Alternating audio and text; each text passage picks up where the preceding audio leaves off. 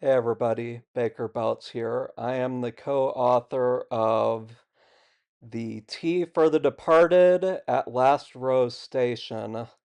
This is a story about a mysterious train station where every night at midnight a train arrives with dead passengers, and the attendant at the tea stall makes them tea where they relive memories of their life to resolve whatever is preventing them from moving onward to whatever that means.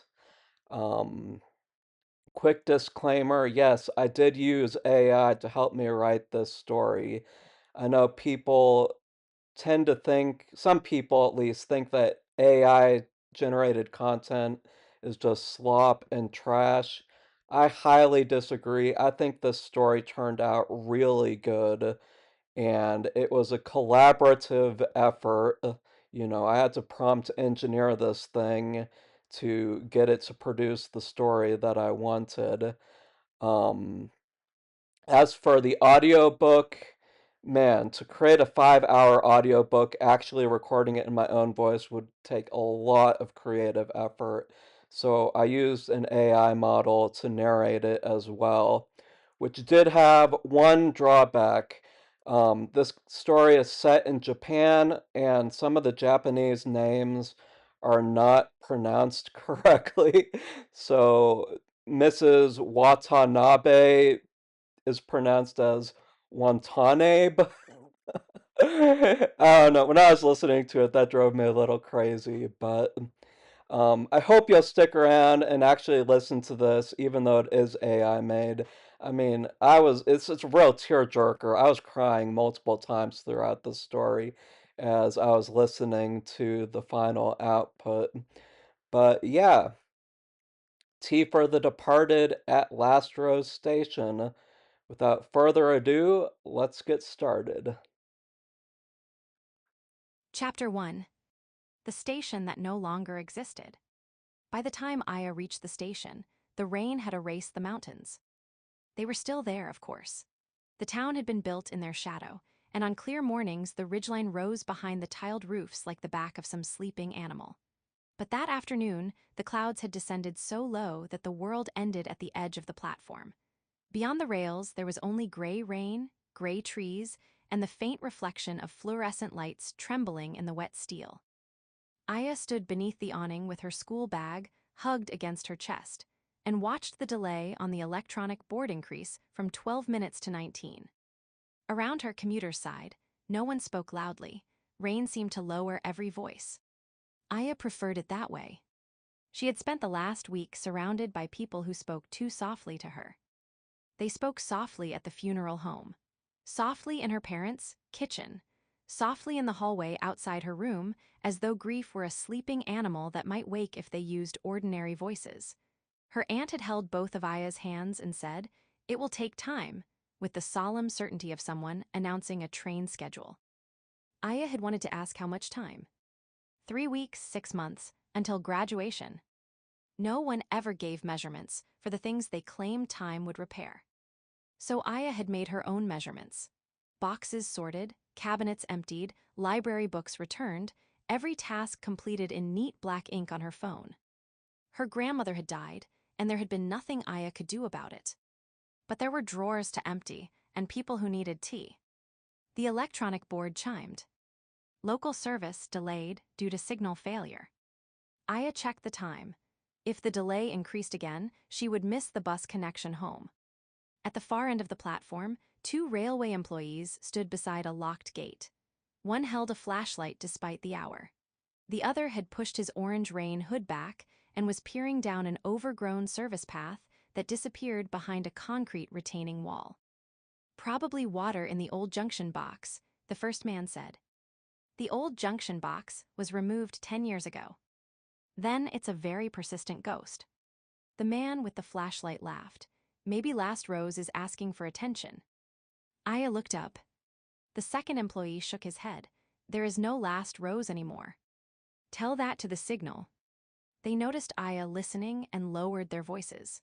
A moment later, they passed through the gate, locked it behind them, and vanished down the service path. Aya remained still. Inside the front pocket of her school bag, something hard pressed against her notebook. She had nearly left it at home. The key was small and old-fashioned, made of brass darkened around the edges. A narrow metal tag hung from it on a chain. One side showed a rose with 8 petals. The other had been engraved with 2 words. Last rose. Her grandmother had left it in a white envelope, with Aya's name written across the front. There had been no explanation, only a single line on a piece of cream-colored paper. Keep the kettle filled until the last train comes. Aya had read the message several times.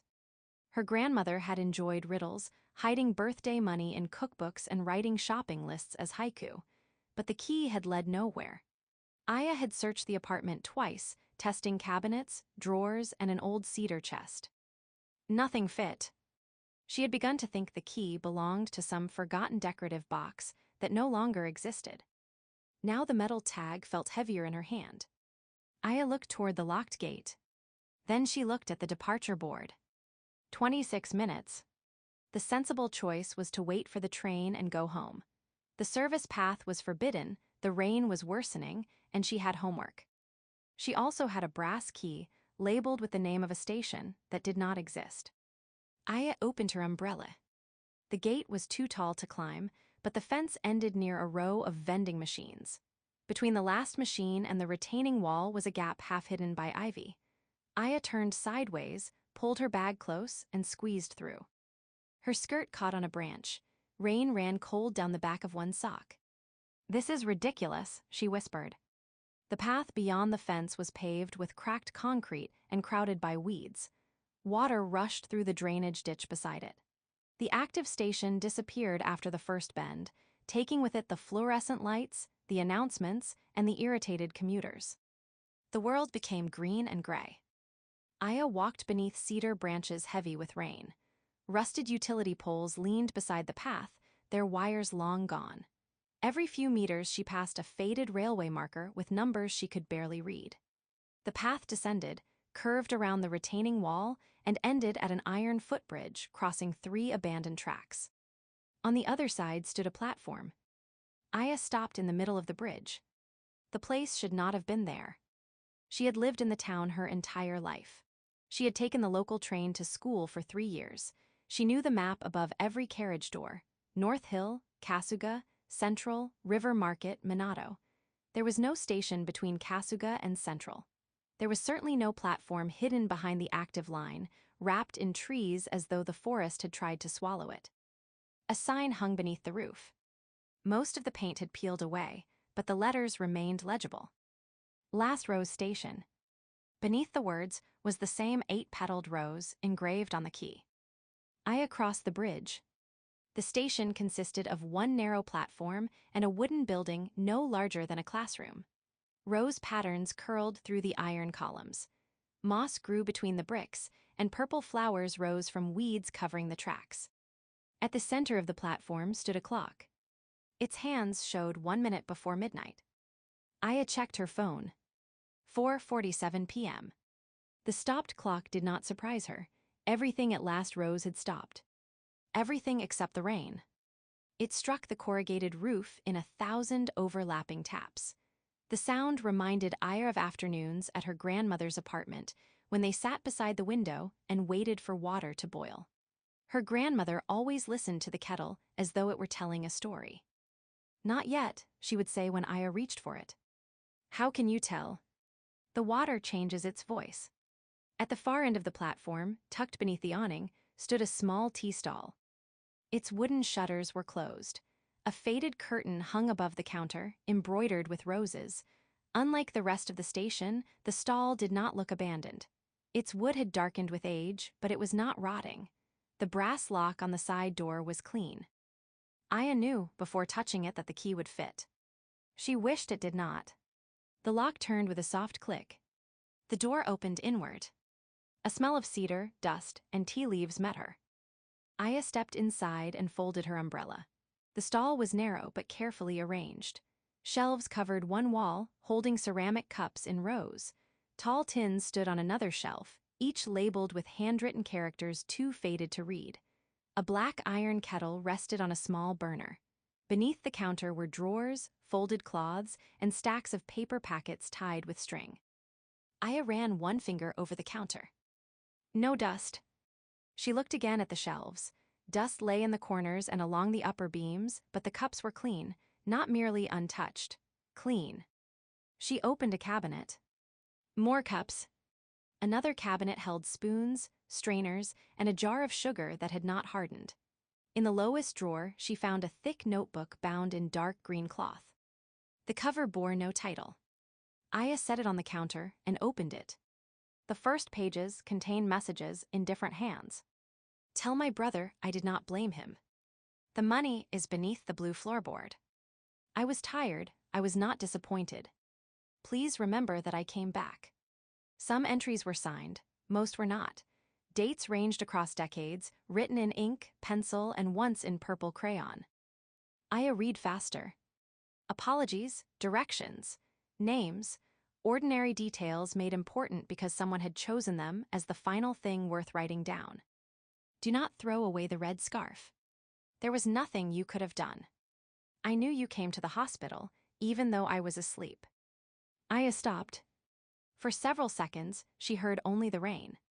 Then she turned the page. Hundreds of blank sheets followed. She closed the notebook and looked beneath the counter, half expecting to find an explanation taped there. There was nothing except an old brass lantern and a row of empty tea jars. Her phone showed no signal. Aya moved closer to the door and raised it above her head. Still nothing. Of course, she said, because that would be convenient. She should leave. She had found the station. She had found the stall. That was enough for one afternoon. She could return with her father or tell the railway employees or search municipal records. She could photograph the notebook. The screen of her phone flickered. For an instant, the time read 11:59. Then it returned to 4:52. Aya stared at it. From somewhere beyond the rain came the sound of a bell. 2 notes. Low then high. Aya stepped out of the stall. The platform was empty. The weeds trembled beneath the rain. Water gleamed on the rails. At the far end of the station, the tracks disappeared into a tunnel Aya had not noticed before. A chained sign blocked the entrance. Line closed. The bell sounded again. Low then high. Aya looked at the station clock. The minute hand moved. It did not jerk forward like an old mechanism released after years of rust. It moved smoothly, almost gently, until both hands met at 12. Every lamp on the platform came alive. One after another, golden circles opened beneath the roof. The light was warmer than electricity. It spread across the wet bricks and caught in the rain like sparks. Behind Aya, the kettle began to hiss. She spun around. A blue flame burned beneath it. Aya had not touched the burner. The chain across the tunnel entrance fell. Not broke, fell. The link slid from the hooks and settled on the tracks with a soft metallic sound. A vibration moved through the platform. Aya felt it first in the soles of her shoes. Then came the distant rhythm of wheels. Slow. Heavy. Approaching. No, Aya whispered. The word disappeared beneath the growing thunder. A white light appeared in the tunnel. The weeds did not bend, yet the sound swelled until the station seemed built inside it. A black locomotive emerged from the darkness. Its body shone like wet ink. Brass traced the doors and windows, and a pale rose marked the front. Though shaped like a train from another century, it released no steam. Its lamps glowed like moons behind glass. Carriage after carriage followed. Behind glowing windows, Aya glimpsed a woman holding flowers, a soldier with his cap in his lap, and a child pressing both hands to the glass. Other windows showed only darkness. The train stopped beside the platform. Silence returned all at once. A door opened. A young man stepped down. He looked perhaps 19 or 20, though there was something in his expression that made age difficult to guess. He wore a dark conductor's uniform buttoned to the throat, polished black shoes, and white gloves. A silver chain disappeared into his vest pocket. Rain fell beyond the platform roof, but not a drop touched him. He looked at Aya. Then he looked past her into the tea stall. His face changed, not surprise exactly. more like concern confirmed. "You have not warmed the cups," he said. Aya gripped the edge of the counter. "Who are you?" The young man removed a pocket watch and opened it. "There is still time." "For what?" "The water has not boiled." "That is not what I asked." "No," he closed the watch. "It rarely is." Aya took one step backward. "This line is closed." "It is." "This station is abandoned." "To most travelers." "That train cannot be here." The young man glanced toward the black carriages. "It receives that criticism often." Aya wanted to run. The footbridge remained behind her. She could cross it, return to the active station, find the railway employees, call her parents. The lights beyond the platform seemed very far away. "What is this place?" she asked.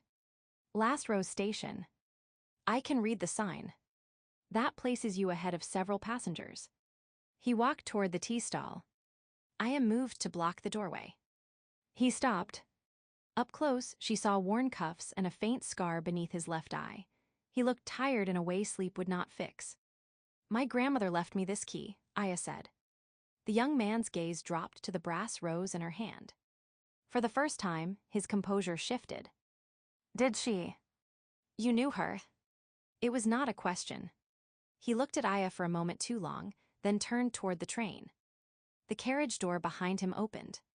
An elderly man stepped onto the platform, carrying a brown suitcase.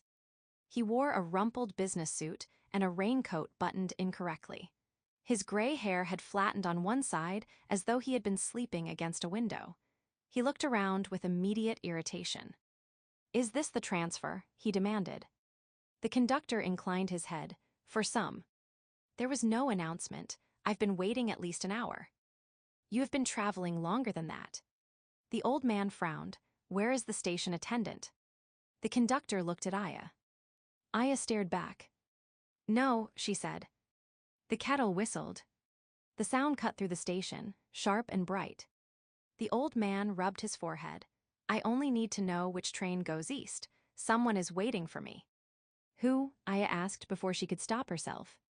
The man opened his mouth. Nothing came out. His irritation faltered. "My wife," he said at last. "No, she died, my daughter perhaps." He set down the suitcase and pressed both hands against its handle. "My brother or Kenji. I promised Kenji." His face tightened. "I can remember every person I disappointed," he whispered. "Why can't I remember who is waiting?" The conductor stepped aside and gestured toward the stall. "Tea may help." Aya turned on him. "You cannot bring strangers here and expect me to serve them." "I did not bring you." "You arrived after I did." "That does not mean you arrived first." The old man looked between them. "Is she the attendant or not?" Aya wanted to say no. Instead, she heard her grandmother's voice. "Warm the cups first." She hated that she remembered it so clearly. The conductor entered the stall, took 3 ceramic cups from the shelf, and set them on the counter. He moved with the confidence of someone who knew where everything belonged.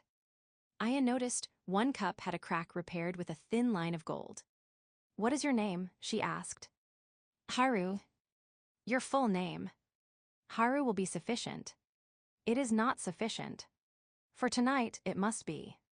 The old man shifted impatiently. "May I have my ticket back?" Aya looked at him. "I don't have your ticket." He patted his coat, then reached into the inside pocket and produced a black card. "There, I knew they gave me one." He handed it to Aya. The card was cool and unusually heavy. A silver rose had been stamped in one corner. There was no destination, no carriage number, and no departure time. Only a date. Aya read it twice. Then she looked at the old man. "What?" he asked. Her fingers had begun to shake. The date printed on the ticket was today's date. Beneath it, in smaller letters, were the words, "Date of death." The ticket slipped from Aya's hand and struck the counter. The old man picked it up. "That cannot be right," he said. He gave a short, uncertain laugh. "That is today." Behind him, the black train waited with its doors open. Haru placed one cup before the old man. "One for the passenger." He placed a second cup near himself. "One for the conductor." Then he set the gold-mended cup in front of Aya. And one for the person who must decide whether she is staying. Aya looked toward the footbridge. Beyond the warm station lamps, the rain had turned the path into darkness. She could not see the active station. She could not hear announcements or traffic or any sound belonging to the living town. Only rain. Only the quiet train. Only the kettle waiting behind her. In her pocket, the brass key pressed against her palm. Keep the kettle filled until the last train comes. Aya drew a breath, stepped behind the counter, and reached for the first cup. Steam began to rise. Chapter 2. The Tea of Forgotten Names. Steam gathered beneath the low ceiling of the stall and blurred the shelves behind Aya. For one irrational moment, she hoped the entire scene might dissolve into it. The black train, the impossible station clock, the old man holding a ticket marked with the date of his death, and Haru waiting beside the counter as if midnight trains arrived at abandoned stations every evening.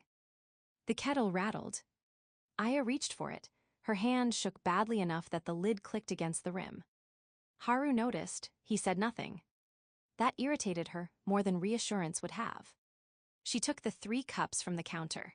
One belonged to the old man, one to Haru, and the third, the one repaired with a vein of gold, apparently belonged to her.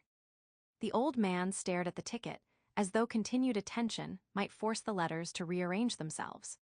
That date is wrong, he said. Neither Aya nor Haru answered. It has to be wrong. The tea will cool if you delay much longer, Haru said. The man looked up sharply. You expect me to drink tea after showing me this? You showed it to yourself. That is not an answer. No, Haru said, it is an observation. Aya glared at him. Could you try speaking like a normal person? I have tried. And it was not convincing. Despite herself, Aya nearly laughed. The sound rose in her throat and stopped there. She poured a little hot water into each cup and turned them so the warmth touched the porcelain. Her grandmother's kitchen returned to her in fragments. The worn blue cloth beside the sink, the wooden tray, the way her grandmother always warmed the cups before pouring. Why? The old man asked. So the tea does not lose heat too quickly. Does that matter now? It matters if we're making tea. He seemed to consider that. Aya emptied the water into the basin. Warm the cups. Measure the leaves. Listen for the water before it boiled. Pour for the guest before yourself. Her grandmother had made rules for everything. Aya had thought it was because she liked order. Now she wondered whether rules were how frightened people gave shape to time. She opened the nearest tin. Long black leaves with silver tips released a faint floral scent. How much? She asked. Enough, Haru said. That is not a measurement. It is the measurement the stall uses. The stall is wrong. The stall has been here longer than either of us. Aya took a spoon from the drawer, 1 spoon per cup. If that makes you feel better. It makes the tea consistent. Nothing here is consistent. The old man lowered himself onto the stool before the counter. My name is Ishida, he said suddenly. Ishida Masao, I think. Aya set the spoon down and opened the green notebook. Mr. Ishida. He nodded, relieved by the confirmation. Aya wrote his name at the top of the first blank page. You said someone is waiting for you, she said. Yes. Who? His relief vanished. I don't remember. Then start with the people you do remember. Family first, wife. Akiko, she died 11 years ago. Children. A daughter, Naomi, she lives in Osaka. We haven't spoken in 4 years, maybe 5. Aya wrote it down. Siblings. My brother, Koji, we argued over our father's house. I borrowed money from him before that and never repaid it. Friends. Kenji Morita, we worked together for 26 years. He called me from the hospital, but I was busy. I told myself I would call the next day. Aya's pen slowed. There was also Mrs. Hayashi from next door. I accused her grandson of scratching my car. He hadn't. I found the mark in an older photograph later and never told her. Naomi, Koji Kenji, Mrs. Hayashi. Who else? He stared at her. Anyone you disappointed, Aya said. You said you remember all of them. Haru moved closer. Aya. It was the first time he had used her name. She turned. I did not tell you that. You wrote it inside your school notebook. Aya glanced toward her open bag, annoyed that the explanation was ordinary. Perhaps you should pour the tea, he said. I'm trying to determine who is waiting. You are collecting evidence. That is how you determine things. Mr. Ishida gripped the counter. There was my son's school performance. I promised I would come, but a client invited me to dinner. My son waited near the stage door afterward. My wife said he kept insisting I must be on the next train. What was your son's name? Mr. Ishida stared at the open page. His fingers tightened. I had a son. Haru looked at Aya's list. You are searching his life for an answer, he said. Yes. He is searching it for a punishment. Mr. Ishida's face hardened. I deserve one. That does not mean punishment is what waits for you. What else would? Haru did not answer. Aya closed the notebook. We cannot know unless he remembers. Correct. So helping him remember is the point. Perhaps. Do you ever answer directly? When direct answers are useful. They are usually useful. No, they are usually satisfying. The kettle began to sing again.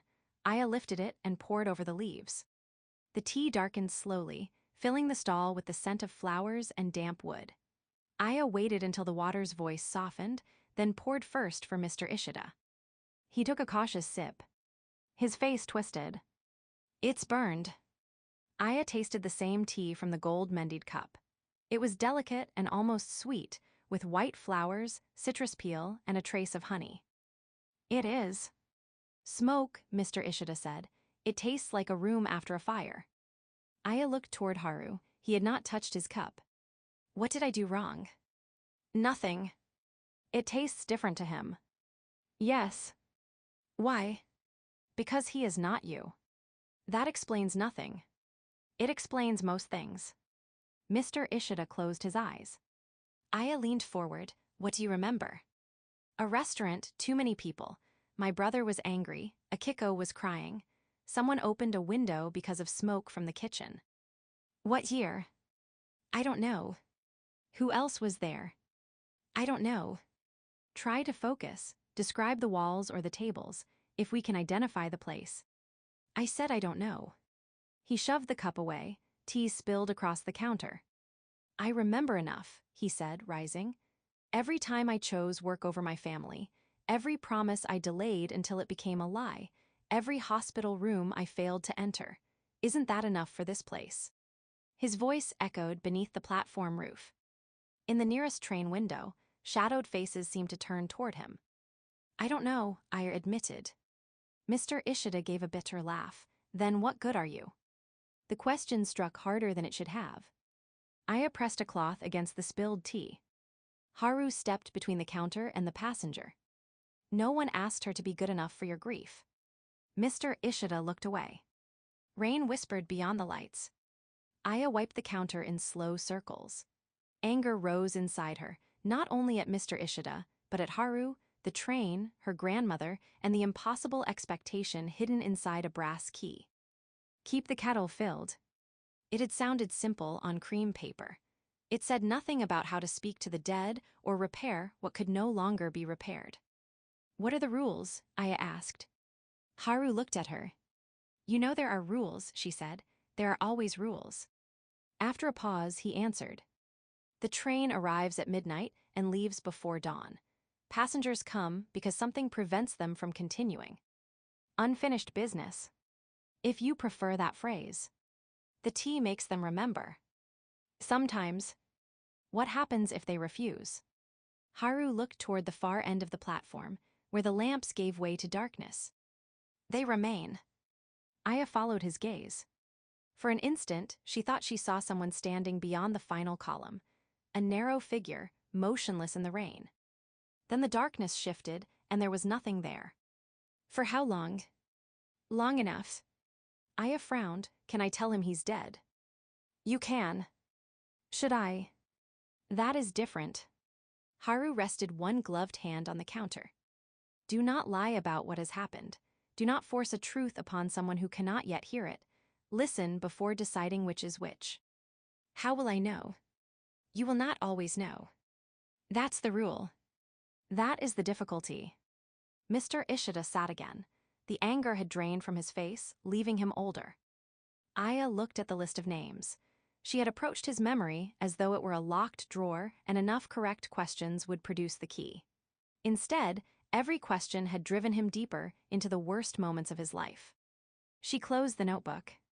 Her grandmother used to make tea for Aya when she had done badly on an exam. She never asked about the score until the cup was half empty. Aya had thought she was avoiding the subject. Perhaps she had been waiting until Aya could bear it. She poured out the remaining tea and rinsed the pot. Another, Mr. Ishida asked. If you want one, will it taste the same? I don't know. The answer felt more honest than it had before. Aya opened another tin. The leaves were green and tightly curled, smelling of grass after rain. This time she did not measure. She pinched enough between her fingers and dropped them into the pot. When the tea was ready, she poured. Mr. Ishida did not drink immediately. Aya leaned against the counter and looked toward the rain instead of at him. Who made tea for you, she asked, when you didn't deserve it? The station became very still. I don't understand. You remember everyone you disappointed. Was there someone who was kind to you when you had already disappointed them? He looked down into the steam. Then he drank. His expression changed. What does it taste like? Aya asked. Barley. He took another sip. Roasted barley and sweet potato wrapped in newspaper. His eyes filled. I lost my first job when I was 22. I told everyone the company had cut staff, but I had been dismissed for missing work. I spent my wages before coming home. I thought she would throw me out. Who? My sister. The word seemed to open a door. Emmy, she was 9 years older. Our parents died before I finished school. She worked at a textile shop during the day and cleaned offices at night. I told people I had supported myself. Why? I was ashamed of how much she had done. He looked toward the train. She left food beside me that night, sweet potato, barley tea, and rice. She sat across the room mending a sleeve. She did not ask where the money had gone. Did she know? She always knew. The cup trembled in his hands. I disappointed her more than anyone. Did she say that? No. Then why are you certain? Mr. Ishida looked at Aya. Haru's words seemed to remain between them. He is searching for a punishment. Emmy died before my wife, Mr. Ishida whispered. I did not reach the hospital in time. Aya's instinct was to ask why. She let the question pass. Mr. Ishida drank again. Memories returned in pieces. Emmy standing beside a stove in winter. Emmy scolding him for leaving wet shoes in the entrance. Emmy laughing at his first business card because the title was longer than the company name. As he spoke, the ticket in his pocket began to glow faintly through the fabric. He looked down. I collapsed in my apartment, he said. Aya held still. I was carrying groceries. The oranges rolled under the table. I remember the floor. Someone pounding on the door, red light on the ceiling. An ambulance. Yes. He touched his chest. I kept thinking I had forgotten to call Naomi. I wanted to tell her. His face tightened. I don't know what I wanted to tell her. You don't have to say everything. What if this is my last chance? Aya looked at the green notebook. Perhaps last chances became cruel when they demanded that an entire life be made orderly in a few sentences. What matters most? She asked. Mr. Ishida stared into the cup. At last he said, tell them I remembered more love than failure. Aya picked up the pen. She wrote carefully. Tell them I remembered more love than failure. Will they receive it? He asked. Aya looked toward Haru. He did not move. He would not answer for her. I don't know, she said.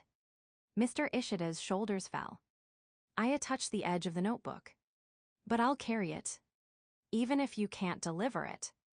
Yes. The word came without certainty, but not without meaning. The two-note bell rang. Haru opened his pocket watch. It is time. Mr. Ishida stood. The black ticket had changed. Silver letters shone beneath his name. Where there had been no destination before, one word had appeared. Onward. He lifted his suitcase and walked toward the train. At the door, his steps slowed. Inside the carriage, the lights were warm. Aya could not see anyone clearly. Then a woman's hand appeared against the edge of a seat. Her sleeve was plain blue cotton, worn thin at the cuff. Mr. Ishida stopped breathing. "Emmy," he said. Someone shifted inside. He boarded. The door closed behind him. The train moved without a whistle. Window after window passed before Aya, each holding a fragment of a face, a hand, a flower, or an empty seat. Mr. Ishida appeared once behind the glass. He was no longer looking back at the station. The last carriage entered the tunnel. Darkness swallowed it. Aya stood with one hand on the notebook. Did we help him? Haru was still looking toward the tunnel. He boarded. That isn't what I asked. It may be the only answer the station gives. Aya turned toward the far end of the platform. The narrow figure stood there again, beyond the last lamp. This time she was certain. A person waited in the rain, too still to be living. Lightning flashed beyond the trees. The figure vanished. What was that? A passenger who is not ready. Why didn't they come to the stall? Not everyone can approach the light. What happens to them? They wait. For the next train. For themselves. Haru gathered the cups and carried them behind the counter. He rinsed Mr. Ishida's cup with practiced movements. You knew where everything was, Aya said. Yes. You knew my grandmother. I knew the attendant before you. That isn't the same answer. No. Are you dead? He glanced at her. Conductors do not discuss their tickets. Aya looked at the cup he had set aside earlier. You didn't drink. The cup was empty. Aya had never seen him lift it. Before she could ask, the station lamps flickered. The darkness beyond the roof softened to blue-gray. Dawn, or something like it, had begun beyond the trees. Haru took his cap from the counter. Return tomorrow night. I have school. The train does not consult school schedules. I didn't agree to this. No. Then why would I come back? Haru looked at the green notebook. The page beneath Mr. Ishida's message was no longer blank. New words appeared in ink, written by an unseen hand. Thank you for keeping the light on. Aya touched the sentence. The ink was dry. On the following page, another line slowly formed. Sachiko Mori. Beneath the name came a final sentence. She believes her students are waiting for her in the morning. Aya looked up. Haru was already walking toward the tunnel. There is no train, she called. He did not turn. Conductors know the way. He passed beneath the dark arch and disappeared. The station lights went out. At once the platform returned to ruin. Weeds covered the rails, dust lay across the stall shelves, the kettle was cold. Aya's phone vibrated inside her bag. 4:58 p.m. Only 11 minutes had passed since she had left the active station. Outside, the rain had weakened to a fine mist. Aya stood alone behind the counter, holding a notebook that contained a dead man's final message and the name of a woman she had never met. From somewhere far beyond the abandoned tracks, a two-note bell sounded. Low. Then high. Chapter 3. The Teacher Before Morning. Aya reached home at 5:31 p.m., 23 minutes later than usual, and carrying no proof that the impossible had happened.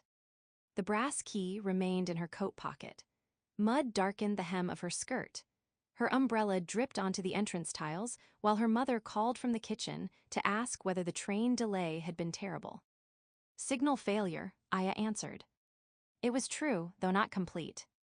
Her father sat at the table, separating receipts into small piles. You're soaked, he said. I took the service path. Both parents looked at her. The regular exit was crowded, Aya added. Her mother pressed her lips together, but did not question the explanation. During the week after the funeral, everyone had become careful not to press too hard against one another. Aya went upstairs, changed her clothes, and emptied her school bag onto the bed. Textbooks, pencil case, phone, transit card.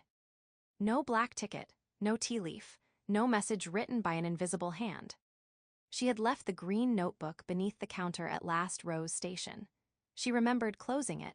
She remembered Haru walking into the tunnel after the train had vanished. She remembered the new name forming on the page. Sachiko Mori. She believes her students are waiting for her in the morning. Aya took the brass key from her pocket. The metal was warm. At dinner, her parents discussed the memorial flowers still waiting at grandmother's apartment.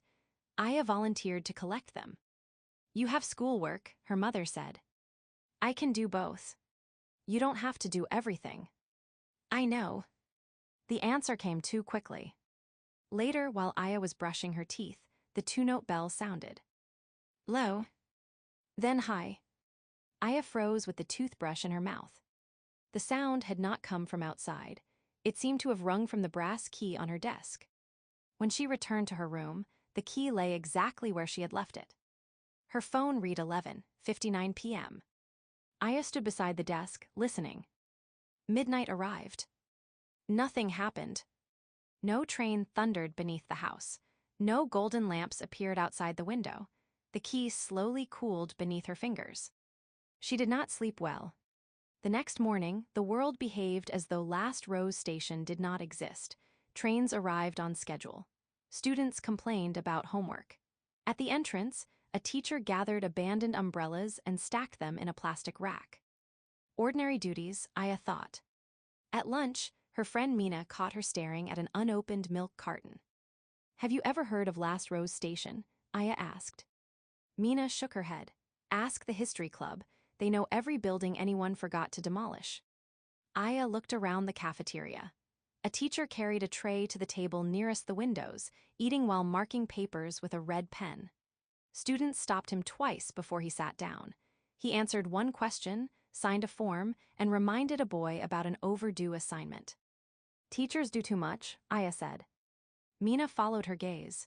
Mr. Kondo likes suffering. It gives him authority. Aya almost smiled. During the final period, Aya received an essay bearing a note from her teacher. Your organization is excellent. Leave room for uncertainty in the conclusion. She stared at the sentence until the characters blurred. At 4:30, instead of boarding the train home, she walked to the far end of the platform. The gap beside the vending machines was still there. Rainwater had dried from the service path, but the weeds bent in the same direction as though remembering the storm. Aya crossed the footbridge and found Last Rose Station exactly as she had left it. In daylight, it was only a ruin. The tea stall door opened beneath the brass key. Dust covered the counter. The cups looked cloudy with neglect. When Aya pulled out the green notebook, Mr. Ishida's message remained on the page. Tell them I remembered more love than failure. Beneath it, in the unfamiliar handwriting. Thank you for keeping the light on. On the next page. Sachiko Mori. She believes her students are waiting for her in the morning. Aya traced the name without touching the ink. How do you know who comes next? She asked the empty station. The stopped clock gave no answer. She tried to take the notebook home, hoping its older entries might explain the station. It would not move. Though unfastened, it had become as immovable as the counter. Fine. She spent the remaining daylight cleaning. She wiped the counter, rinsed the cups, swept away dead leaves, and sorted the tea tins by the fragments of their labels.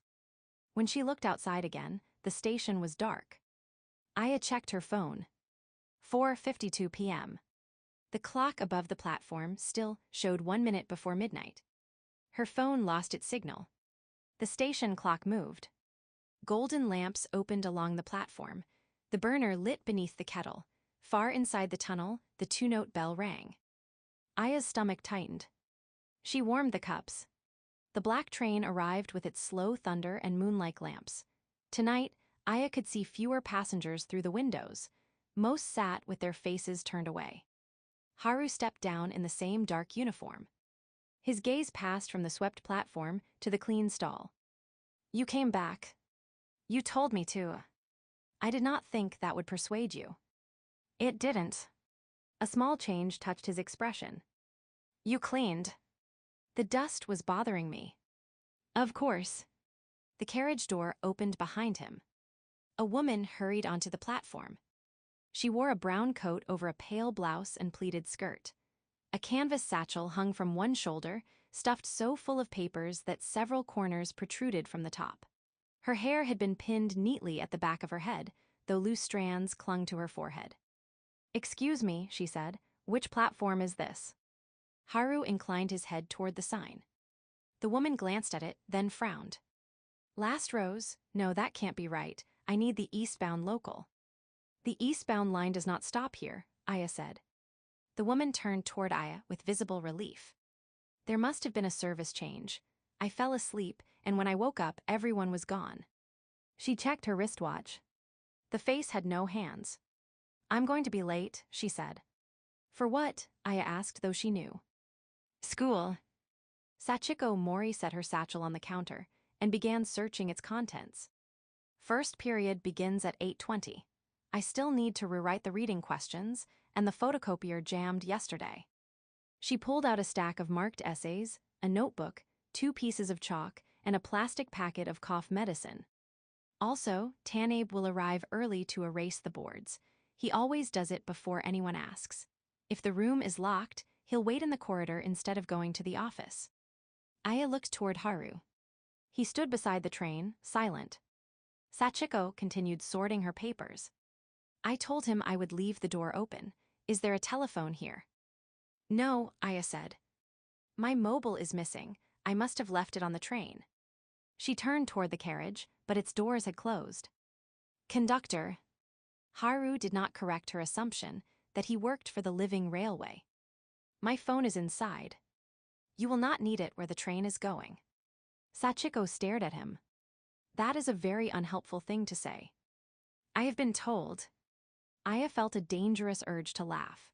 Sachiko looked so offended, so entirely alive in her irritation, that the truth seemed impossible to place beside her. The woman turned back to the stall. "Can I walk from here to Central?" "Not before morning," Haru said. Sachiko's face changed at the word morning. "I have to reach the school." Aya remembered Mr. Ishida staring at the date on his ticket. She remembered Haru's rule. "Do not lie about what has happened. Do not force a truth upon someone who cannot yet hear it." "Sit down," Aya said. "I'll make tea." "I don't have time. The trains aren't moving yet." That was also true, in its way. Sachiko looked at the dark tunnel, then at the station clock. The hands had moved past midnight, though Aya could not tell by how much. "1 cup," Sachiko said. "Then I need directions." Aya opened a tin that smelled faintly of grass and white flowers. She no longer asked Haru how much to use. Sachiko sat and immediately began marking an essay. Her red pen moved through the first paragraph, paused, and wrote a comment in the margin. "You brought grading on the train?" Aya asked. "I bring it everywhere." "Why?" "Because it does not complete itself out of respect for my personal time." Aya poured. Sachiko took a sip without looking up. Her pen stopped. "What does it taste like?" Aya asked. "Dust. Dust. Chalk dust." Sachiko drank again. "And canned coffee, the cheap kind from the machine beside the gym." She smiled despite herself. "Tane buys it for me sometimes.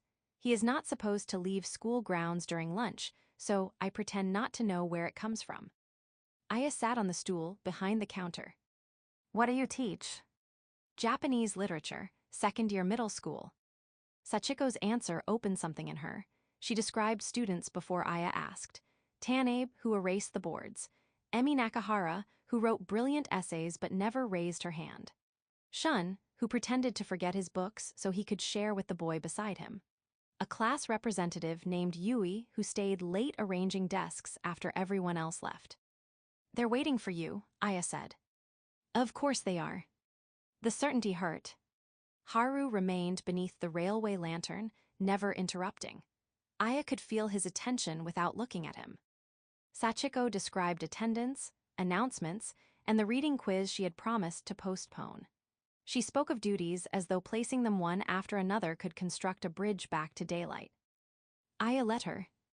The first cup emptied. Aya prepared another.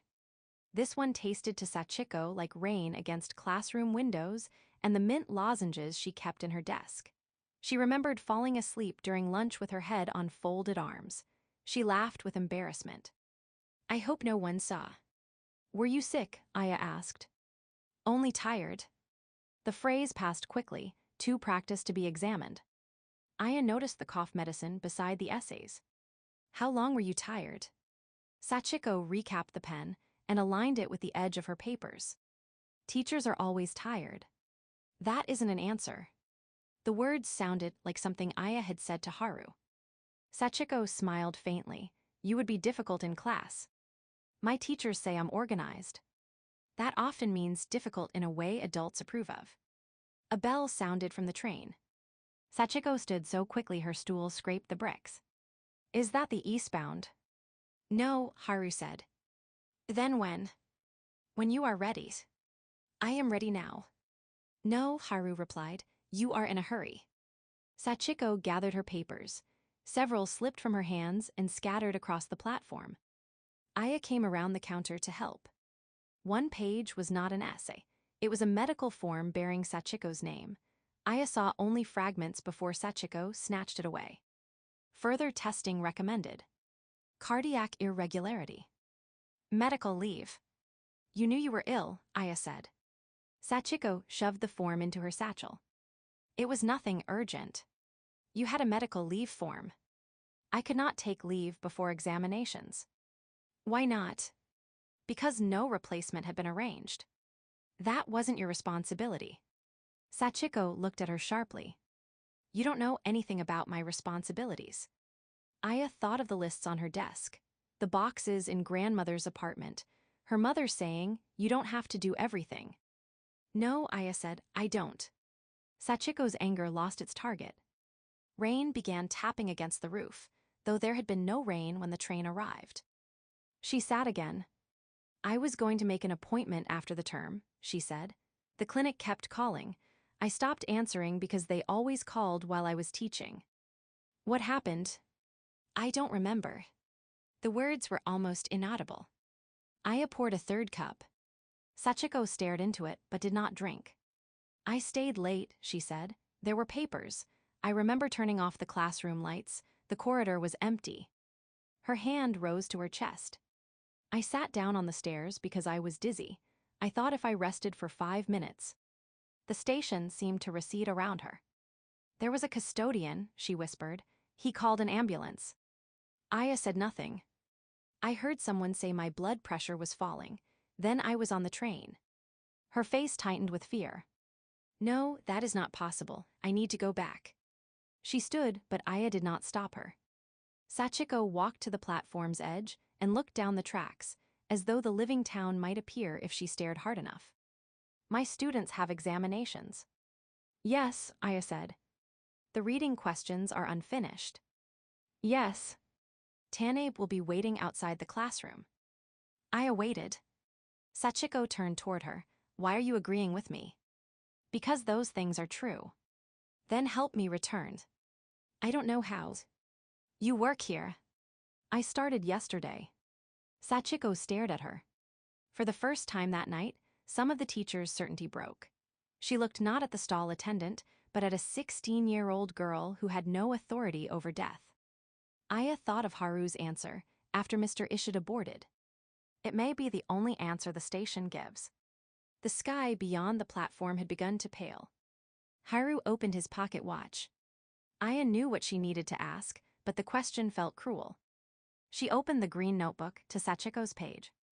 If you cannot reach the classroom tomorrow, Aya said, what do you most need your students to know? Sachiko's face crumpled. Not dramatically. There was no cry, no collapse. Her mouth tightened as if she were trying to hold in a cough, and tears slid silently down both cheeks. I was not disappointed in them. Aya held the pen above the page. Sachiko pressed one hand to her chest. They thought I was. I became impatient. I returned papers without comments. I stopped staying after class. Emmy asked whether her writing had become worse, and I said she needed to work more carefully. Her voice shook. I was tired. I was so tired. Aya wrote, I was never disappointed in you. Sachiko watched. Add that I was tired, she said, not because of them. Aya added, I was tired, it was not because of you. Sachiko exhaled. The satchel at her feet became lighter. The essays inside faded until only the blank corners of paper remained, then disappeared entirely. The broken watch on her wrist began ticking. The two-note bell rang. The train doors opened. Sachiko looked at the notebook. Will they see it? Aya glanced at Haru. He gave her no rescue. I don't know. Then why write it? Aya looked down at the thousands of messages left by passengers she had never known. Because it was true, she said. Sachiko waited. And because someone should carry it. The teacher touched the edge of the page. That student, she said. Tanabe, he erases the boards because he arrives before the others. His father leaves for work early and drops him off on the way. He pretends he likes being useful. Aya felt the words settle somewhere painful. Sachiko smiled through her tears. Tell him he is allowed to sit down. I'll write it. Aya added the sentence. Sachiko closed the notebook for her. Then she walked toward the train. At the door, she turned back to the platform. Her satchel was gone. She looked younger without it, though not young. Warm the cups first, she told Aya. Aya nodded. Sachiko boarded. Through the nearest window, the teacher took a seat beside a girl in an old school uniform. The girl held a piece of chalk. Sachiko looked at her with recognition, though Aya could not hear the name she spoke. The train moved. Its lights passed one by one into the tunnel, until only darkness remained. Morning gathered faintly over the abandoned tracks. Aya stood behind the counter, with both hands resting on the closed notebook. Her students may never receive it, she said. Haru extinguished the lantern. No. Then it stays here. Perhaps. That doesn't bother you. Yes. His answer surprised her. Haru looked toward the notebook. But uncertainty does not make the message false, and failure to deliver every truth does not make carrying it meaningless. Aya opened to Sachiko's page again. I was never disappointed in you. I was tired, it was not because of you. Tell Tanabe he is allowed to sit down. The handwriting looked ordinary, that made it harder to bear. What if no one ever reads these? Aya asked. You read them. That cannot be enough. Why not? Aya had no answer that did not sound like fear. The station lights went dark. Dust returned to the shelves. Weeds rose through the rails. Her phone vibrated with restored signal. 4:57 p.m. Only 5 minutes had passed. Aya closed the notebook and left it beneath the counter. Before she locked the stall, she looked back at the cups. 3 weighted upside down on the cloth. 1 for the passenger. 1 for the conductor. 1 for the attendant. Aya stepped onto the service path, carrying nothing but the brass key. Behind her, on the next blank page, ink began to spread into the shape of another name. Chapter 4. The boy who wanted to be forgot. The next name did not finish forming. Aya discovered it the following afternoon when she unlocked the tea stall and opened the green notebook. Beneath Sachiko Mori's final message, the ink had spread into a single character. Ren. Nothing followed it. No family name, no explanation, no sentence describing what he believed or whom he expected to find. Aya waited, holding the page open. The ink remained dry. That is unhelpful, she told the notebook. Outside, Last Rose Station sat beneath a clear autumn sky. Sunlight touched the iron columns, revealing rust beneath the painted roses. In daylight, the platform looked smaller than it did at midnight, almost ordinary except for the tracks disappearing into a tunnel absent from every railway map. Aya had spent the morning searching. The municipal archive listed the station as demolished 43 years earlier. An old newspaper mentioned a landslide, damaged tracks, and declining passenger numbers. No article explained the tea stall. No photograph showed the platform clearly enough to identify its attendants. She had also searched for Sachiko Mori. The results had appeared immediately. A middle school teacher, 46, had died after collapsing at work. A short notice from her school praised her devotion to students. Beneath it, parents and former pupils had left messages. Thank you for believing in me. I'm sorry, I never turned in that book report. You always look tired, I wish we had noticed. Aya had closed the page before reaching the end. She had found no mention of Tanabe, and no way to know whether the boy had heard that he was allowed to sit down. Now she looked at the incomplete name in the notebook. Renhu. No answer came. She spent the remaining daylight preparing the stall. She washed the cups, filled the kettle, and arranged the tea tins according to the fragments of their labels. Haru had said the stall chose the tea, but the tins looked equally indifferent to her. Before sunset, Aya placed a cardboard box beneath the counter. She had found it in her grandmother's apartment among old photographs and wrapping paper. She did not know why she had brought it. Perhaps because Sachiko's message had made the notebook feel too much like a grave, and Aya wanted something ordinary nearby. At 4:54, her phone lost its signal. The station clock moved to midnight. Golden lamps opened along the platform. The burner flared beneath the kettle, and the two-note bell sounded from the tunnel. Low. Then high. Aya warmed the cups before the train arrived. Haru stepped down from the first carriage and glanced toward the notebook. Only one name, Aya said. That may be all he is willing to bring. He. Haru looked toward the open carriage door. A boy stood in the doorway. He appeared close to Aya's age, perhaps 17. He wore a black hooded sweatshirt despite the warmth of the station lights. Both hands were thrust into the pockets. His hair fell over his eyes, and one sleeve had been torn at the elbow. He did not step onto the platform. Haru waited. The boy stared past him at the tea stall. Is this it? For tonight, Haru said. That isn't what I meant. It is often what people mean without knowing. The boy rolled his eyes. Do you practice that? Constantly. Aya nearly smiled. The boy noticed and immediately looked away. Haru moved aside. The train cannot depart while you remain in the doorway.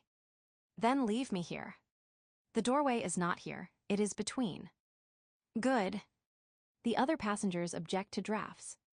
After several seconds, the boy stepped down. The door closed behind him.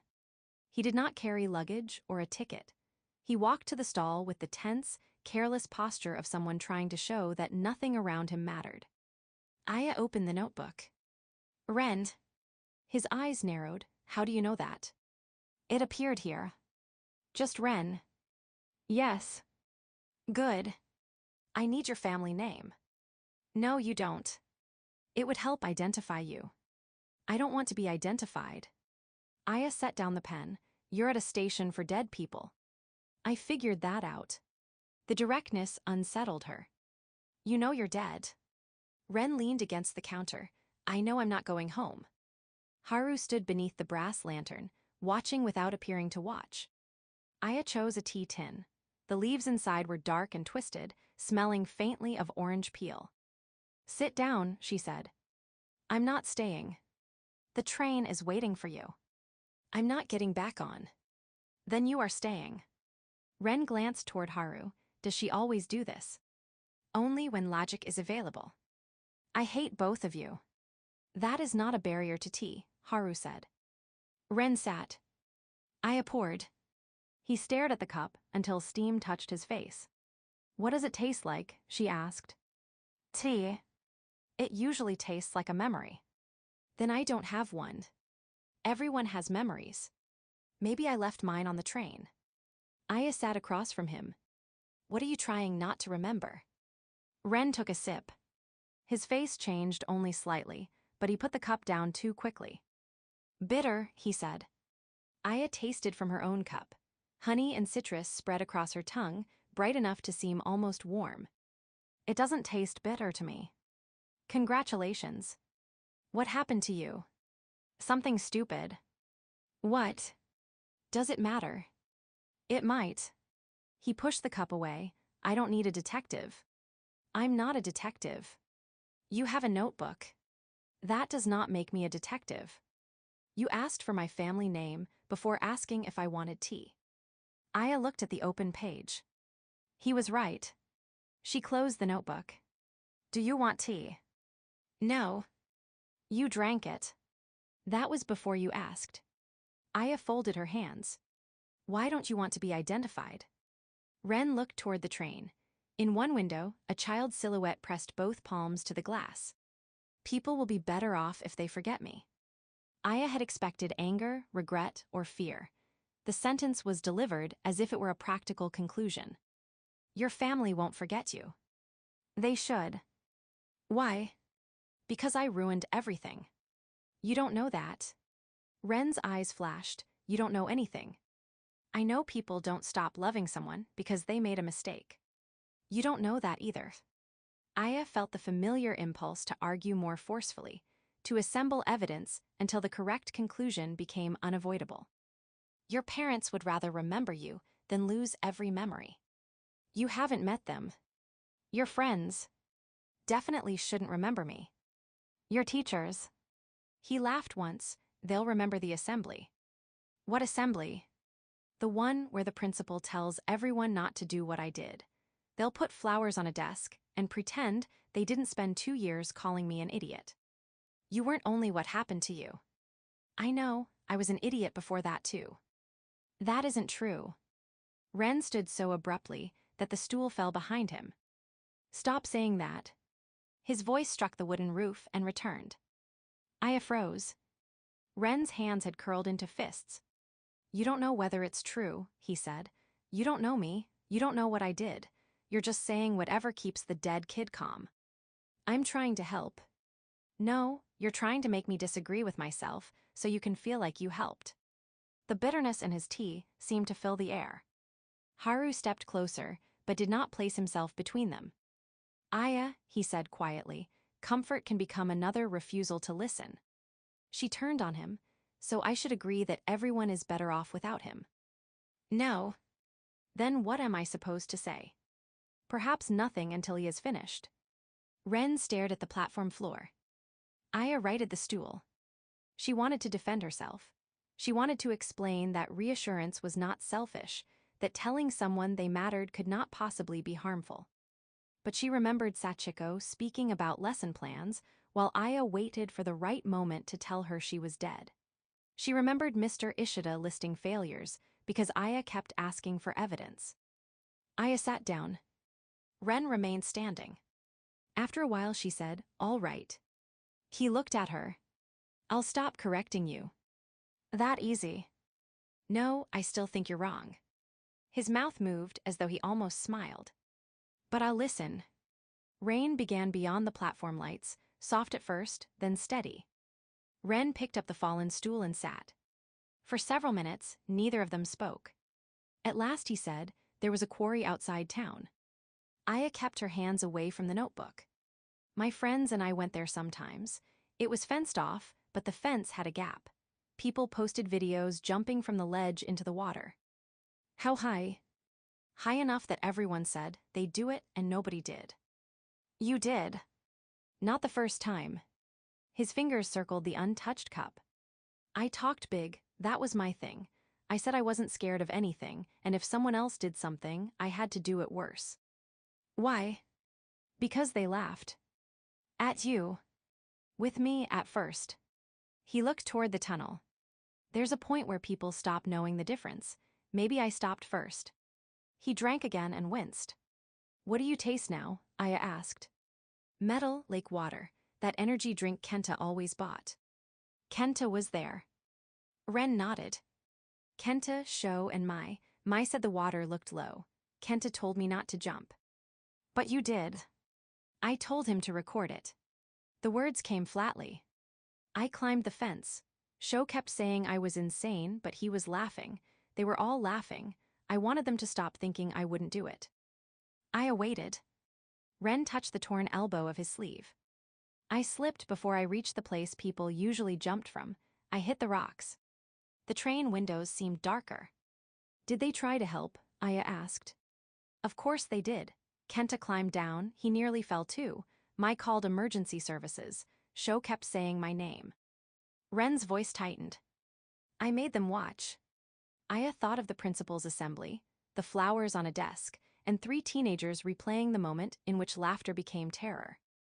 I made Kenta think it was his fault because he held the phone. I made Mai think she should have stopped me. I made Sho hear my head hit the rock. He shut his eyes. So yes, they should forget me. Aya did not tell him he was wrong. What would forgetting change? They could sleep. Maybe. They wouldn't see it every time someone mentioned me. Maybe. They wouldn't have to listen to adults say there were warning signs. Were there? Ren opened his eyes. Probably, I don't know. He drank again. The bitterness did not seem to surprise him now. Aya reached for the notebook, then stopped. Do you want your last name written down? No. Do you want their names written down? No. What do you want written? Nothing. The answer settled between them. Haru checked his pocket watch but said nothing. The platform clock moved without numbers marking how close dawn had come. Aya poured fresh hot water over the same leaves. Ren watched. You can reuse them. Some tea improves with another steep. Is that a metaphor? I hope not. He took the new cup. This time, his expression softened before he could hide it. What? Cardboard. Aya waited. And marker ink. He looked down into the tea. My brother and I built a spaceship. How old was he? 6. I was 12. The memory arrived slowly. 2 cardboard boxes taped together in the living room, bottle caps glued to a dashboard, aluminum foil wrapped around paper towel tubes. Ren drawing planets on the walls while his younger brother, Yudo, insisted every planet needed monsters. My mother told us to clean it up, Ren said. We said it was a rescue mission and cleaning would endanger the crew. Aya smiled. Did that work? No, but she let us keep it until the weekend. Ren's shoulders lowered. Yudo wore a bicycle helmet. He called me Captain Ren for a month. Did he know about the quarry? He knew I went there. He thought it was cool. The warmth left his face. He's going to think being like me means doing stupid things. Maybe, Aya said. Ren looked up, surprised by her answer. Or maybe he'll remember the spaceship. That doesn't cancel the quarry. No. The good memory doesn't make me less responsible. No. And what I did doesn't erase the spaceship. Aya touched the green cover of the notebook. No. Ren stared into his tea. For the first time, the bitterness seemed to coexist with something else. I don't want to apologize, he said. Aya had not expected that. I mean, I am sorry, obviously, but if I write an apology, that becomes the whole thing. Like I died and finally learned the lesson everyone wanted me to learn. What do you want instead? He was quiet for a long time. Write about the spaceship. Aya opened the notebook. Ren did not give her his family name. She wrote only the name that had appeared by itself. Ren. Beneath it, she wrote as he spoke. Yudo and I built a spaceship from 2 cardboard boxes. The dashboard had bottle cap controls. The moon was behind the sofa. Every planet had monsters, but we rescued everyone. Ren read the lines twice. Add that I let him be navigator. Aya added it. I usually told people I was captain. You were. He was better at directions. Aya wrote that too. The 2-note bell rang. The black ticket appeared inside Ren's open hand. He stared at it unsurprised. Silver letters formed across its surface. Onward. He did not stand. What if they only remember the quarry? Aya looked toward the notebook. They won't. You don't know. No, she said, I don't. Ren waited. But people usually remember more than one thing, even when one thing hurts louder. Haru's gaze shifted toward her, though his expression remained still. Ren closed his fingers around the ticket. I don't want them to forgive me because I'm dead. That belongs to them. What if they do? That belongs to them too. He gave her a tired, crooked smile. You got less comforting. I'm learning. He stood and walked toward the train. At the door, he stopped. Don't put my last name in the book. I won't. And don't write that I was brave. I wasn't going to. Good. He placed one foot inside the carriage, then looked back. The spaceship was silver, he said, mostly. Aya glanced at the page. I'll add it. Ren boarded. Through the window, he sat alone at first. Then a small boy in a bicycle helmet appeared in the glass, not inside the carriage, but as a reflection cast across it from somewhere far away. Ren lifted one hand. The reflection did the same. The train began to move. Aya watched until the final carriage disappeared into the tunnel. The platform became quiet. She returned to the notebook and added one word. Silver. Haru approached the counter. You did not persuade him that he was good, he said. I don't know whether he was. You did not persuade him that he was bad. I don't know whether he was that either. What did you learn? Aya read the entry. It contained no warning, no apology, no account of how Ren died. Anyone who found it would know only that two brothers had once turned cardboard into a spaceship and rescued imaginary people from monsters. That one memory can't contain a whole person, she said. No. But neither can the worst one. Haru nodded. Aya turned back through the older pages. A blue floorboard, a red scarf, a missed hospital call, Sachiko's tiredness, Mr. Ishida's remembered love. She had thought the notebook held final messages because the dead needed to compress themselves into one useful truth. Now it seemed less like a collection of endings. It was evidence that no ending could contain everything before it. What happens if the messages never reach anyone? Aya asked. You have asked that before. I still don't like the answer. You do not have to like uncertainty for it to remain. Aya closed the book. Morning gathered beyond the trees. As the station lights began to dim, she reached beneath the counter for a cleaning cloth and found the cardboard box she had brought from her grandmother's apartment. She pulled it out. On one side, beneath old tape and faded marker, someone had drawn a crooked row of stars. Aya did not remember drawing them. For a moment, she imagined Ren and Yudo inside their silver spacecraft, bottle caps beneath their fingers, the moon waiting behind the sofa. Then the golden lights went out. The station returned to ruin. Aya's phone regained its signal. 4:59 p.m. Before leaving, she tore a small square from the side of the box. She placed it between the pages beside Ren's entry. Not because it had belonged to him. Because it had not. One cardboard spaceship could not stand for every cardboard spaceship. But it could remind her that ordinary things sometimes carried more of a life than grand explanations did. Aya locked the stall and started toward the footbridge. Behind her, ink moved across the next blank page. This time, the name formed completely. Fumiko Watanabe. Below it appeared a short sentence. She expects her husband to be waiting. Chapter 5. The empty seat. Fumiko Watanabe arrived carrying an umbrella that had not been opened in years. Aya knew this because the fabric had fused together along the folds. Rust covered the metal tip, and a pale line of dust marked the handle where no hand had touched it. Yet Mrs. Watanabe held the umbrella upright beside her as she stepped from the midnight train, dignified and dry beneath a rain that fell only beyond the station roof. She was a small woman in a violet coat. Her silver hair had been arranged carefully, and a pearl brooch fastened her collar. She looked less confused than the passengers before her. Her eyes searched the platform with sharp, deliberate movements. "Where is he?" she asked. Haru stepped aside as the train door closed. "Who are you expecting?" "My husband." Mrs. Watanabe scanned the glowing carriage windows. He said he would wait. Aya stood behind the tea counter with one hand resting on the green notebook. The entry beneath Ren's had remained unchanged all afternoon. Fumiko Watanabe. She expects her husband to be waiting. Now Aya added the name of the person Mrs. Watanabe supplied. "Your husband's name." "Masaru." The woman leaned closer to the train. Behind one window, an elderly man slept with his head against the glass. Behind another, two women sat holding hands. Neither was Masaru. "How long has he been dead?" Aya asked. Mrs. Watanabe looked offended. 32 years.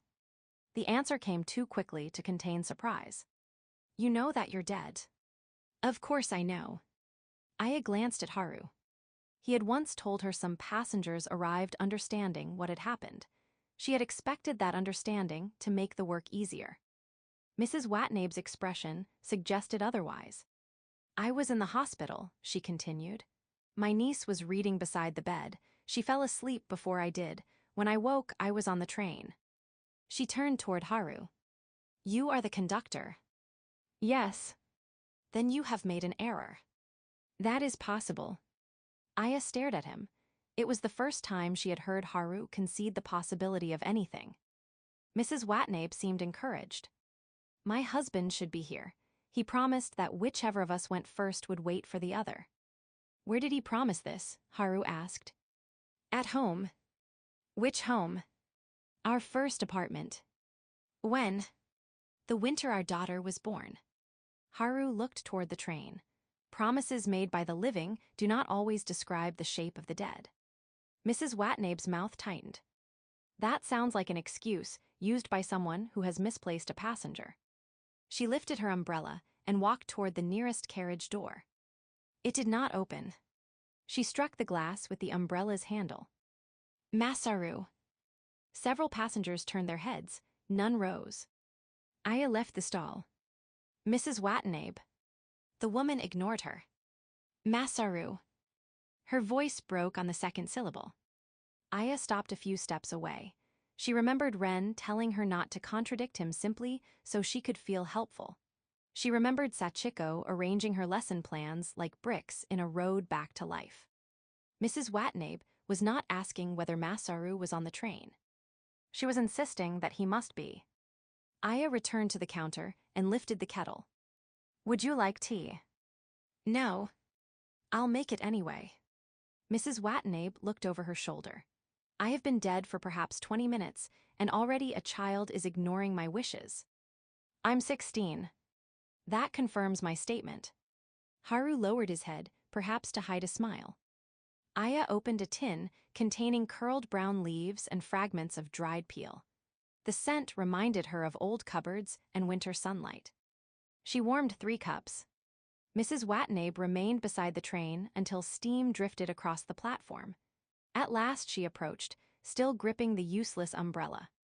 I do not take sugar, she said. I didn't offer any. Good.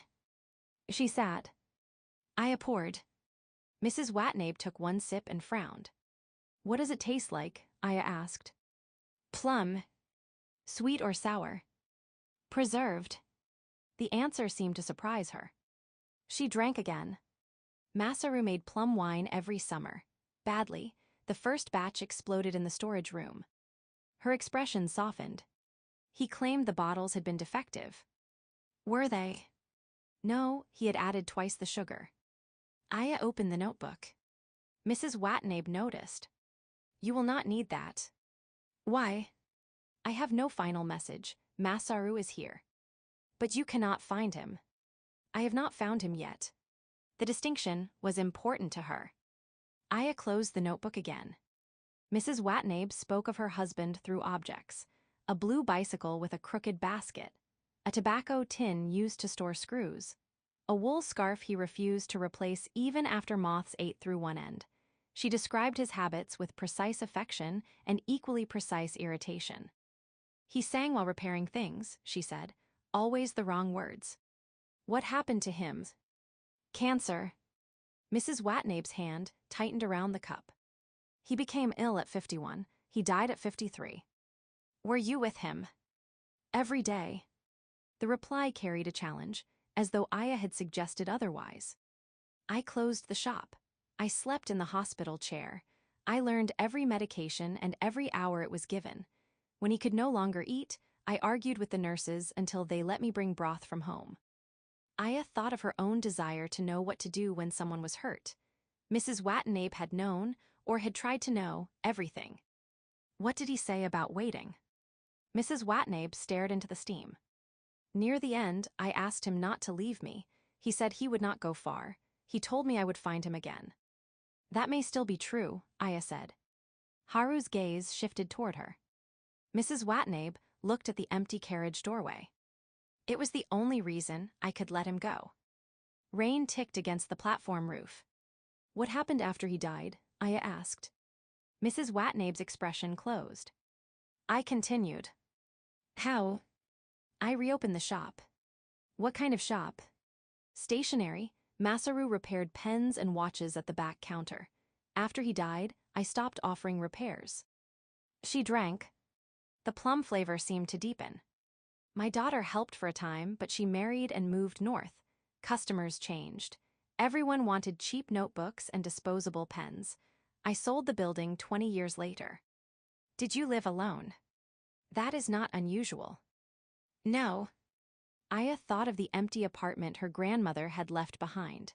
It had felt full of a person precisely because the person was gone. Did anyone visit? My daughter, my niece, neighbors. Friends. Mrs. Watnabe set down the cup. I had responsibilities. Aya recognized the answer. It meant yes, followed by refusal. The notebook beneath her hand seemed to wait. Haru stood near the platform clock. Its hands had advanced, but Aya still did not understand how time moved there. Some conversations lasted hours without dawn approaching. Others seemed to vanish between two breaths. Aya selected another tin. I did not ask for more tea, Mrs. Watnabe said. I know. Do you always ignore passengers? I'm learning from Haru. I object to that characterization, he said. The second tea was pale gold. Mrs. Watnabe's first sip made her close her eyes. Rice porridge, she whispered. Masaru. No. The certainty disappeared from her face. I awaited. My sister, Mrs. Watnabe said at last. Chai. The name sounded unused. She made porridge when we were children. Our mother worked nights at the mill. Chai was younger, but she always woke before I did. Is she alive? Mrs. Watnabe opened her eyes. She was when I entered the hospital. Did she visit? No. Why not? That is private. Then you don't have to tell me. Mrs. Watnabe looked almost disappointed that Aya had not insisted. She drank again. The station lights reflected in her cup. We quarreled after Masaru died, she said. Chai came to the apartment and opened all the curtains. Aya looked toward the dark platform. That caused a quarrel. She said the room smelled closed. Did they? That was not the point. What was the point? She wanted me to attend a neighborhood gathering. 6 weeks had passed. Mrs. Watnabe's indignation returned, preserved as carefully as the plum flavor. She spoke as though 6 weeks were a reasonable length for grief. I told her she had never understood marriage. Had she been married? Twice. That doesn't answer the question. Mrs. Watnabe gave Aya a cool look. Chai said Masaru would not want me to live in darkness. I told her she had no right to speak for him. Did she? No. Did you? The question escaped before Aya could soften it. Mrs. Watnabe's fingers stopped against the cup. Haru did not move, but the air near him seemed to still. Aya considered apologizing. Instead, she waited.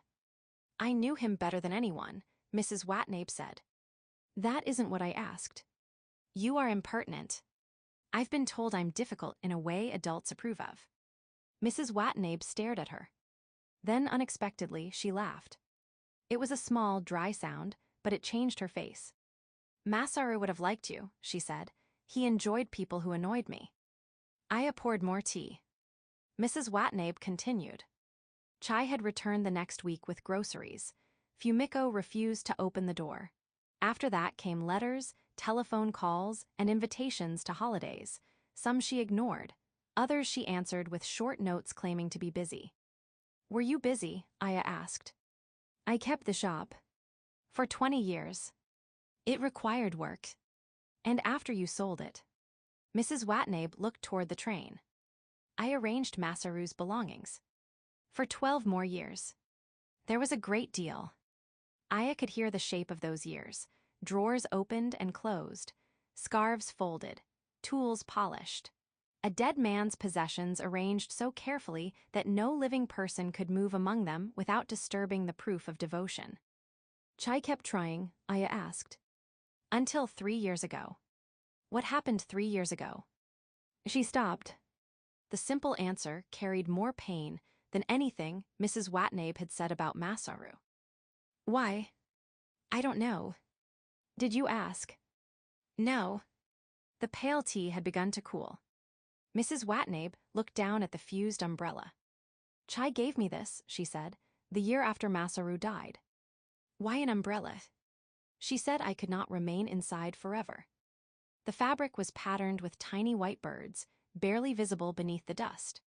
Did you ever use it? No. Why bring it now? I did not choose it. It was beside my hospital bed. Aya thought of objects arriving with passengers because memory had chosen them. Mrs. Watnabe ran one finger along the rusted handle. She must have brought it during a visit. You said she did not visit. Not while I was awake. The bitterness in her voice had weakened. I heard my niece say Chai had come.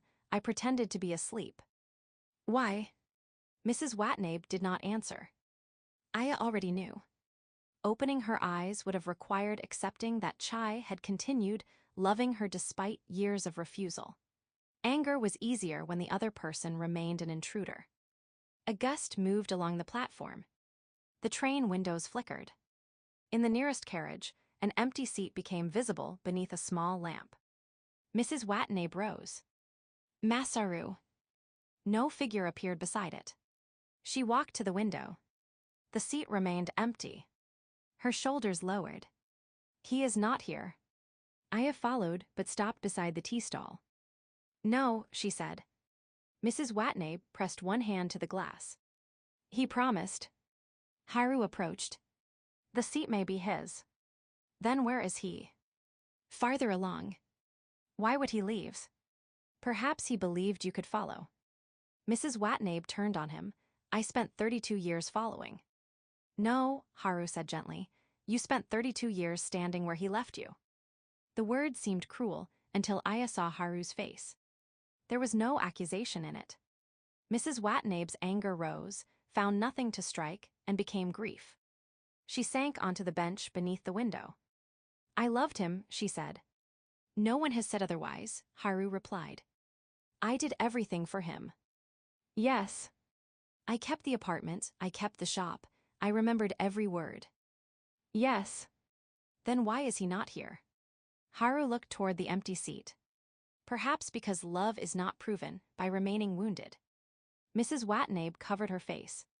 Aya did not move closer. Some grief needed company without touch. After a while, Mrs. Watnabe lowered her hands. Chai said something like that. What did she say? Aya asked. That Masaru's death had become the only room in my house, and I would not let anyone else enter. The umbrella rested across her knees. I told her she was jealous. I said she had always resented my marriage. Was that true? Sometimes. Mrs. Watnabe smiled faintly through her tears. Love does not make people simple. Aya thought of Ren, refusing to let one mistake contain his whole life. She thought of the notebook's fragments. No, she said, it doesn't. Mrs. Watnabe stood and returned to the counter. She opened the green notebook herself. What should I write? Aya placed the pen beside her. What is true? Mrs. Watnabe read the previous entries. Ren's silver cardboard spaceship, Sachiko's tiredness, Mr. Ishida remembering more love than failure. Her hand trembled as she picked up the pen. Chai, I mistook refusing your love for remaining faithful to his. She stopped. The ink glistened. I do not know whether she will receive it. Aya did not look toward Haru this time. I don't know either. Mrs. Watnabe nodded and continued. You were right to open the curtains. I am sorry I closed them again. She signed her name. The umbrella beside her loosened with a soft crackle. Its fabric unfolded by itself, revealing white birds scattered across violet cloth. The two-note bell rang. Mrs. Watnabe's black ticket appeared against the notebook. Onward shone in silver letters. She looked toward the train. The empty seat waited beside the window.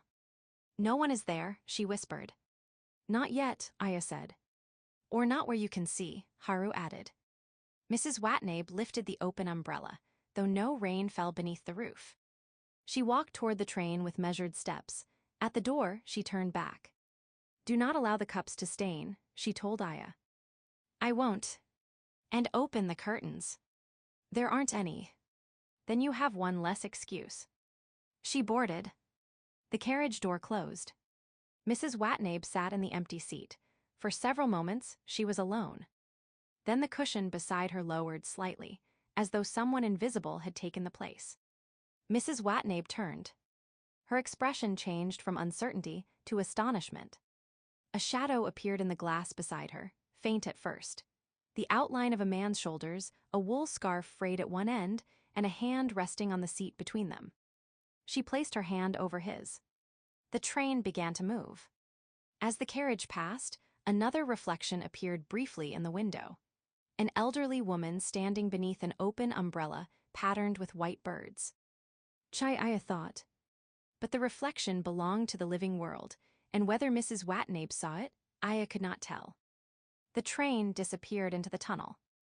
Dawn softened the darkness beyond the station.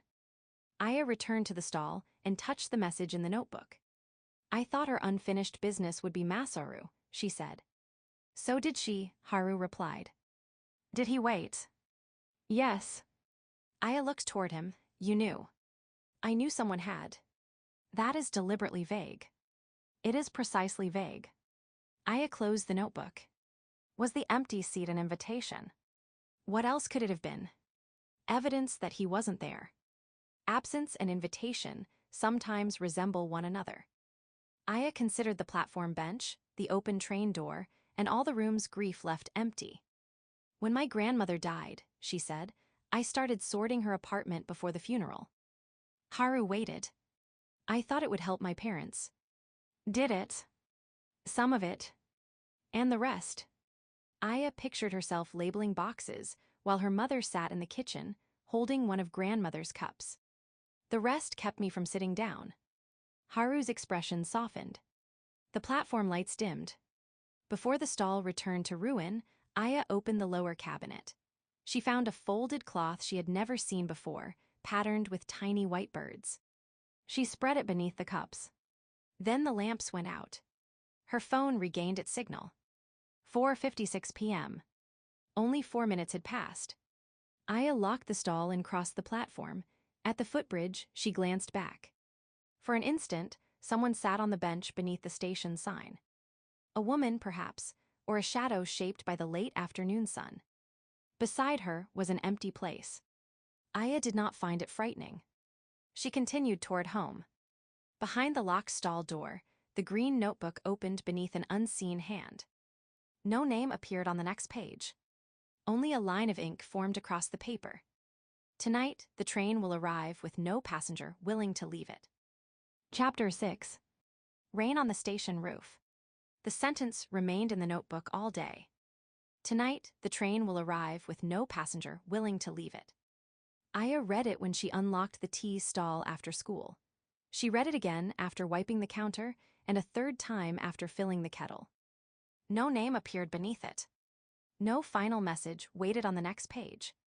She had become accustomed to the notebook knowing more than she did, but she disliked predictions. A name was at least a fact. A sentence about what would happen felt like an invitation to fail in advance. Aya closed the book. Outside, clouds gathered over Last Rose Station. The afternoon had been clear when she left school, but the sky above the abandoned platform had darkened to the color of wet slate. Wind moved through the weeds between the rails. She carried a basket to the far end of the platform and began collecting fallen branches. There was no practical reason to clean the tracks. The midnight train passed through weeds and debris without disturbing them. Still, leaving branches across the rails felt careless. Aya had become skilled at finding work the station did not require. She swept water from beneath the benches before any rain fell. She polished the brass lantern. She rearranged the cups, then put them back in their original order because the new arrangement looked wrong. When every visible task was complete, she opened the notebook again. The sentence had not changed. Perhaps they'll change their mind, she said. The empty station did not answer. Aya took her grandmother's brass key from her pocket and placed it beside the notebook. During the previous week, she had searched grandmother's apartment more carefully. She examined old railway maps, recipe books, address lists, and the boxes of photographs she had sorted too quickly after the funeral. She found one photograph of grandmother standing beside a train, but it had been taken during a family holiday. In another, grandmother held a ceramic cup beneath an awning patterned with flowers. Aya had turned the picture over, hoping for a date or place name. The back was blank. She had brought the photograph with her. Aya placed it beside the key and studied it again. Her grandmother appeared young, perhaps 25, with her hair tied behind her head. Only part of the awning was visible. The flowers might have been roses, though age had faded the image to yellow and gray. A man stood at the edge of the photograph, almost entirely outside the frame. Aya could see only a dark sleeve and one pale hand. Bare, not gloved. She turned the photograph over once more. Nothing appeared. At 4:53, the first drop of rain struck the station roof. Aya looked up. The rain began lightly, scattered taps across the corrugated metal. Within a minute, it became steady. Water streamed from the roof and formed silver curtains beyond the platform's edge. Her phone lost its signal. The hands of the station clock moved together at midnight. Golden lamps illuminated the platform. The burner ignited beneath the kettle. Aya warmed 3 cups. Then she hesitated and warmed a 4th. The 2-note bell sounded from the tunnel. Low, then high. The black train emerged through the rain. Its lamps shone against the water without reflecting from it. The train stopped beside the platform, carriage windows glowing like rooms seen from a distant street. Aya waited for a door to open. None did. After a moment, the first carriage door slid aside, and Haru stepped down alone. He looked toward the 4 cups. You prepared an extra. The notebook said someone would come. It said the train would arrive with a passenger unwilling to leave it. That is nearly the same thing. Tonight, the difference matters. The door closed behind him. Aya looked through the nearest window. Several figures sat inside the carriage. Most were blurred by rain running down the glass.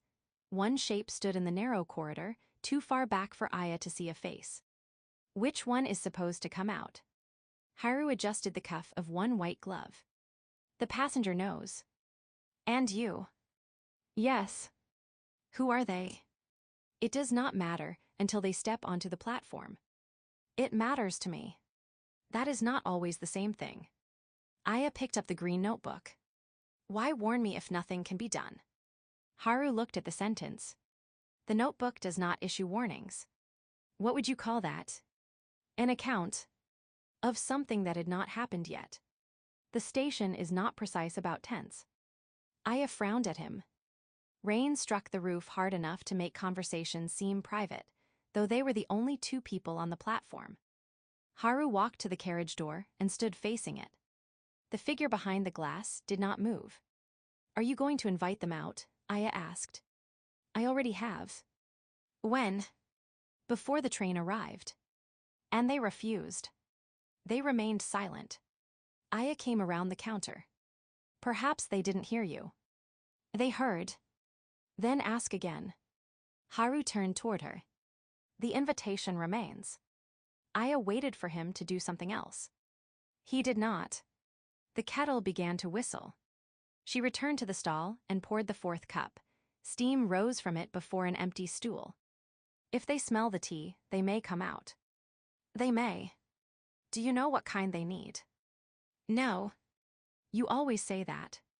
It remains true.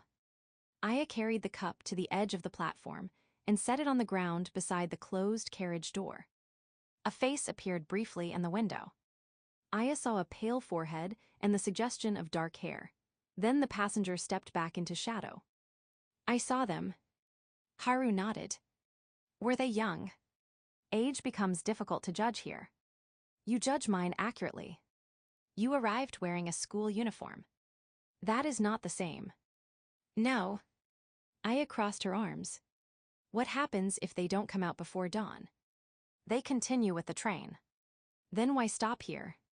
Because stopping is not wasted merely because someone does not leave. Aya picked up the cup again before rain could blow onto it. Do they come back tomorrow? Perhaps. You use that word too often. It is useful. It conceals ignorance. It acknowledges it. Haru moved beneath the awning. Rain had begun blowing across the platform, darkening the shoulders of Aya's school coat. She expected the same to happen to his uniform. The drops stopped at the edge of his sleeve. Not vanished. They seemed to bend away, joining the air again before touching him. Aya stared. What? The rain. Haru glanced at the downpour. It is wet. Not on you. That is convenient.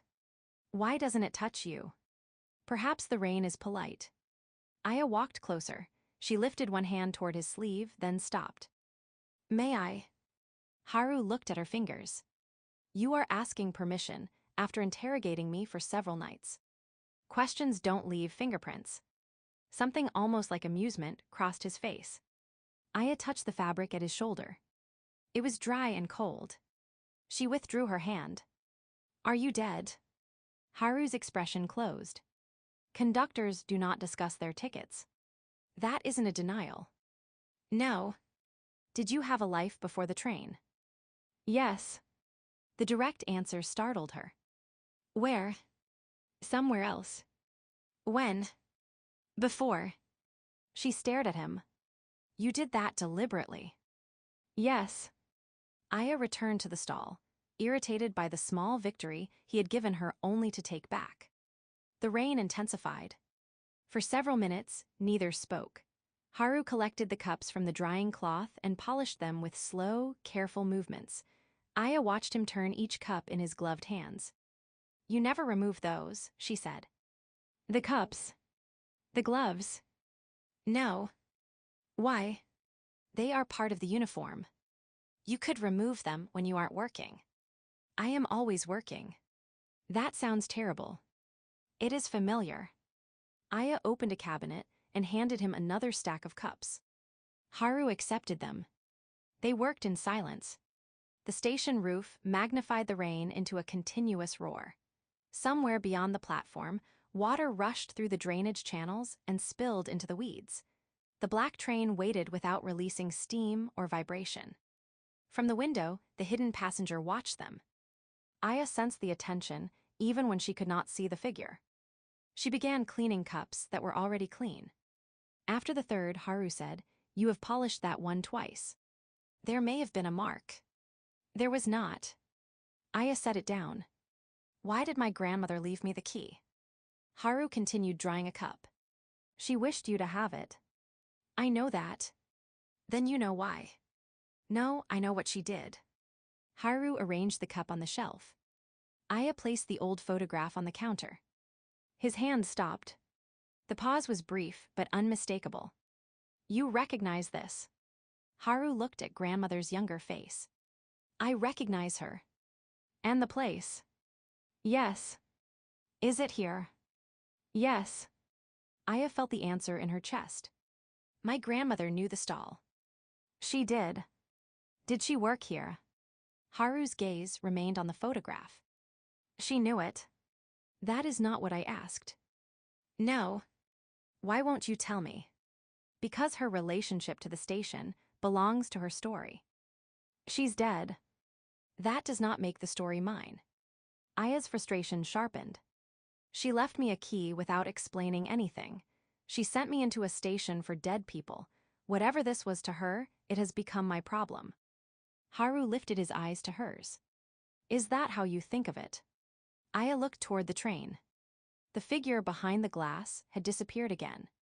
I don't know. She sat on the stool. I thought she wanted me to find something, a message, an answer.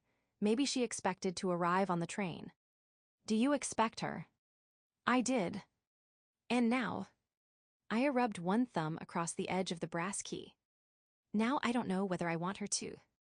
The admission felt disloyal. If she comes, it means she's unfinished. Everyone arrives unfinished. I mean trapped. Not everyone who stops here is trapped. They can't continue.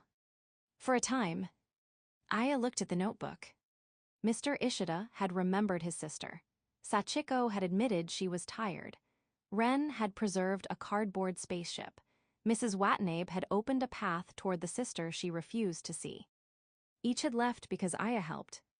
Or because the tea helped. or because the station did. She still did not know what portion belonged to her. What happens if I make a mistake? She asked. Haru leaned against the opposite side of the counter. You will. That is not reassuring. It was not intended to be. What if I tell someone the truth too early? They may become frightened. What if I wait too long? They may refuse to hear it. What if I choose the wrong tea? The tea chooses itself more often than you realize. What if I cannot help them? Haru glanced toward the closed train door. You will have nights like this. Aya followed his gaze. The passenger still had not come out. Then what am I supposed to do? Keep the water warm. That cannot be enough. Why? Because they're dead. The words came louder than she intended. The rain seemed to withdraw around them.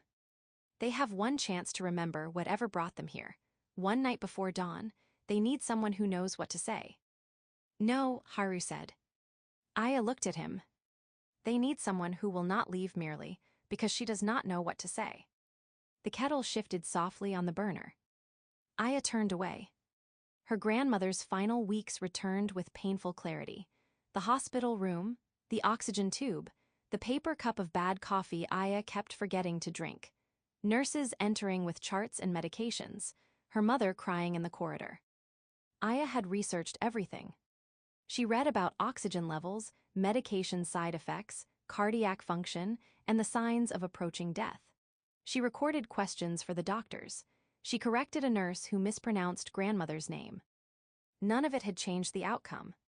On the final evening, grandmother asked Aya to sit beside the window. Aya had refused at first. Not directly. She said she needed to find the nurse. She needed to refill the water pitcher. She needed to ask whether the medication schedule had changed. Grandmother had reached for her hand. Sit, she said. Aya sat for 11 minutes. Then she left to ask another question. Her grandmother died before Aya returned. I should have been there, Aya said. Haru did not ask what she meant. I left the room. You returned. Too late. Did you know she was dying at that moment? I knew she could. That is not the same. I wanted to know what to do. The words broke something open. Aya pressed both hands against the counter. I thought if I understood enough, I could recognize the moment before it happened. I could call someone. I could make the right decision. I could keep everyone calm. And if nothing could be done, that was not acceptable. Haru's voice softened. To whom? Aya did not answer. The rain continued striking the roof. I want to become a nurse, she said. I'm good at science. I don't panic when people are hurt. Everyone says that's useful. It is. But what if the treatment changes nothing? Then the treatment may become comfort. And if comfort changes nothing, it changes the manner in which nothing can be changed. Aya looked at him. The sentence irritated her because she understood it. Haru picked up the fourth cup. The tea had gone cold. Preparing tea is not curing grief, he said. The stall does not repair death. It gives sorrow a chair. That sounds too small. Most chairs are. He poured out the cold tea and rinsed the cup. Aya listened to water strike the basin. Did my grandmother sit with people here? Haru did not answer immediately. She understood the value of staying. The reply was not confirmation, but it carried more than his earlier evasions.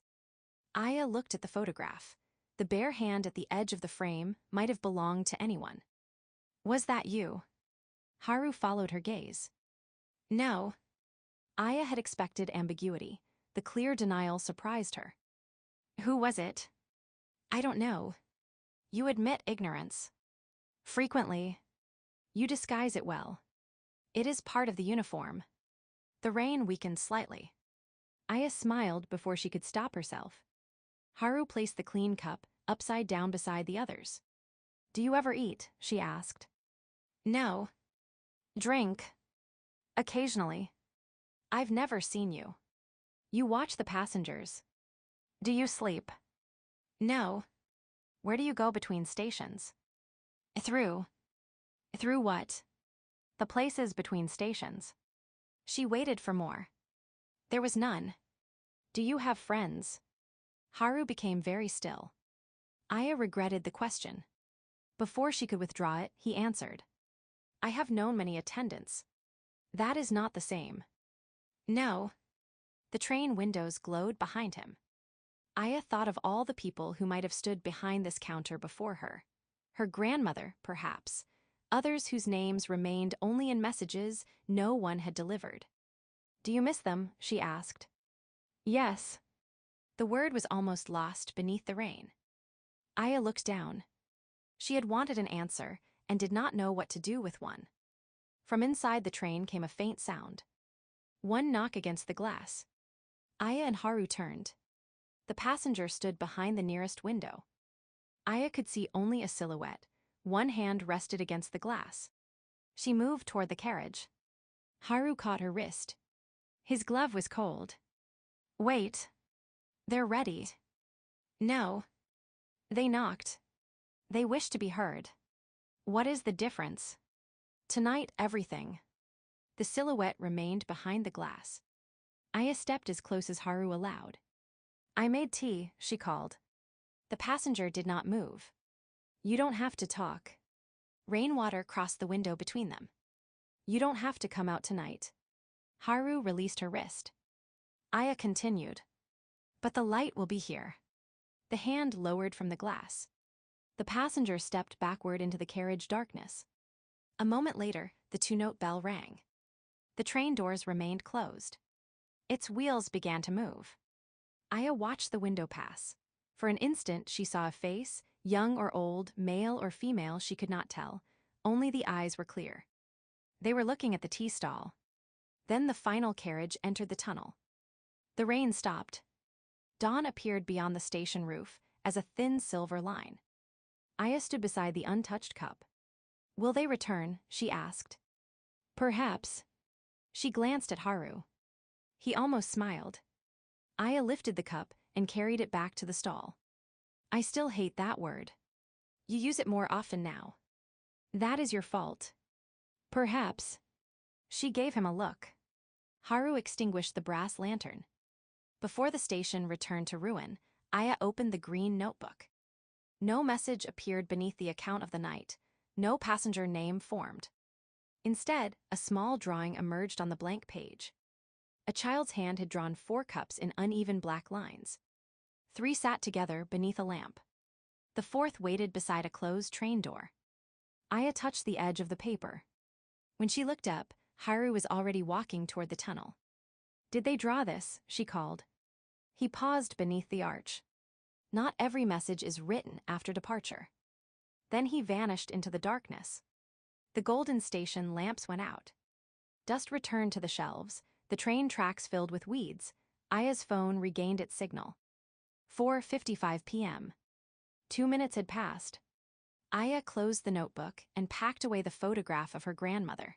Before leaving, she filled the kettle again, though the burner would remain cold until midnight. At the footbridge, she stopped beneath the clearing sky. Rainwater dripped from the station roof in slow, measured beats. Aya listened until the final drop fell. Then she went home. Chapter 7. 2 tickets. Aya found the drawing before she found the name. It waited on the next blank page of the green notebook, beneath the 4 uneven cups left by the passenger who had refused to step off the train. This new picture had also been drawn by a child's hand. A small boy stood in the center of the page. He held a square in each hand. Tickets, Aya thought. Above him, a woman leaned down as though trying to hear what he was saying. Her face had no features. A single line connected her hand to his, but the line had been rubbed away in the middle until only a pale smudge remained. Beneath the drawing, the notebook had written one name. Deichayare. No explanation followed. Aya studied the rubbed-out line. That could mean anything, she told the empty stall. Outside, afternoon sun shone through thinning clouds. Water from the previous night still clung to the station roof and fell at irregular intervals. Aya placed the notebook beside the brass key and prepared the stall. She had brought fruit candies for any young passenger who disliked tea. The bright packet looked out of place among the old tins. At 4:56, her phone lost its signal. The station clock moved. Golden lamps opened along the platform. The burner flared beneath the kettle. Aya warmed 4 cups. The black train arrived beneath a clear midnight sky. Haru stepped down first. He glanced at the extra cup, then at the packet of candy visible beneath the counter. You prepared for a child. The drawing prepared me. The notebook does not always draw literally. It drew a child. It once drew 4 cups. One belonged to no one who stepped onto the platform. Aya moved the candy farther beneath the counter. You could simply say whether Daichi is a child. He is a child. She looked at him. Haru adjusted one glove. Occasionally, simplicity saves time. The carriage door opened. A boy stood inside. He was perhaps 8 years old, small enough that the dark train doorway seemed to frame him like a stage. He wore blue pajamas beneath a gray cardigan and soft hospital slippers. A knit cap covered his head. In his right hand, he carried a folded paper crane. In his left, he held 2 black tickets. He looked at Aya, then at Haru. "Where's my mother?" His voice was calm, but the calm had the careful quality of something practiced in hospital rooms. Haru inclined his head. "She is not on this train." Daichi looked down at the second ticket. "She has to be." The boy stepped onto the platform. The train door closed behind him. Aya came around the counter. "Are you Daichi?" He nodded. "I'm Aya." "I know." "How?" The lady in the next carriage said there would be a girl making tea. Aya glanced at Haru.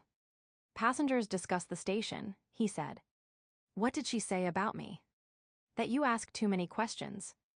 Aya stared at him. Daichi's mouth twitched. Aya decided not to challenge the almost joke in front of the boy. Daichi walked to the counter and placed the 2 tickets side by side. The first bore his name, Dia Sichai Arai.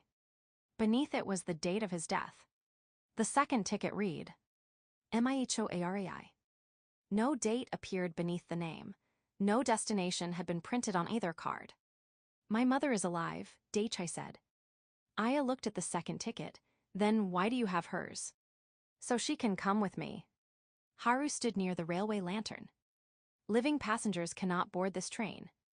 "Not yet," Daichi said, "but if I wait, she will." "How long do you think you'll have to wait?" Daichi shrugged. "My mother said she would always stay with me." "That doesn't mean." Aya stopped. Ren's anger returned to her in memory. "You're just saying whatever keeps the dead kid calm." She pulled out a stool for Daichi. "Would you like tea?" "Do you have cocoa?" "No." "Then candy." Aya placed the packet on the counter. Daichi chose a grape candy, unwrapped it carefully, and folded the wrapper into a square. He added it to the paper crane. "You knew you were going to die?" Aya asked. Daichi nodded again. "I was sick for a long time." He said it as though describing a route to school. "What kind of illness?" "My blood was wrong." Aya understood enough not to ask for more. Daichi touched the ticket bearing his mother's name. "She slept beside me at the hospital. Even when the nurses told her to go home, she stayed in the chair." "Was she there when you died?" "I think so." He frowned. "I remember her hand, then I was on the train." Aya thought of her grandmother reaching for her in the hospital room. "Sit." Aya had stayed 11 minutes. Daichi's mother had stayed until the end. The thought sharpened her old guilt. "What did your mother say?" Aya asked. "A lot of things." "What do you remember most?" Daichi looked toward the train. "She said I didn't have to be scared." "Were you?" "Yes." The answer was immediate. "She was scared too," he added, "but she thought I didn't know." Aya poured tea into the smallest cup. She had chosen leaves that smelled like toasted rice and apple peel. Daichi watched the steam. "I don't like bitter tea."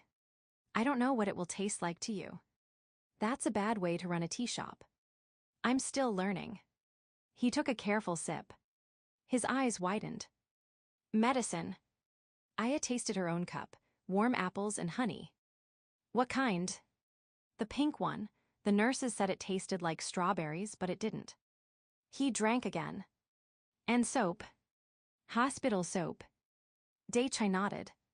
His fingers tightened around the cup. My mother washed her hands every time she came back into the room. She counted while she washed. How high? 30. Every time. She said 20 was enough, but she always did 30. Aya pictured a woman standing at a hospital sink, scrubbing her hands while fear turned seconds into something measurable. Daichai pushed the cup away. I don't want that memories. We can make another. No, it will just taste like something else from the hospital. Aya did not know whether that was true. She set the cup aside. Why do you think your mother needs to come with you? She'll be alone. Does she have other family? My aunt and my grandfather. Friends. Yes. Then she won't be alone. Daichai looked at her with the weary patience children, sometimes used on adults who had missed an obvious point. She won't have me. Aya had no answer. He picked up both tickets. When I was little, she told me that if I got lost, I should stay where I was. She would come find me. You aren't lost. I'm at a station I've never seen. That is fair. So I have to stay. Aya glanced toward Haru.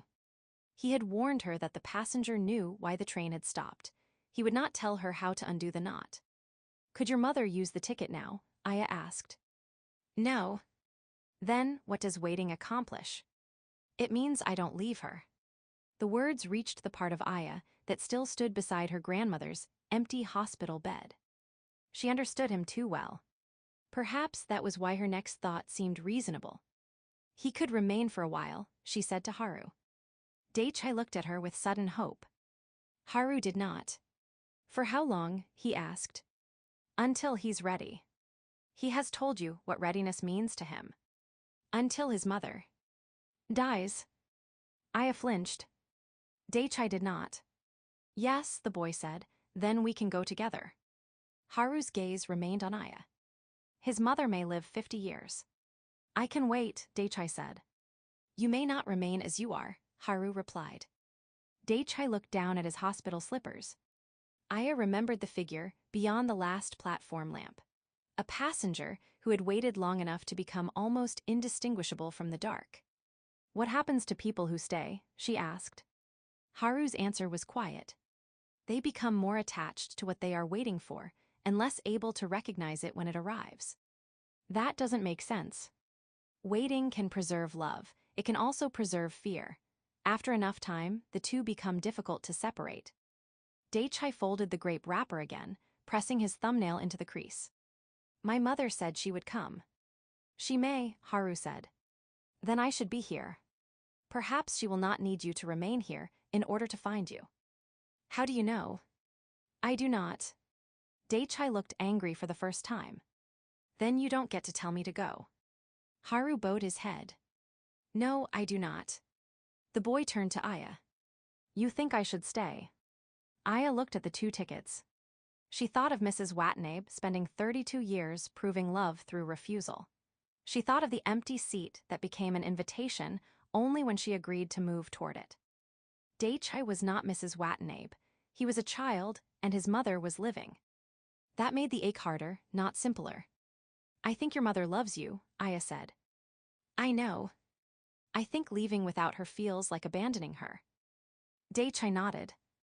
And I think staying might be another way of asking her never to let you go. His face closed. That's not fair. No. You said she loves me. She does. Then why should I leave first? Aya swallowed. Because love doesn't always make people arrive at the same time. The words sounded borrowed. Perhaps they belonged to Haru or Mrs. Watanabe or someone whose message waited in the notebook.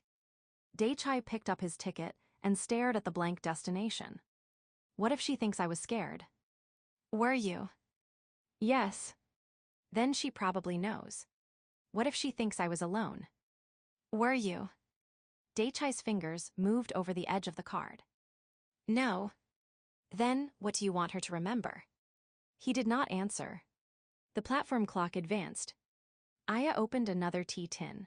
The leaves inside were pale and soft, mixed with tiny white blossoms. I said I don't want hospital tea. This one might be different. You don't know. No. Daichai looked at her.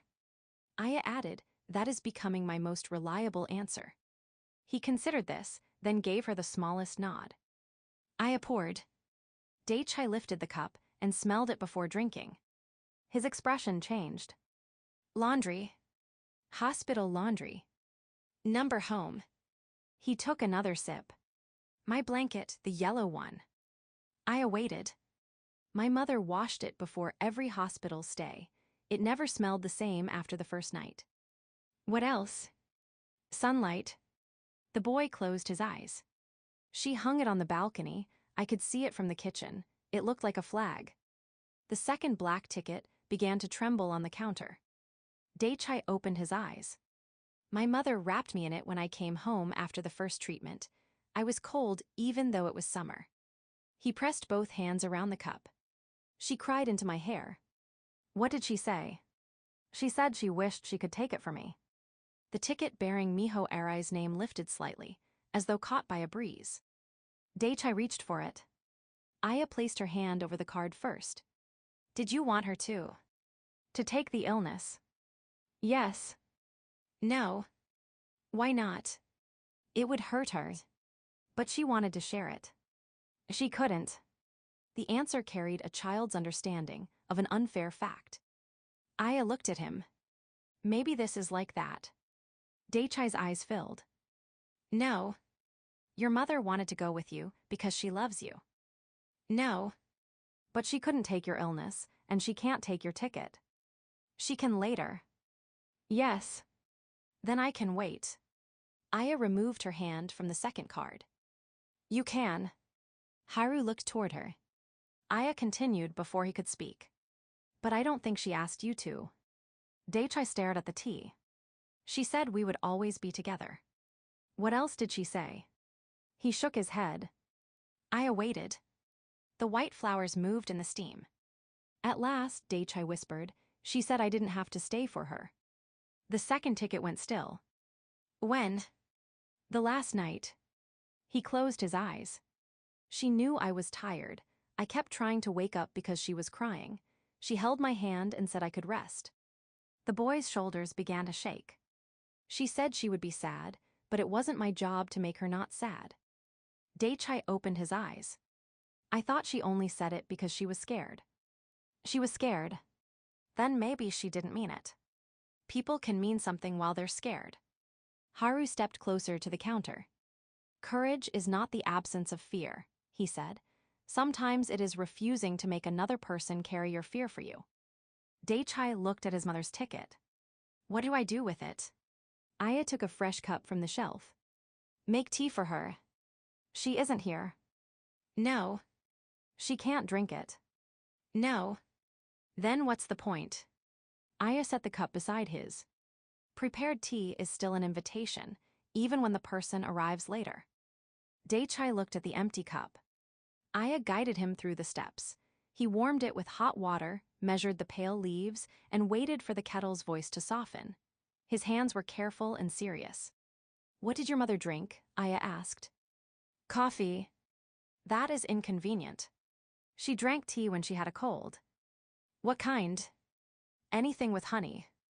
Aya found a small jar beneath the counter. Daichai added a spoonful. He poured the tea into the empty cup and placed his mother's ticket beneath it.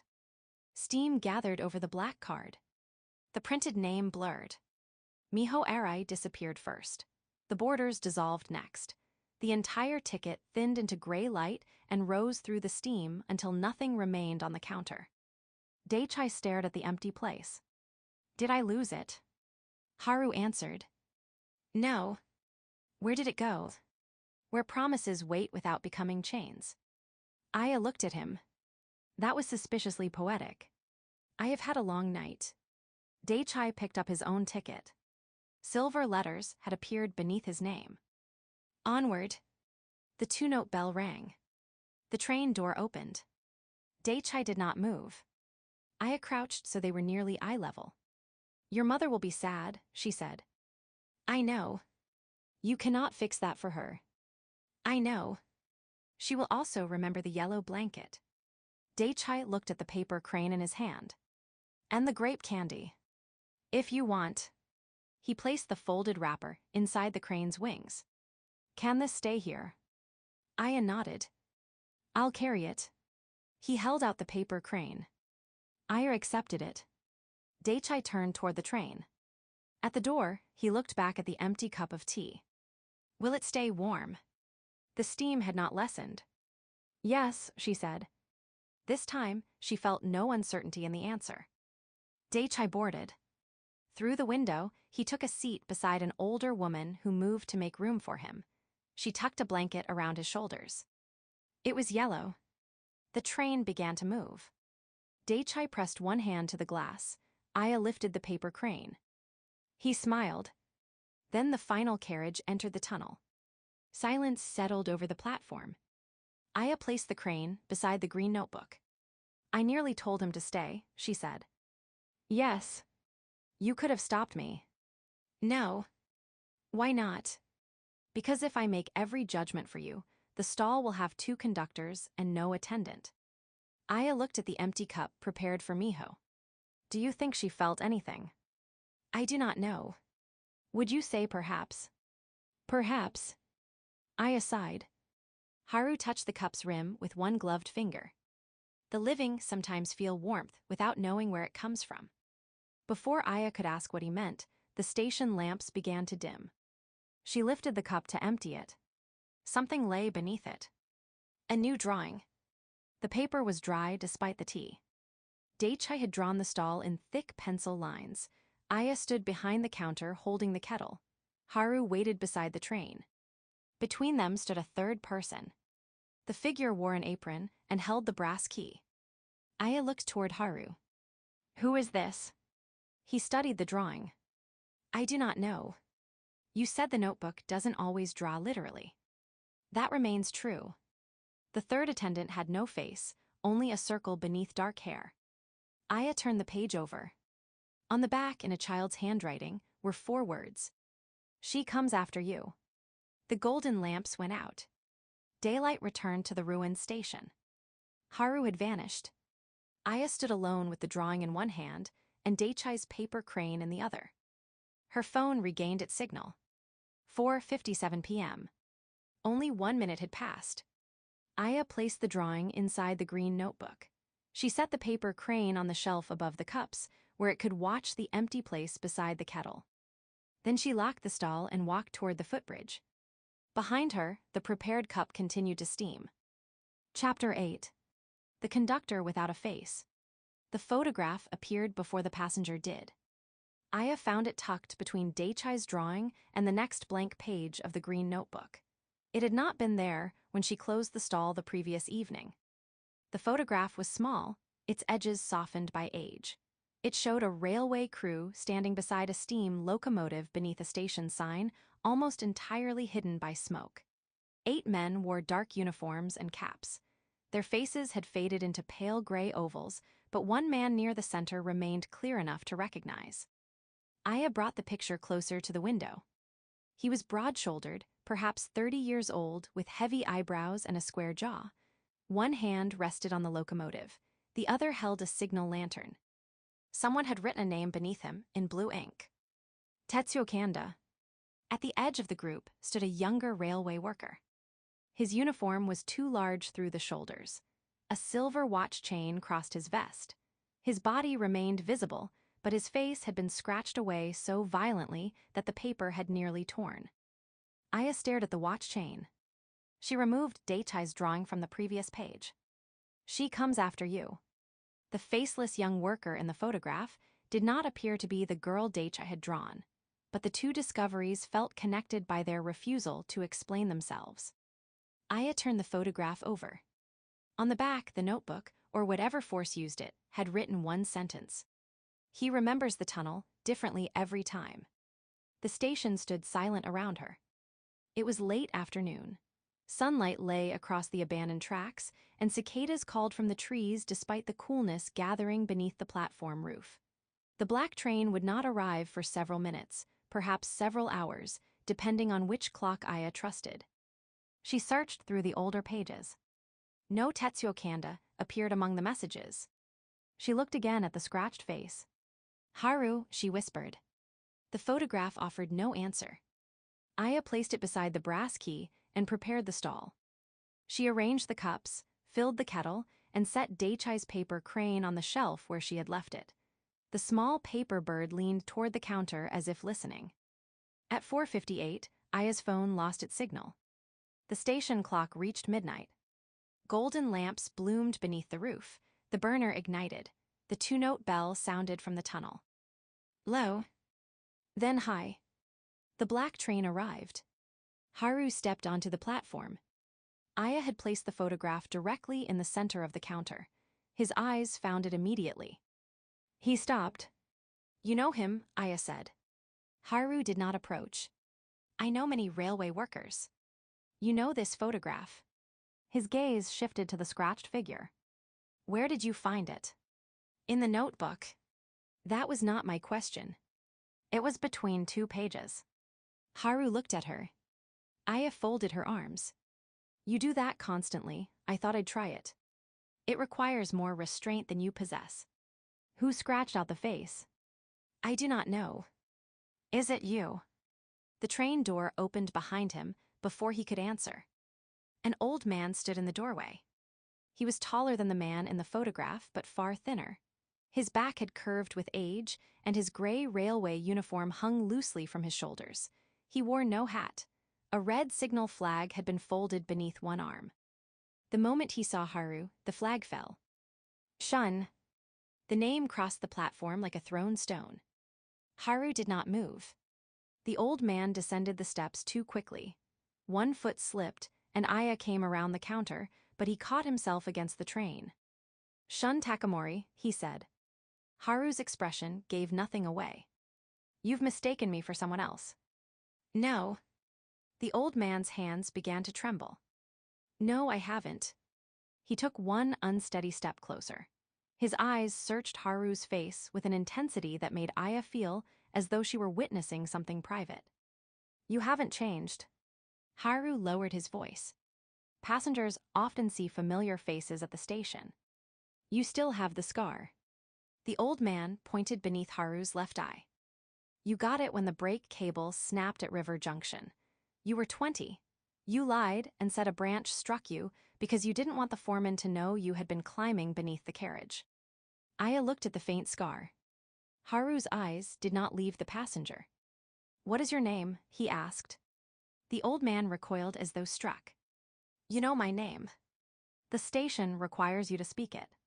For several seconds, the old man stood motionless. Then he looked toward the photograph on the counter. Tetsuo Kanda. The name seemed to pull the strength from him. He approached the stall, picked up the picture, and held it beneath the golden light. That was taken 3 days before the collapse, he said. His thumb moved across the scratched figure. Who did this? I don't know, Aya said. Tetsuo turned the photograph over and read the sentence on the back. He remembers the tunnel differently every time. His face tightened. I remember it. Haru stepped toward the railway lantern. Sit down. Tetsuo ignored him. You were in the maintenance tunnel, he said. You were checking the signal cable. I am Haru, conductor of this train. You were Shun before that. Aya looked from one to the other. Haru's calm had not broken, but it had changed. His stillness was no longer effortless. It resembled a door held closed from the other side. Tetsuo placed the photograph on the counter. I left you there. Rain began beyond the platform. It came without clouds, falling in silver lines across the darkness. Aya pulled out a stool. Tetsuo. The old man turned. Sit, she said. Tell us what happened. I know what happened. Then tell it once. His eyes narrowed. Once. Aya touched the sentence written on the photograph. You remember it differently every time. Tetsuo stared at the words. At last he sat. Aya opened the notebook to a blank page. She did not write yet. Tetsuo laid the folded red flag across his knees. I worked the Northern Freight Line, he began. Last Rose was still open then, though barely. We moved ore through the mountain and carried passengers in 2 old carriages behind the freight engine. What year? Aya asked.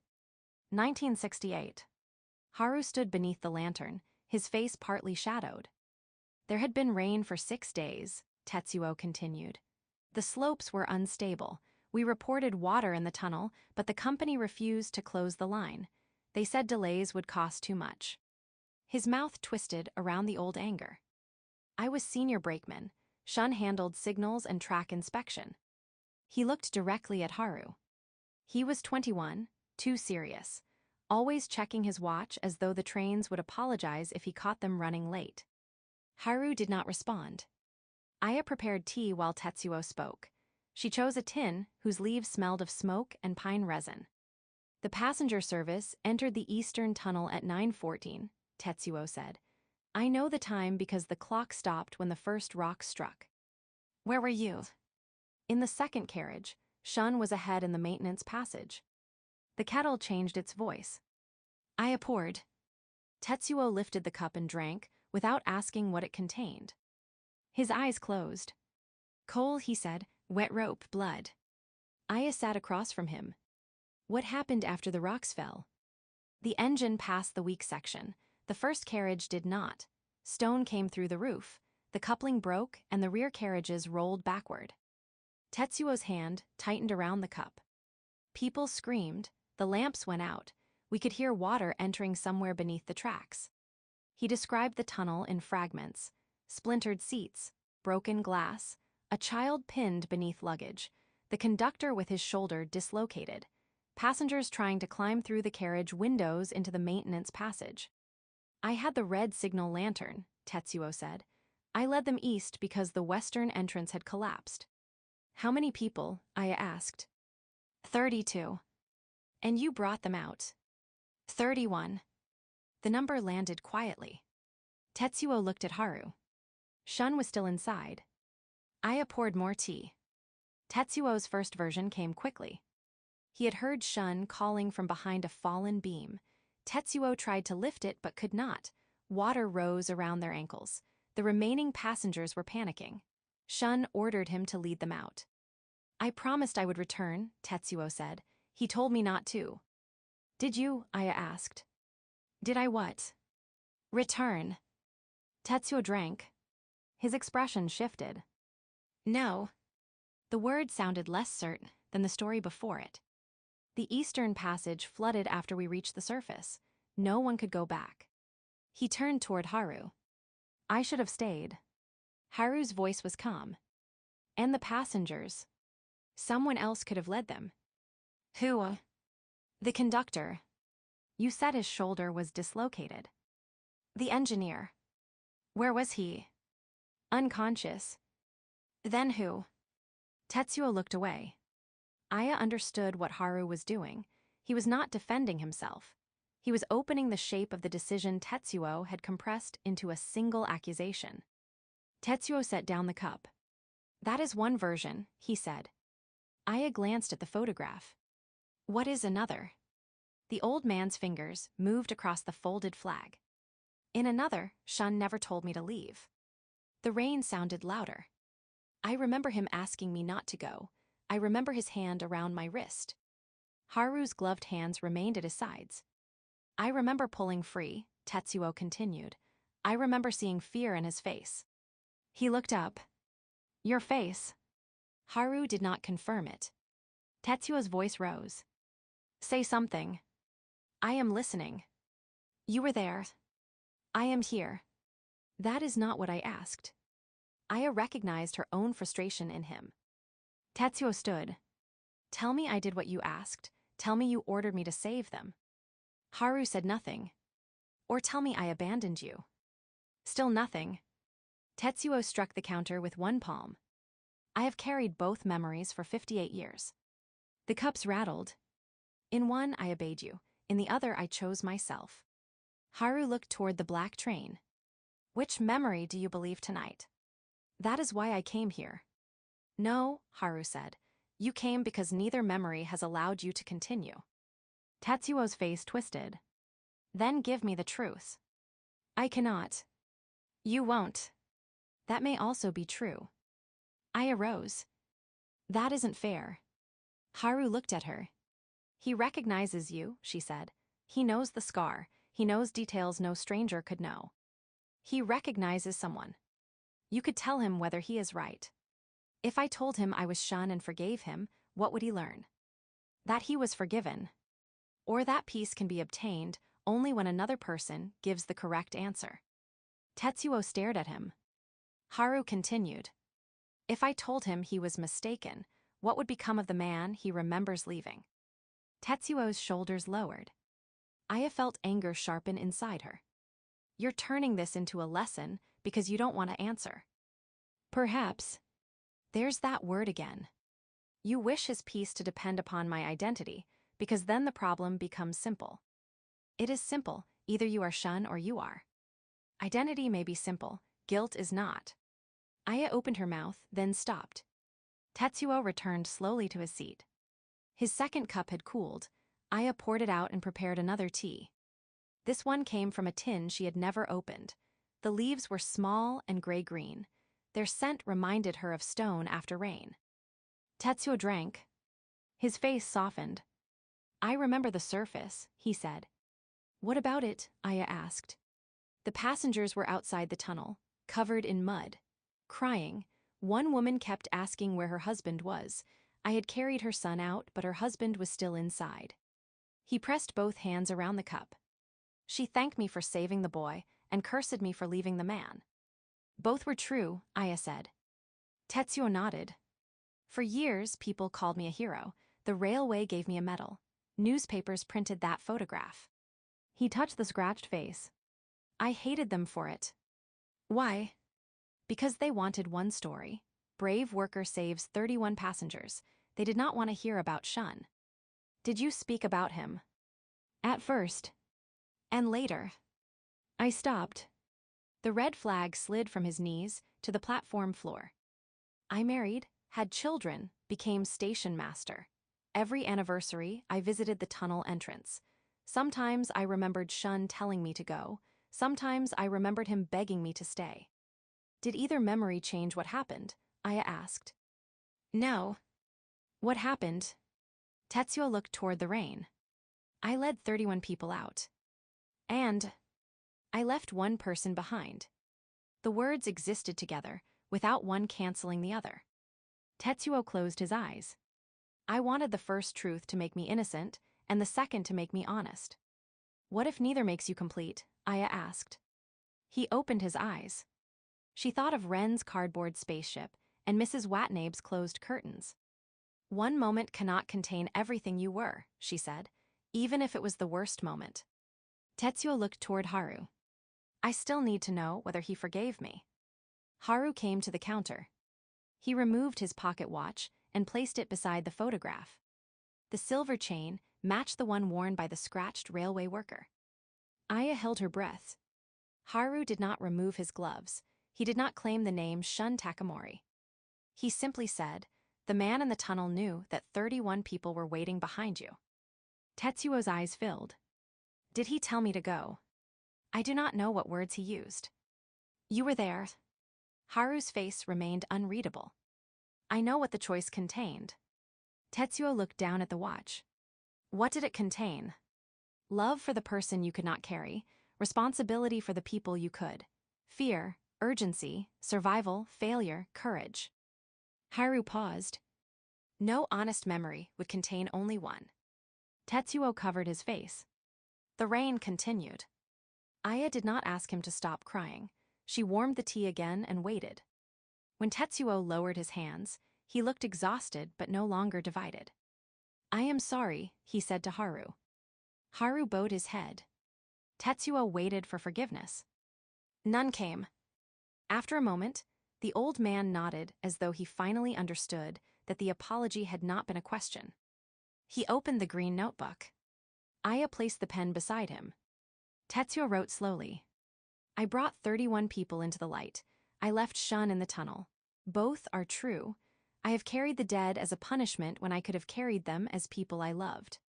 He stopped, then added, I am ready to remember him without deciding what that makes me. The black ticket appeared beside his hand. Silver letters formed across it. Onward. The two-note bell rang. Tetsuo stood and picked up the red signal flag. Before walking to the train, he faced Haru one final time. "Whatever name you use now," he said, "you still hold your left shoulder lower when it rains." Haru's expression did not change. Tetsuo smiled faintly. Shun did too. He boarded. Through the carriage window, Aya saw him take a seat beside a young railway worker, whose face remained hidden by the reflection of the station lamps. The young man lifted one hand. Bare fingers touched the glass. The train began to move. Tetsuo placed his palm against the other side. Then the carriage passed into darkness. Aya stood beside Haru until the last train light vanished. "Was that you?" she asked. Haru picked up his pocket watch. "You have asked, and you have not answered." "No." "Why?" "Because he left with what belonged to him. That doesn't mean the truth belongs only to you." Haru looked toward the tunnel. "No, but my truth is not always the medicine another person believes it will be." Aya wanted to argue. Instead, she looked at the photograph. The railway crew remained posed beside the locomotive. Tetsuo stood at the center. The young worker's face had been destroyed by scratches. As Aya watched, the damaged paper began to change. For one instant, a face appeared beneath the torn surface. Young, serious, a faint scar beneath the left eye. Then the image darkened again. Aya blinked. "Did you see that?" Haru had already turned away. The station lamps began to fade. Aya placed the photograph inside the notebook. When she closed it, something scratched softly against the paper from within. She opened the cover again. The photograph had changed position. It now lay on the next blank page. Beneath it, new words appeared. "A conductor does not travel under the name he was given." Aya looked toward the platform. Haru stood beneath the tunnel arch. "Is Haru your name?" she called. He paused. "It is the name that brings the train." "That is not the same." "No." He entered the tunnel. The golden lamps went out. Daylight returned to Last Rose Station. Weeds covered the tracks. Dust settled across the counter. Aya's phone regained its signal. 4:59 p.m. 1 minute had passed. Aya lifted Haru's cup. As always, it was empty. This time, a faint gray fingerprint marked the porcelain beneath the handle.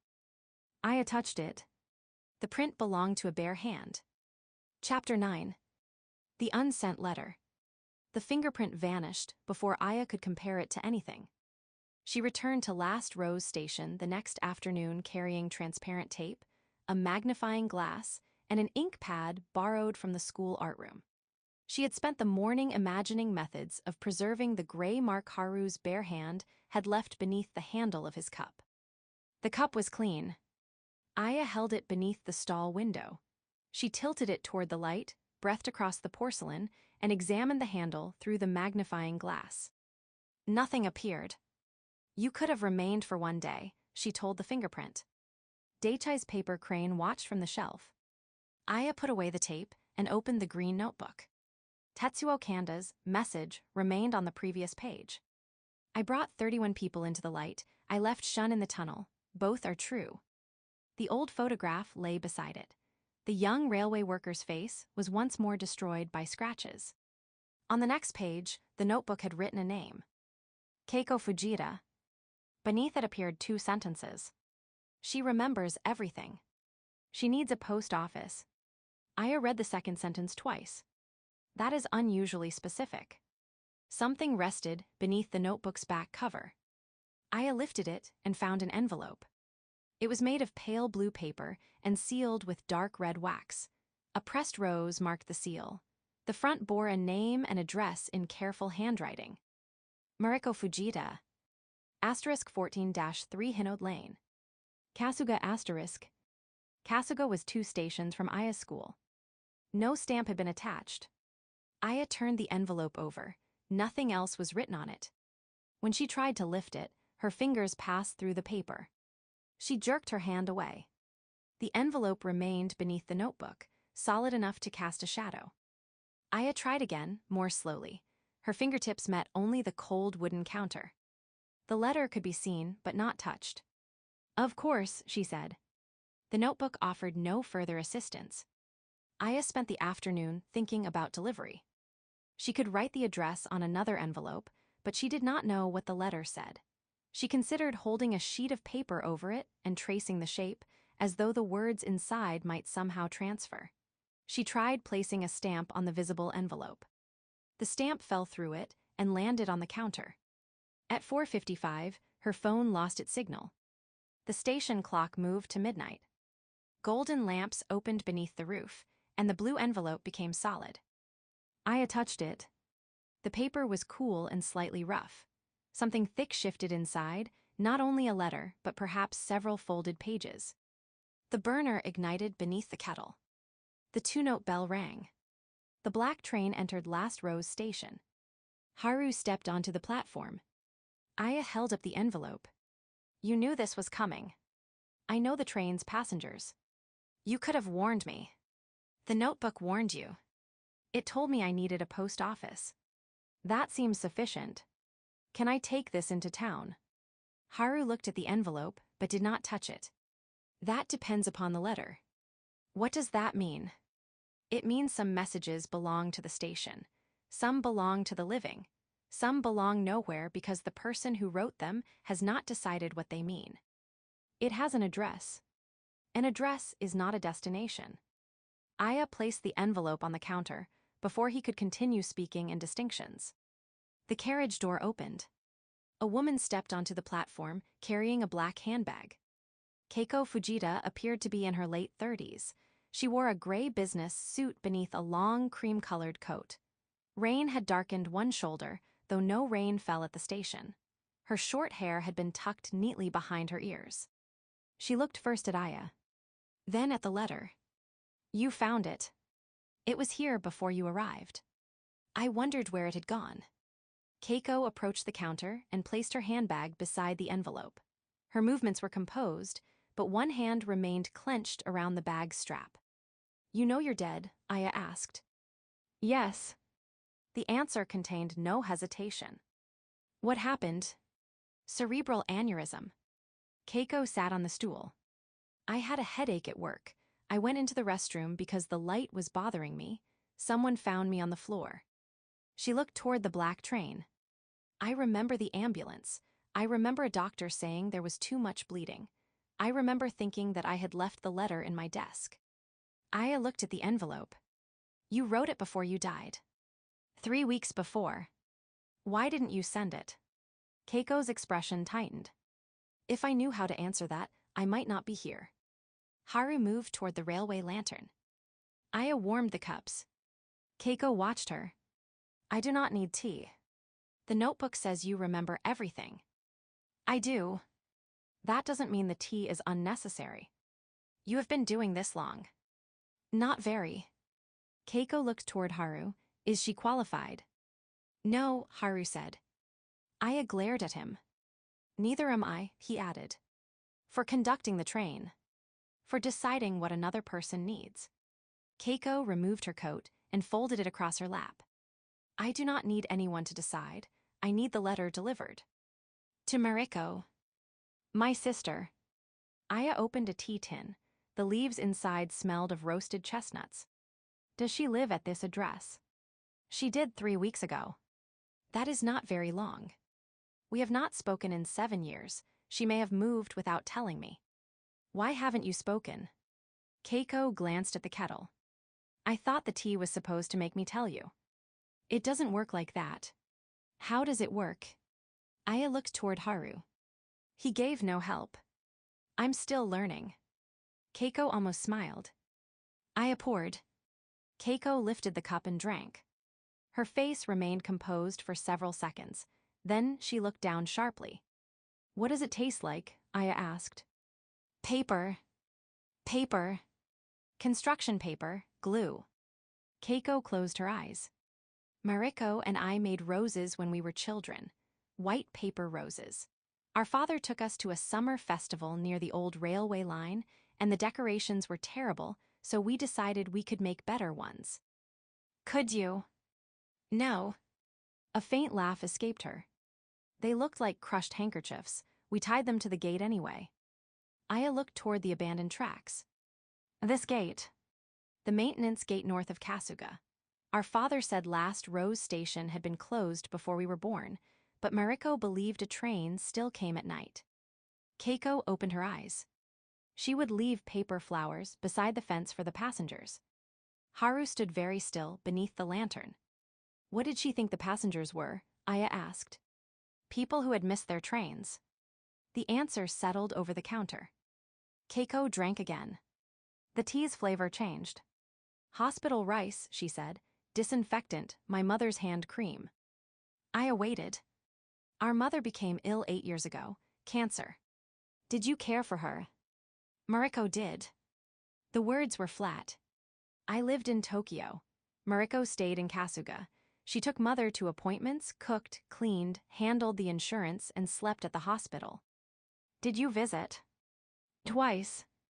Why only twice? Keiko's jaw tightened. I sent money. That isn't what I asked. No. Aya remembered Haru answering her in the same way.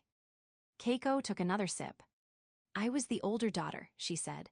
Before Mariko was born, I was already helping my mother. After our father died, I filled out forms, paid bills, found part-time work, and made sure Mariko finished school. You resented her. Yes. The honesty came without defense. I loved her. I also resented how easily she asked for help. She cried, and people came. I learned not to cry because someone still had to make dinner.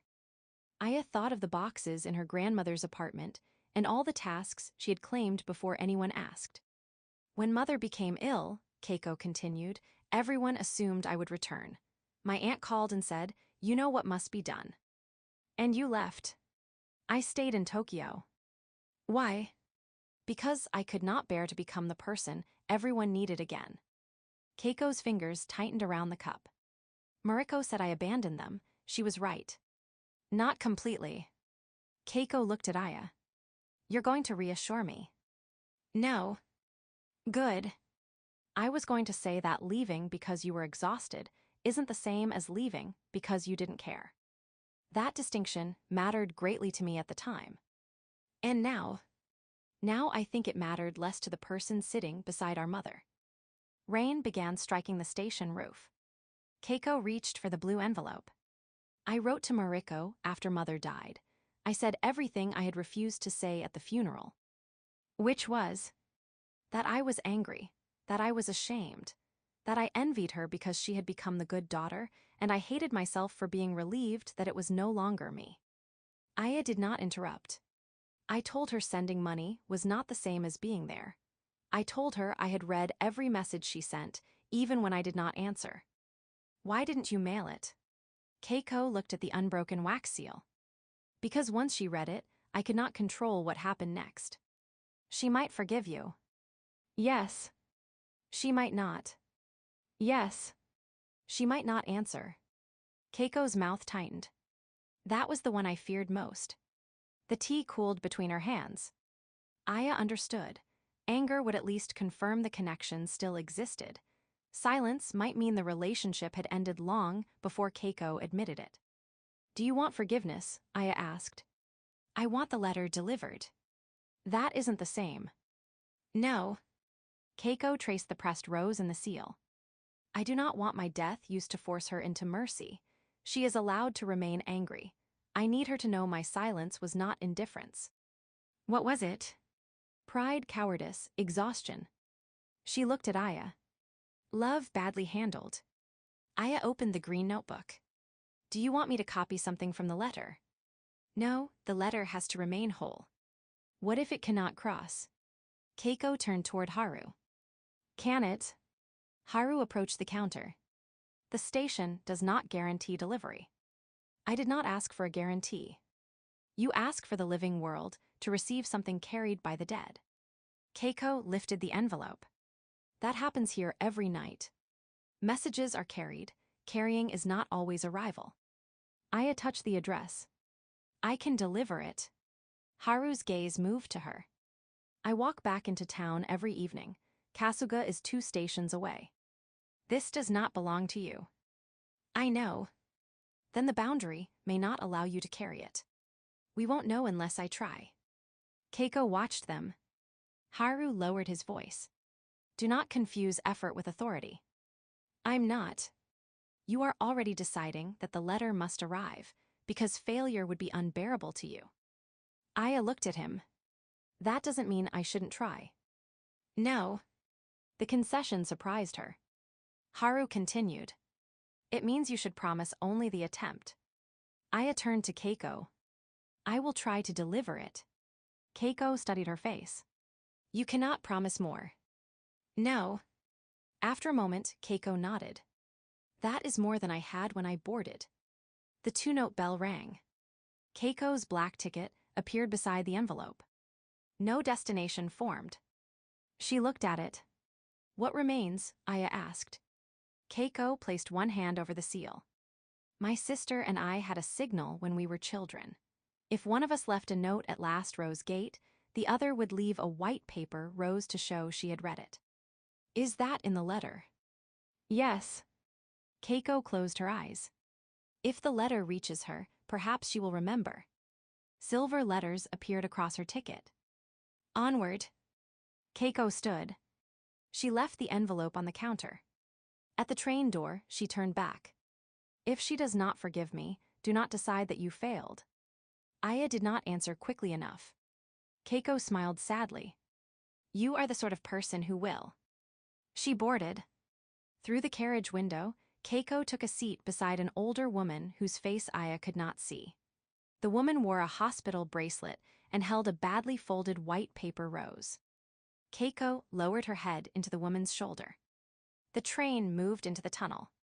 When the final carriage vanished, Aya picked up the blue envelope. It remained solid. Dawn light gathered over the platform. Haru extinguished the lantern. You may lose it beyond the footbridge, he said. Then I'll come back. You may not be able to. Aya looked at him. Why? Boundaries do not announce their rules before enforcing them.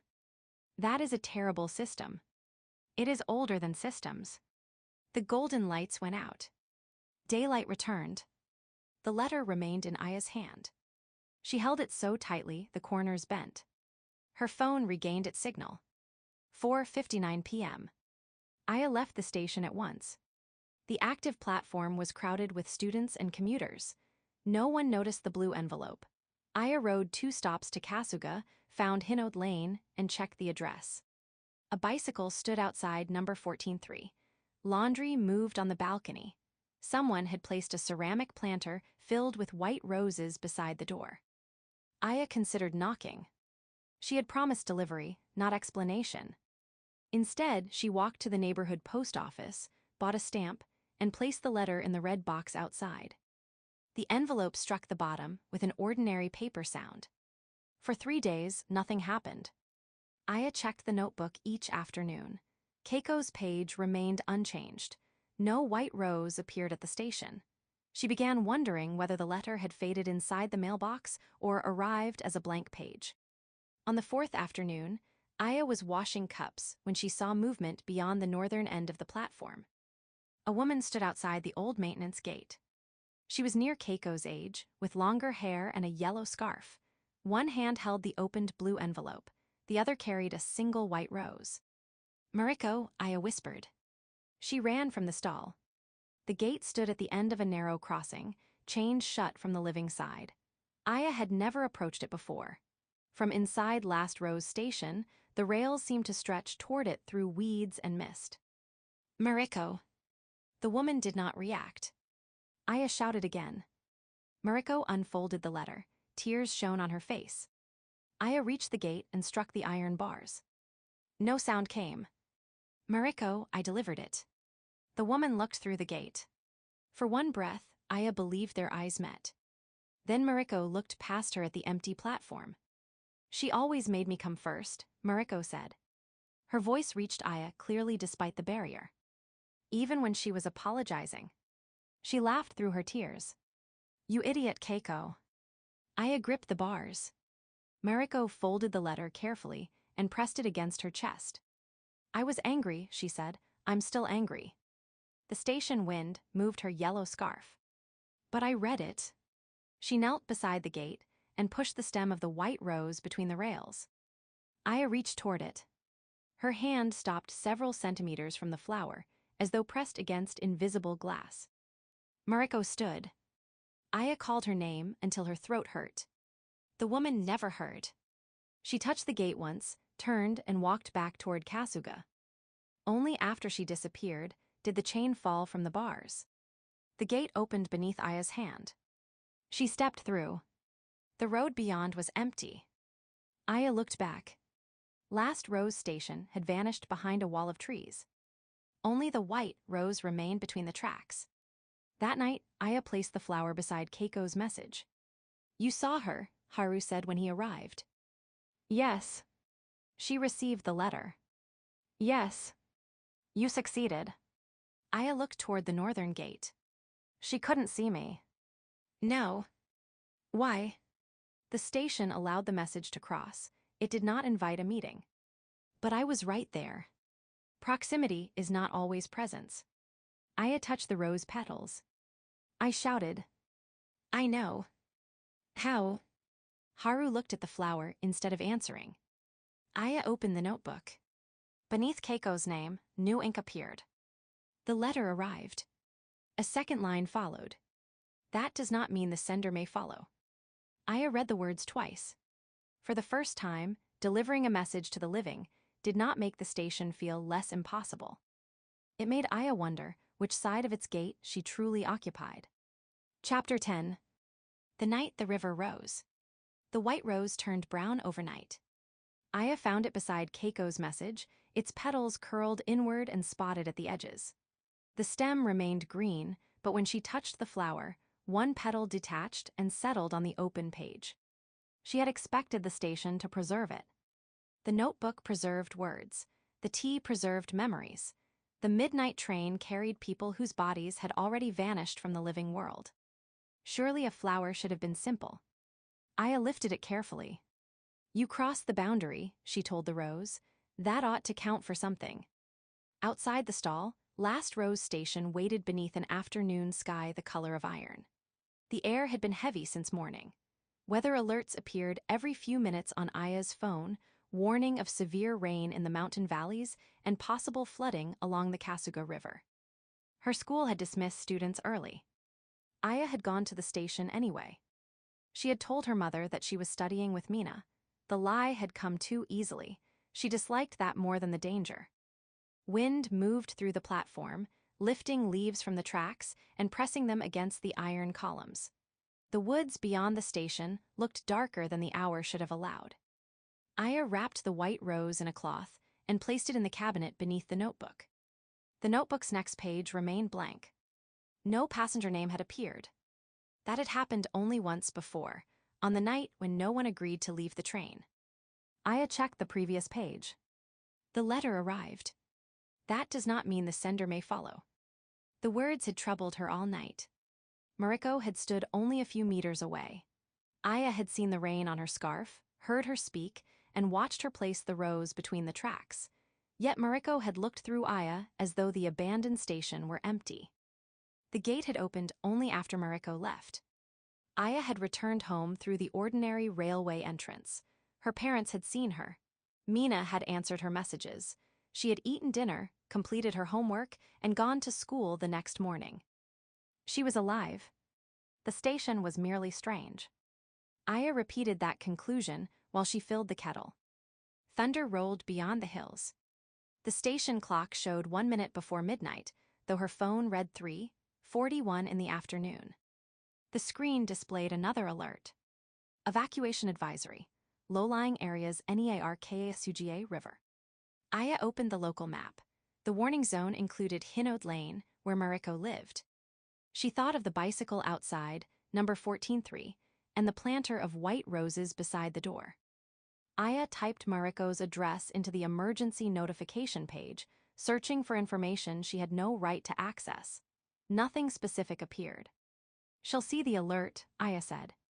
The empty station did not reassure her. Rain struck the platform roof. One drop. Then another. Within seconds, the sky opened. Water swept across the station in silver sheets. The woods vanished behind it. The gutters overflowed almost immediately, spilling onto the tracks. Wind drove rain beneath the awning and against the closed stall shutters. Aya pulled them down one by one. The station had endured decades of weather. It did not need her protection. Still, she checked the latch twice. Her phone lost its signal. Aya looked at the clock. The hands had not moved. The golden lamps did not ignite. No blue flame appeared beneath the kettle. Instead, the entire station remained trapped in the dimness of the storm. A two-note bell sounded from the tunnel. Low, then high. It was too early. Aya moved to the platform edge. A pale light appeared in the tunnel, blurred by rain. The black train emerged slowly, its wheels nearly silent beneath the storm's roar. It stopped beside the platform. Only the first carriage was illuminated. Haru stepped down before the door had fully opened. His coat snapped in the wind. As always, the rain bent away from his uniform, but tonight the space around him seemed strained. Drops struck his shoulders and disappeared like sparks. He looked at Aya. You should not be here. She had never heard urgency in his voice before. School ended early. That is not what I mean. The carriage door closed behind him. No passenger stepped onto the platform. Aya looked toward the train windows. Every compartment appeared empty. What's happening? The river has risen. I know, there are evacuation warnings. You must remain inside the stall. Aya stared at him. You've never told me to remain anywhere. I am telling you now. Thunder shook the roof. Beyond the platform, water rushed down the service path in a brown stream. Branches and leaves spun across the footbridge. Aya picked up her bag. I should go home. No. My parents will be worried. The path is unsafe. Then why tell me not to be here? Because you came before the boundary closed. What boundary? Haru approached. The storm is crossing more than one line tonight. Aya glanced toward the northern gate. It was invisible behind the rain. What does that mean? It means you must stay beneath the station roof until the train departs. When will that be? Before dawn. It isn't even 4 o'clock. Haru looked at the stopped station clock. Not every dawn belongs to the same day. Aya hated when his obscure answers concealed fear. She could see it now beneath his composure, not for himself, but for something approaching. Is a passenger coming? I do not know. You know who is on the train. There are no passengers. Then why did it come? For you. The rain seemed to grow louder. Aya searched his face. I'm not a passenger. No. Haru answered too quickly. Aya felt the words strike and leave no certainty behind. What does for me mean? It means the train will remain until the danger passes. Why would it do that? Haru did not answer. From beyond the northern end of the platform came a faint cry. Aya turned.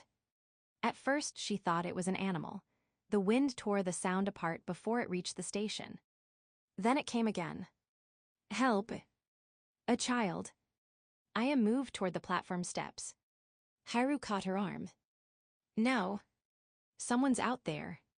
The river has breached the lower embankment. Then they need help. Emergency workers are coming. You don't know that. I know you cannot leave. The child cried out again. The voice came from beyond the maintenance crossing, close to the river. Aya pulled against Haru's hand. Let go. If you cross the platform boundary, I may not be able to bring you back. The sentence froze her for one heartbeat. Then another cry came through the rain. Aya looked toward the black train. Its door had opened. Warm light filled the empty entrance. A seat waited just inside. She understood what Haru wanted her to do. Board the train, stay inside, let someone else answer the child. The thought was unbearable. What if no one reaches her? Aya. What if the workers are delayed? This is not the stall. You cannot make the danger manageable by entering it. I'm not trying to make it manageable. Yes, you are. His grip tightened. You believe action will protect you from helplessness. Sometimes action saves people. Yes. The word held all the difficulty he had tried to teach her. The child screamed. Aya twisted free. Haru reached for her, but she was already running. She crossed the slick platform and descended onto the service path. Water covered her shoes immediately. Within 10 steps, it reached her ankles. Aya. She had never heard Haru shout her name. She did not turn. The path curved around the retaining wall. Rain blinded her. She held one hand against the concrete and moved sideways, feeling for the ground before each step. Water rushed from the hillside in narrow waterfalls. Small stones struck her legs. "Where are you?" Aya called. A sob answered from beyond the footbridge. The bridge shook beneath the flood. Aya climbed onto it. The abandoned tracks below had vanished beneath muddy water. The river had escaped its channel and spread through the low ground surrounding the station. On the far side of the bridge, a girl clung to the trunk of a fallen cedar. She was perhaps 9 years old. She wore a yellow raincoat and one red boot. Her other foot was bare. Water surged around her knees, pressing branches and debris against the tree. Aya recognized the road behind her. It led north toward Kasuga and Hinode Lane. "How did you get here?" Aya shouted. "My dog ran away." "Where is he?" "I don't know." Another surge struck the tree. The girl cried out. Aya descended from the bridge. The water rose to her thighs. She nearly fell before reaching the child. "What's your name?" "Yui." "I'm Aya, give me your hand." "I can't." "Yes, you can." "The water." "Look at me." Yui lifted her face. Aya held out her hand. "I won't let go." The promise left her before she could consider whether she had authority to make it. Yui released one arm from the tree. The current pulled her sideways. Aya caught her wrist. For one terrible second, both of them slid. Aya's knee struck a submerged rock. Pain shot up her leg, but she kept hold of the girl. "Put your arm around my neck," Aya said. Yui obeyed. Aya turned toward the footbridge. The return path had disappeared. Water poured between them and the station in a broad brown channel. Pieces of fencing, branches, and plastic containers rushed past. "We can't go back," Yui sobbed. Aya scanned the hillside. The embankment rose to their right. A narrow maintenance staircase climbed toward higher ground, though half the railing had collapsed. "There." They moved slowly. Aya tested each step with her foot before pulling Yui forward. The girl's fingers dug into her shoulder. Behind them, the cedar tore loose and vanished into the flood. Aya did not look back again. They reached the staircase. "Go first," Aya said. "I'm scared." "So am I." Yui looked at her. Aya remembered Daichai's mother washing her hands for 30 seconds because 20 could not contain her fear. She remembered Haru saying people could mean something while they were afraid.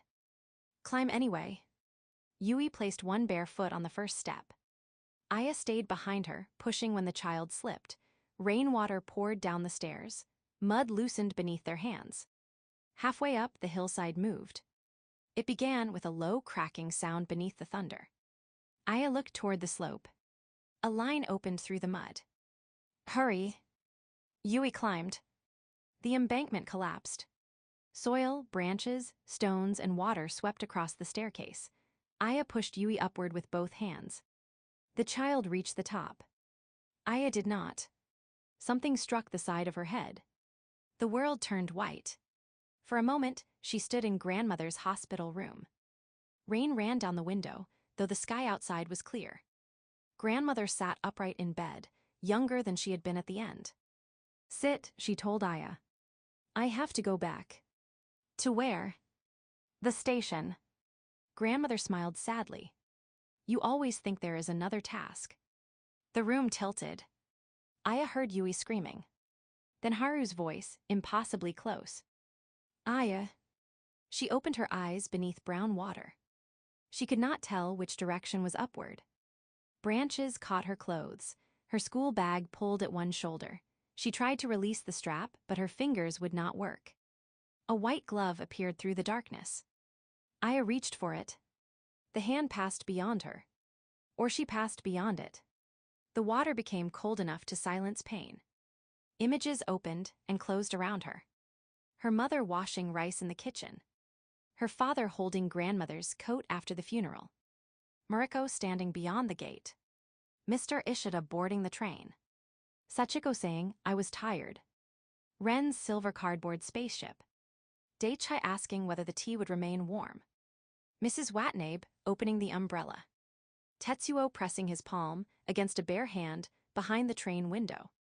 Haru removing his gloves. His hands were covered in old scars. He lifted Aya from the water. No, someone in an orange rescue jacket lifted her. No, she remained beneath the water and watched from far away. Red emergency lights flashed against the rain. Yui knelt beneath a blanket, crying into a paramedic's shoulder. Aya wanted to tell her that she had done well. She could not move her mouth. A siren rose and became the two-note station bell. Low. Then high. Aya woke behind the tea counter. The kettle was screaming. She sat up too quickly and struck her shoulder against a cabinet. The stall was lit by golden lamps. Midnight darkness surrounded the platform. Rain continued beyond the roof, but now it fell gently. Her clothes were dry. Her school uniform was clean. No mud darkened her socks. No blood marked her sleeve. When she touched the side of her head, she found no wound. Haru stood beside the burner. His gloves were back on. Aya stared at him. Yui. She survived. The answer came immediately. Aya gripped the counter and pulled herself upright. Where is she? With the living. Was she hurt? Bruised, frightened, cold. Did they find her? Yes. Aya closed her eyes. Relief weakened her legs. She sat on the stool. How did I get here? Haru turned off the burner. I brought you back. You pulled me from the water. His gloved hand paused over the kettle. Yes. I saw rescue workers. There were rescue workers. How long was I unconscious? Haru looked toward the station clock. The hands showed 1 minute before midnight. I don't know. What day is it? The train has not arrived. That is not what I asked. Aya reached for her phone. The screen lit but displayed no date. The time field remained blank. Her messages would not load. The weather alert had disappeared. She went to the stall door. Haru stepped in front of her. The path is closed. I have to call my parents. You cannot reach them tonight. They'll think I'm missing. His expression changed. Aya saw grief pass through it so quickly, she could almost believe she had imagined it. What? She asked. Nothing. Haru. The child survived, he said. That is what you needed to know. No, it is. Aya pushed past him. Last Rose Station no longer looked ruined beneath the golden lights. Every rose pattern on the columns appeared freshly painted. The weeds had vanished from the tracks. The northern gate stood beyond the platform, clear and unbroken. Aya ran toward it. The gate opened at her touch. She followed the maintenance path through the woods. After several minutes, she saw golden light ahead. Relief rose in her. Then she stepped onto Last Rose Station's platform from the opposite end. Aya stopped. Haru stood outside the tea stall, waiting. No. She turned and ran back into the woods. The path descended, crossed a narrow bridge, and curved beneath cedar branches.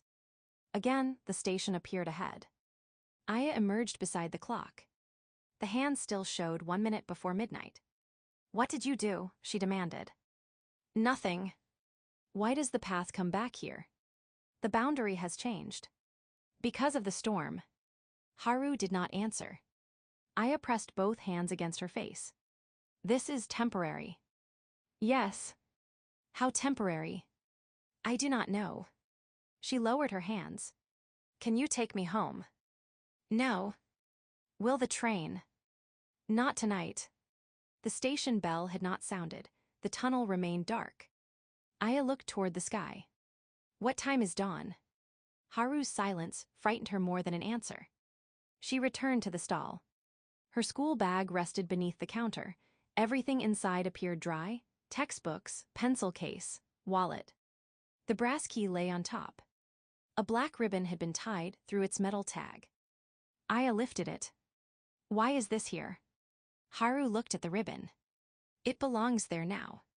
What does it mean? That the key has passed through water. That isn't a real answer. It is the answer I can give. Aya untied the ribbon. The knot loosened easily. When she removed it, the ribbon appeared tied around the key again. Aya tried twice more. Each time, the black strip returned. Haru. He looked toward the tunnel.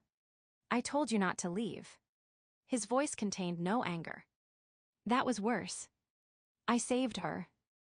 Yes. Would you rather I had stayed? No. The answer surprised both of them. Haru closed his eyes briefly. I would rather the choice had not been required. Aya held the ribboned key against her palm. Am I trapped? For now. Because I crossed the boundary. Because something crossed with you. What? Haru opened his eyes. Before he could answer, the station clock moved. The hands met at midnight. Golden light brightened along the platform, though the lamps were already burning. From deep within the tunnel came the two-note bell. Low. Then high. The black train approached. Aya stood behind the counter because she did not know where else to stand. Haru warmed the cups. For the first time, he prepared one for her without asking. Outside the station, no dawn waited beyond the rain. Chapter 11. The doctor who would not leave. Haru placed the gold-mendied cup before Aya as the train entered the station. She did not touch it. The black ribbon remained tied to the brass key in her hand, no matter how many times she had tried to remove it. Beyond the platform roof, rain fell into darkness without revealing a road, a town, or the approaching edge of morning. The train slowed. Its moonlike lamps passed over the freshly painted roses on the iron columns. When the first carriage stopped beside the stall, Aya saw her reflection in the window. Her school uniform was clean. Her hair was dry. There was no bruise on her forehead where the debris had struck her, no mud beneath her nails, and no blood on her collar. She looked exactly as she had before entering the flood. Only the ribbon had changed. The carriage door opened. A man in blue hospital scrubs stepped onto the platform. He wore a white coat over them, though one sleeve had been rolled unevenly to the elbow. A hospital identification badge remained clipped to his breast pocket. His dark hair had been flattened on one side, and a surgical mask hung loose beneath his chin. He carried no luggage. In his right hand, he held a patient chart. "Where is the ambulance entrance?" he asked. His voice was calm, but urgent, the practiced voice of someone accustomed to being obeyed during emergencies. Haru stood beside the railway lantern. There is no ambulance entrance. The man looked around the platform. Which hospital is this? This is Last Rose Station. I was transferred. No. The man checked the chart. The first page was covered in handwriting. Several lines had been crossed out and rewritten. A red sticker marked the upper corner. Then I have the wrong floor. He turned toward the train. The carriage door had already closed. The man struck the button beside it. Nothing happened. I need to return to the emergency department. The train does not travel there, Haru said. The man looked at him for the first time. You're the conductor. Yes. Then reopen the door. I cannot return you to the hospital. You mean you will not? I mean both. Aya watched the man's expression change, not confusion, recognition. His gaze moved from Haru to the black train, then to the station clock. Am I dead? He asked. Aya tightened her fingers around the key. Haru answered without hesitation. Yes. The man looked down at the chart. All right. Aya had seen passengers deny their deaths, argue with them, or accept them slowly through the T. She had never seen anyone receive the answer as though it were another clinical result. The man turned a page.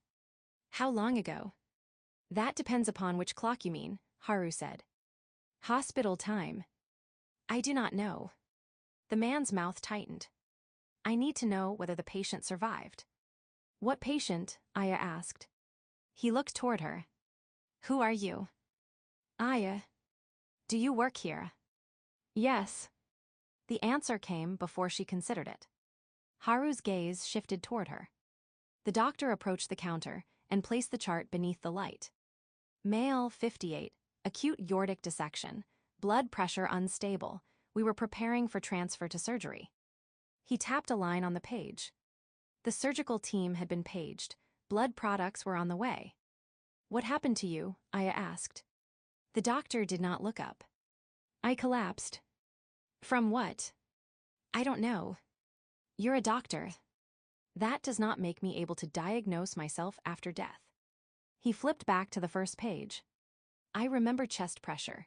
Perhaps arrhythmia, perhaps myocardial infarction. It is irrelevant. Your death is irrelevant. To the patient's treatment, yes. Haru came nearer. The treatment no longer belongs to you. The patient was under my care. He remains under the care of the living. You don't know whether anyone took over. No, Haru said. Then I need to return. You cannot. The doctor picked up the chart. Then someone needs to take this information to them. Aya looked at the writing. I might be able to. Haru's expression hardened. Aya, I delivered Keiko's letter. This is not a letter. It has information the hospital may need. The doctor immediately held out the chart. Take it. Aya reached for it. Her fingers passed through the pages. The chart remained solid in the doctor's hand. He watched her try again. What does that mean? It means the chart belongs to him, Haru said. Then make a copy, the doctor replied. There is no copier, Aya said. Write it down. He began dictating. Patient name Takashi Endo, 58. Sudden tearing chest pain radiating to the back. Right arm pressure lower than left. Widened mediastinum on radiograph. We started esmolol. Stop. Aya opened the green notebook. The page following the account of the storm was blank. What is your name? Fujimoto, Dr. Kenji Fujimoto. Aya wrote it. The ink vanished. She tried again. The name faded before she finished the final character. The notebook won't take it, she said. It takes messages, Haru replied, not medical orders. This is a message. It is an attempt to continue treatment. Dr. Fujimoto looked toward the black train. Treatment is not an attempt, it is an obligation. The rain beyond the roof grew heavier. Aya poured hot water into 3 cups. 4, she corrected herself. Haru had prepared one for her. She left it where it stood and warmed another for the doctor. I don't have time for tea, Fujimoto said. The train won't leave until you're ready. I'm ready to return to work. That is not one of the destinations. He gave her an impatient look. Aya opened a tin of dark green leaves. Sit down. I am not a patient. No one said you were. You are treating me like one. I'm making tea. Against my wishes. Haru says I do that too often. I did not say too often, Haru replied. Fujimoto looked between them. Is this how the afterlife is administered? No one has used the word administered before, Haru said. The doctor closed his eyes for 1 second, gathering patience. Then he sat. Aya poured. Fujimoto drank immediately, as though swallowing medicine. His face changed. What does it taste like? Aya asked. Coffee. That seems ordinary. Vending machine coffee, burned. His gaze drifted toward the rain. 3rd floor waiting room, 2 in the morning. What happened there? Nothing relevant. Aya waited. Fujimoto drank again. A girl was brought in after a traffic accident.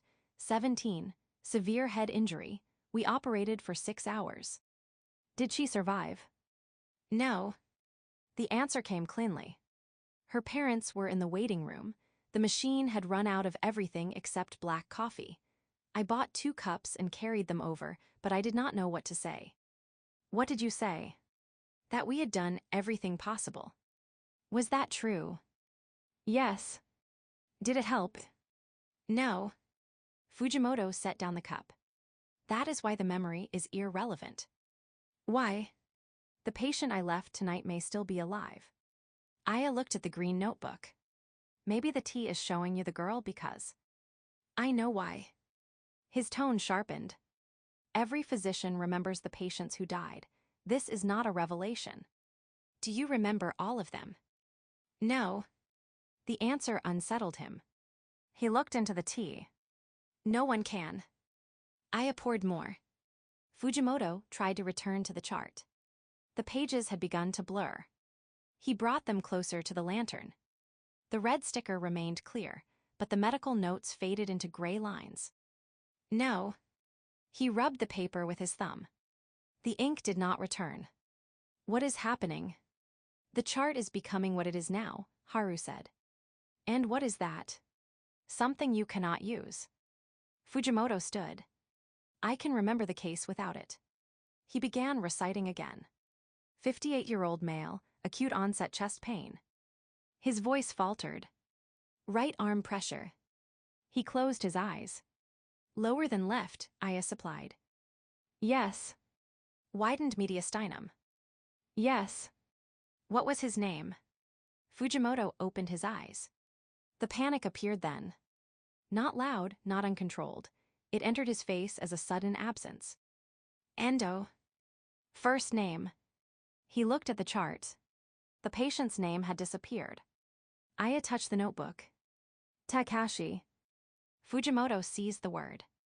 Takashi Endo. He repeated it twice. What medications? Esmolol, Aya said. And... She did not know. He pressed both hands to the counter. I knew. You still know more than I do, Aya said. That is not sufficient. For what? For him. The word broke through his professional calm. Fujimoto sat again. Aya prepared a second tea. The leaves were pale and fine, almost white. When she poured, the steam smelled faintly of clean linen. The doctor took a cautious sip. Hand soap, he said. Aya thought of Daichai's first tea. Hospital. Yes. What else? Lavender. His eyes closed. Nurse Ishikawa kept lavender cream in her locker. She said hospital soap destroyed her hands. A faint smile crossed his face. She retired 4 years ago. On her last shift, she refused the farewell party because the emergency department was full. Did she leave? At 7 in the morning. While patients were still there. Of course. How? Fujimoto opened his eyes. Her shift ended. Aya waited. He understood the question. Someone else took over. Yes. She handed over every case. Could someone have taken over yours? They would have to. Then maybe they did. Maybe is not enough. Haru spoke from beside the lantern. It was enough when you allowed every colleague to leave at the end of a shift. That was different. Because they were returning. Yes. And you are not. Fujimoto's hand closed around the cup. That is exactly why I cannot leave an incomplete case. Aya felt the sentence catch against something inside her. She had left her grandmother's hospital room because there were questions to ask. After her grandmother died, she sorted the apartment because there were objects to organize. When the child cried from the flooded river, she ran because there was something to do. Now the path outside, the station returned her to the same place. She still believed there must be a task hidden somewhere that would open it. Fujimoto drank again. His expression changed. Different soap, he whispered. What memory? A child with leukemia.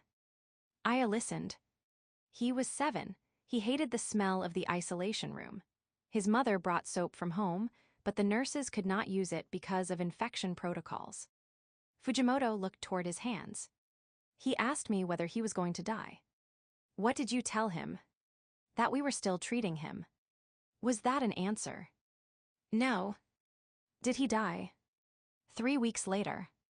The doctor's voice remained steady, but his cup trembled against the saucer. I kept adjusting treatment. New antibiotics, another transfusion, another scan. His mother asked whether she should call his grandparents. I told her we were not at that point. Were you? Yes. Rain beat against the roof.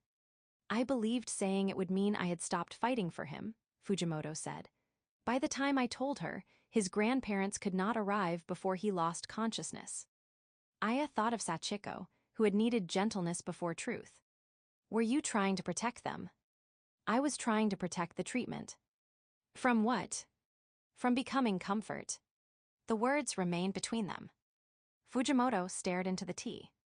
In the emergency department, the work is organized around saving people. You identify the problem, stabilize, treat, transfer. There is always another action. And if there is? He did not answer. Aya looked at the cup Haru had prepared for her. It still waited beside the brass key. What happened to the boy? She asked. He died with his mother beside him. Was he in pain? No, we treated that. Then the treatment changed. Fujimoto's eyes lifted to hers. It became comfort. Yes. That was not what we wanted. No. Then it was a failure. Aya remembered Haru's words during the quiet night. Treatment may become comfort. And if comfort changes nothing, it changes the manner in which nothing can be changed. She had understood the sentence only enough to resent it. Now she said, did it matter that he wasn't in pain? Fujimoto looked toward the train. Yes. Did it matter that his mother was with him? Yes. Then the work didn't stop being real because it stopped saving him. The doctor's face tightened. Aya continued. Maybe the goal changed. That is what clinicians tell families when the disease has won. Maybe the disease won. Fujimoto looked at her sharply. Aya did not soften the statement. And maybe that didn't make the care false. The rain slowly weakened. The chart beneath Fujimoto's hand lost its final marks. The pages became blank. He lifted them. I don't remember the medication dose, he said. Someone at the hospital does. I don't remember whether surgery accepted the transfer. Someone there knows. I don't know whether Takashi Endo survived. Aya looked toward Haru. He gave no answer. Fujimoto lowered the chart. And I may never know. No, Aya said. The doctor laughed once without humor. You say that very easily. I don't. She touched the black ribbon around the key. I just say it often. Fujimoto noticed the ribbon. His gaze moved to her uniform, then to the empty darkness beyond the platform. You said you work here. Yes. How long? I don't know. How long since you went home? Aya's fingers tightened. The storm damaged the path. That was not my question. She disliked hearing her own words return to her. Not long. Hours. I don't know. Days. No. The denial came too quickly. Fujimoto studied her with the clinical attention he had given the fading chart. When did you last see your parents? This afternoon. What did you do? Aya opened her mouth. She remembered leaving school early, weather alerts, the white rose turning brown. Before that, dinner with her parents. Or had that been the night before?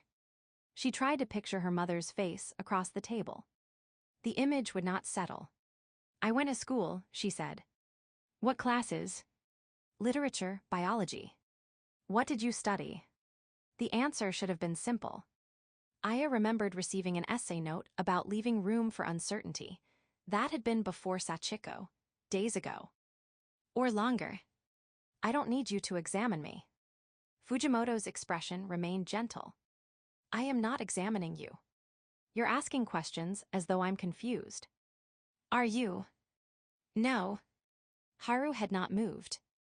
Aya looked toward him. Tell him. Haru said nothing. I rescued Yui, Aya said. Emergency workers found us. Haru brought me back here. The boundary changed because of the storm. Fujimoto looked at Haru. Is that true? The child survived, Haru said. That is not what I asked. Aya felt anger rise. Stop talking about me. Fujimoto lowered his gaze. Forgive me. I'm not a patient. No. I'm the attendant. Yes. The doctor looked at the cups, the notebook, and the black train waiting beside the platform. Then he asked, Are you certain those are different things? Aya stood. The stool scraped backward. You came here because you refused to leave your patient. That is true. This is not about me. Fujimoto nodded. No, but I recognize the belief that unfinished work grants permission to remain. The two-note bell rang. The doctor's ticket appeared atop the blank patient chart. Silver letters formed across it. Onward. Fujimoto picked it up, but did not stand immediately. What should I write? He asked. Aya opened the notebook. This time, his name remained when she placed it on the page. Kenji Fujimoto. He considered the empty space beneath it. At first, I thought the message should be for Mr. Endo. Takashi, Aya said. Yes. Fujimoto looked toward the train. But the living do not need instructions from a dead physician who cannot see what happened after he left. He took the pen. To the people I treated, he said, and the people I could not save. He wrote, the work did not become less real when treatment became comfort. I am sorry for the times I delayed the truth because I believed hope and honesty could not occupy the same room. He paused, then added, someone else may take over without making the care before them meaningless. Fujimoto placed the pen beside the notebook. The blank chart dissolved into white light. He stood and walked toward the train. At the door, he turned back to Aya. I may be wrong. About what? About you. Aya said nothing. Fujimoto looked toward the cup Haru had prepared for her. But ask yourself whether you are serving tea because the work is yours, or because as long as someone needs you, you do not have to discover where you are meant to go. Aya felt the brass key press painfully into her palm. I'm the attendant. Yes, Fujimoto said, for now. He boarded. Through the window, Aya saw him sit beside a man in a hospital gown. The man's face remained obscured, but Fujimoto did not reach for a chart or search for a monitor. He simply sat beside him. The train moved into the tunnel. When the final carriage disappeared, Aya turned on Haru. You should have corrected him. Why? Because he was wrong. Haru looked at the gold-mendied cup. You have not tasted your tea. I don't want it. You prepared tea for every passenger who said the same. I'm not a passenger. No, Haru said. Again, the answer came too quickly. Aya picked up the cup. The tea had remained hot. She smelled rainwater, hospital soap, and something faintly sweet. Grandmother's honey. Aya set it down without drinking. Outside the station, the darkness did not light. No dawn appeared. The path remained hidden behind the rain. Haru closed the green notebook. What did Fujimoto mean? Aya asked. You heard him. That isn't an answer. No. Do you think I'm postponing something? Haru's gaze rested on the black ribbon tied around the brass key. Yes. Aya waited for him to explain. He did not. The platform lamps dimmed, but they did not go out. The station did not return to daylight or ruin. The cups remained clean. The roses on the columns remained bright. Time continued without warning. On the next blank page of the notebook, ink began to form. Not a name. A question. When did Aya last see the sun? Chapter 12. The woman at the wrong platform. The question remained on the page. When did Aya last see the sun? Aya read it again, beneath the station lamps. The words had appeared after Dr. Fujimoto boarded the train, while the platform remained suspended in a darkness that was neither midnight nor dawn. Haru had closed the notebook once. Aya opened it again. The question remained. She tried to answer. That afternoon, she thought. She had left school beneath a gray sky. No, there had been weather warnings, heavy clouds, the day before perhaps when she mailed Keiko's letter. She remembered sunlight on the pavement outside the post office, but the memory looked strangely flat, like a photograph held too far away. Aya turned back through the notebook. Mr. Ishida, Sachiko, Ren, Mrs. Watanabe, the silent passenger, Daichai, Tetsuo, Keiko, the storm, Dr. Fujimoto. How many nights had passed? Before the flood, each night at the station had cost only minutes in the living world. Now her phone displayed no time. She took it from her bag again. The screen lit. No date, no signal, no battery percentage, only her own reflection against a black background. Aya pressed the power button until the screen went dark. I saw the sun yesterday, she said. Haru stood beside the railway lantern. You do not sound certain. I am. The notebook did not change. Aya closed it hard enough to make Daichai's paper crane tremble on the shelf. What happens if I don't answer? Nothing required you to. Then why ask? The notebook writes what is unfinished. That is convenient. It is not intended to be. Aya looked beyond the platform roof.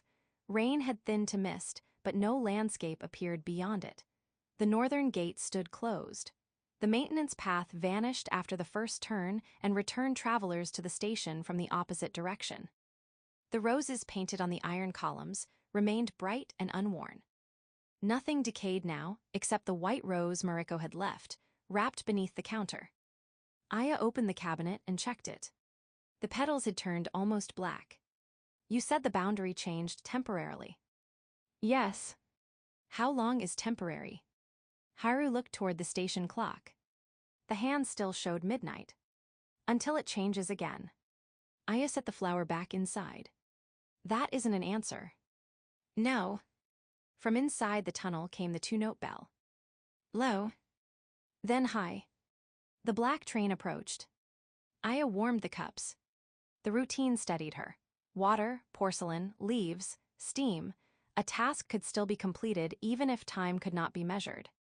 The train entered the station and stopped. This time, the carriage doors opened before Haru moved toward them. A woman stepped onto the platform carrying a red suitcase. She appeared to be in her early 40s, with carefully waved hair and a cream dress beneath a dark green coat. A silver bracelet circled one wrist. She looked up at the station sign. Her expression collapsed. No. Haru stood beside the train. The woman turned to him. This is not Minato. No. I was told to change at Minato. By whom? By the man at Central Station. What did he look like? She frowned. I don't remember.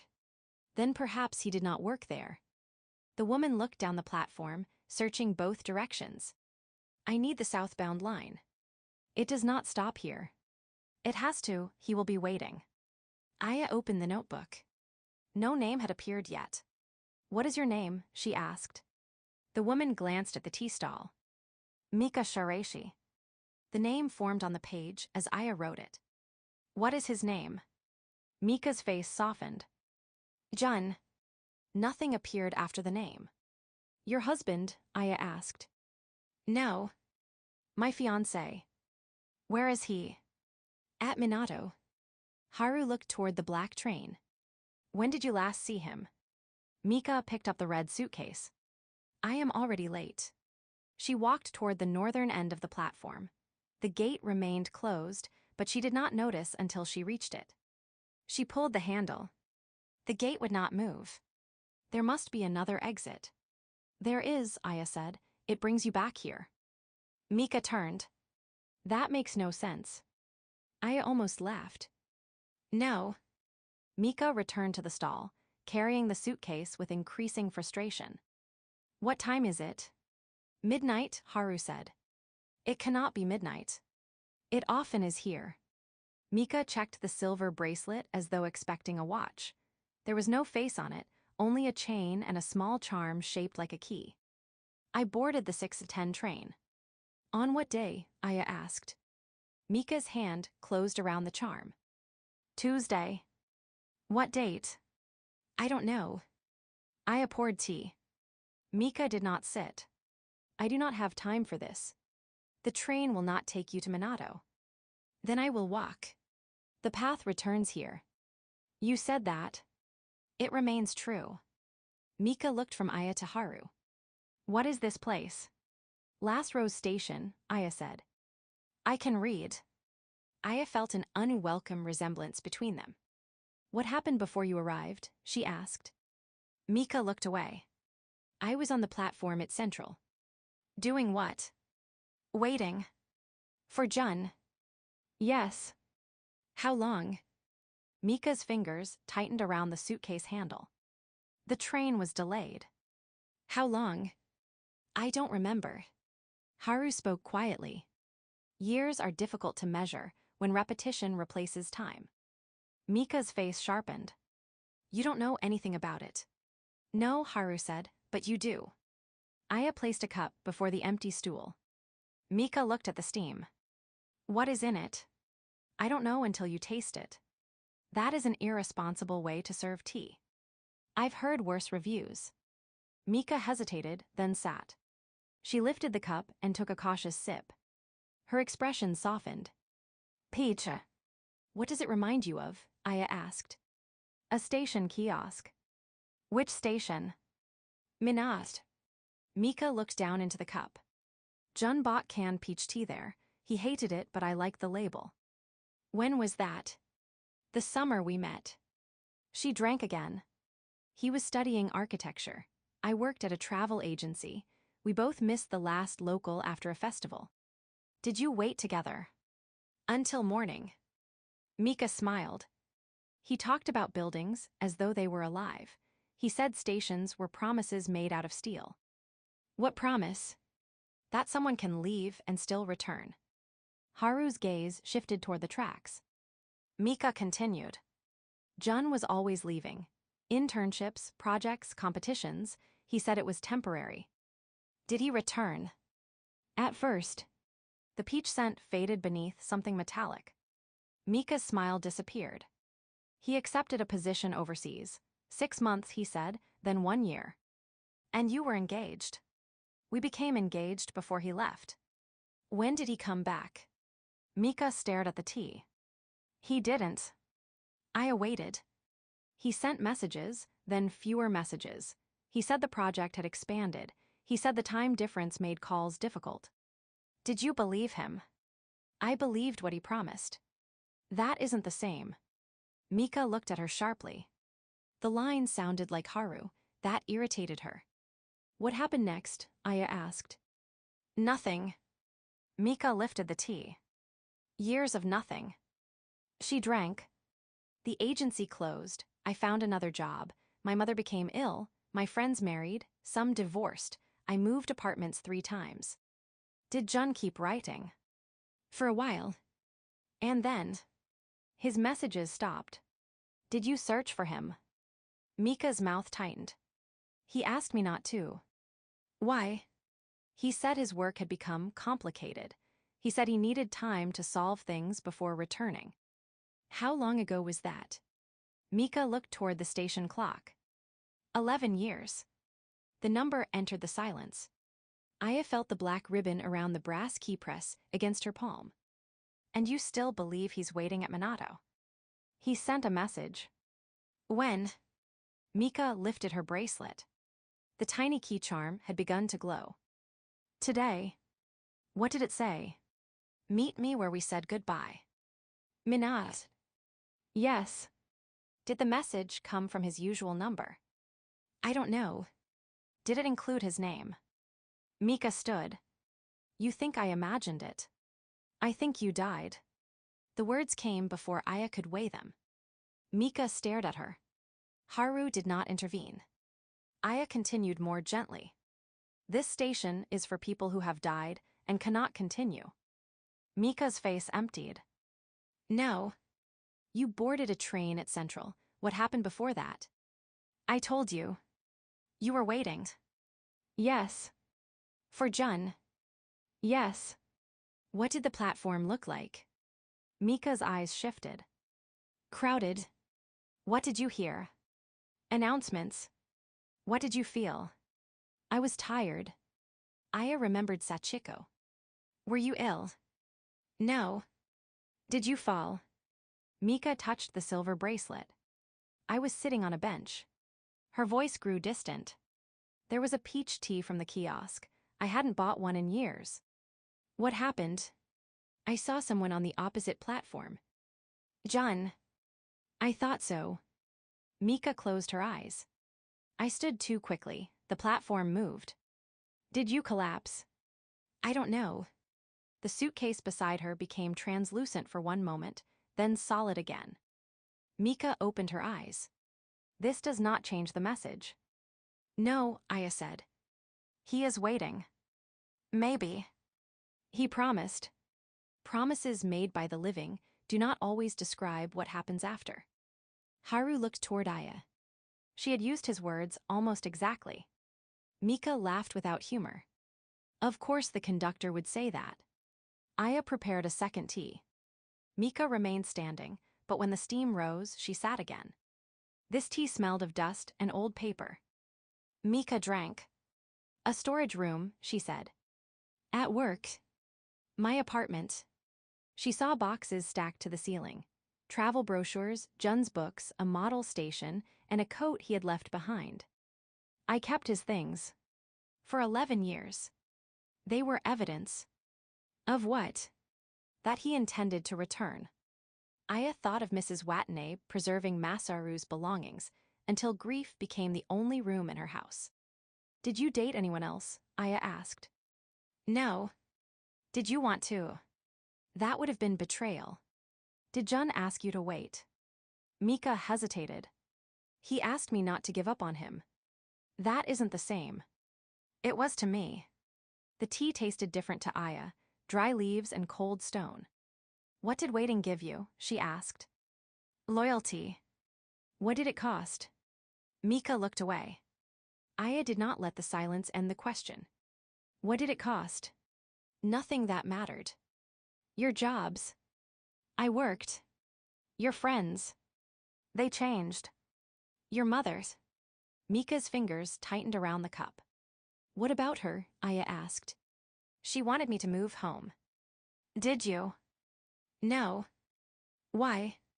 Jun might return to the apartment. Did your mother die? Mika closed her eyes. Yes. Were you with her? No. Aya felt the question turn inward. Her grandmother had asked her to sit. Aya had left to find a nurse. Did you say goodbye? She asked. My brother held the phone to her ear. She could not answer. What did you say? That I was sorry. For not being there. For everything. Mika put down the cup. She used to tell me waiting was not a life. I said she didn't understand. What didn't she understand? Love. Did she love anyone she had to let go? Mika's face crumpled. My father. Did she wait for him after he died? No. Did that mean she loved him less? No. The answer was almost soundless. Aya looked beyond the stall. The black train waited with one door open. Inside the nearest carriage, an empty seat faced the platform. No figure occupied it. Maybe Jun loved you, Aya said. He did. Maybe he left. He had worked. Maybe he became afraid to return. He would have told me. Maybe he died. Mika shook her head. Maybe he chose another life. No. Maybe you will never know. Mika stood so quickly, the cup overturned. Tea spread across the counter. That is cruel. Yes. You think uncertainty gives you permission to say anything. No, I think uncertainty means neither of us gets to choose the answer that hurts least. Mika stared at her. Aya felt Haru's attention. The words pressed against Aya's own unanswered questions. Haru's identity, grandmother's connection to the stall, the returning path, Mariko's failure to see her, and the missing son. Aya wiped the spilled tea. Mika sat again. For a long time, only the rain spoke. At last Mika said, if I leave, he may arrive after me. Perhaps, Haru said. You would let that happen. The train does not punish people for arriving at different times. What if he needs me? Aya looked at the cups lined beneath the shelf. How long do you remain somewhere because another person might need you? Mika touched the key charm on her bracelet. As long as necessary. And who decides that? They do. Even when they're absent. Mika had no answer. The charm detached from the bracelet and fell onto the counter. It was not a key. Up close, Aya saw that it was a miniature station, platform with a tiny bench. Mika picked it up. Jun gave me this the night he left. What did he say? That I should keep traveling. Did you? I worked at a travel agency. That is what he meant. Mika laughed through her tears. No. The platform clock advanced. The two-note bell sounded once. Not departure, a warning. Mika looked toward the open train door. If I board, I am admitting he may never come. Yes, Aya said. If I stay, I am admitting nothing. Yes. Then staying is easier. Yes. Is that why you're here? Aya froze. Mika looked past her at Haru. You speak as though waiting is a mistake, yet you remain at a station with a man who never answers your questions. Aya's hand closed around the black-ribboned key. This is my work. Is it? The same question Dr. Fujimoto had asked. Mika looked toward the darkness beyond the platform. Do you have somewhere else to go? My family. When did you last see them? Aya thought of the notebook's question. She could not answer. Mika understood the silence. Then perhaps we are both at the wrong platform. Haru lowered his gaze. Aya felt anger rise, but beneath it was fear. She turned to him. If I stopped coming to the station, would you miss me? Haru looked up. Mika watched them both. The rain softened. Yes, Haru said. The answer held no hesitation. Aya's throat tightened. Would you stop me from leaving? No. The second answer hurt more. Why? Because missing you would belong to me. He stepped closer to the counter. Your departure would belong to you. Aya looked at the white gloves, the unreadable face, and the tunnel through which he always vanished. Would the time before become false? No. Haru's voice softened. Leaving does not rewrite companionship into abandonment. Mika began to cry because the words had crossed the stall and found her anyway. Aya placed the pen beside the green notebook. Mika opened it. She wrote, I waited because I loved him. I continued waiting because I was afraid to learn who I would be if he did not return. She paused, then added, Jun, if you were waiting somewhere else, I hope you learned how to leave it. The black ticket appeared beneath the tiny platform charm. Silver letters formed across it. Onward. Mika held the ticket but did not stand. What if the message was real? She asked. Then it brought you here, Aya said. To him. No. Aya looked at the notebook. To the place where you could stop waiting. Mika rose. She left the red suitcase beside the counter. When she walked toward the train, the suitcase opened by itself. Inside were no clothes. It contained calendars, 11 of them, each filled with appointments Mika had canceled or declined. The pages lifted into the air. One by one, they dissolved into pale dust. Mika boarded the train. Through the carriage window, she sat alone. The empty seat beside her remained empty. She looked at it for a long time. Then she placed the tiny platform charm on the cushion, leaned back, and closed her eyes. The train began to move. As the carriage passed, Aya saw a man standing on a distant platform reflected in the glass. He raised one hand. Mika did not open her eyes. The reflection disappeared before Aya could decide whether it had been Jun. The final carriage entered the tunnel.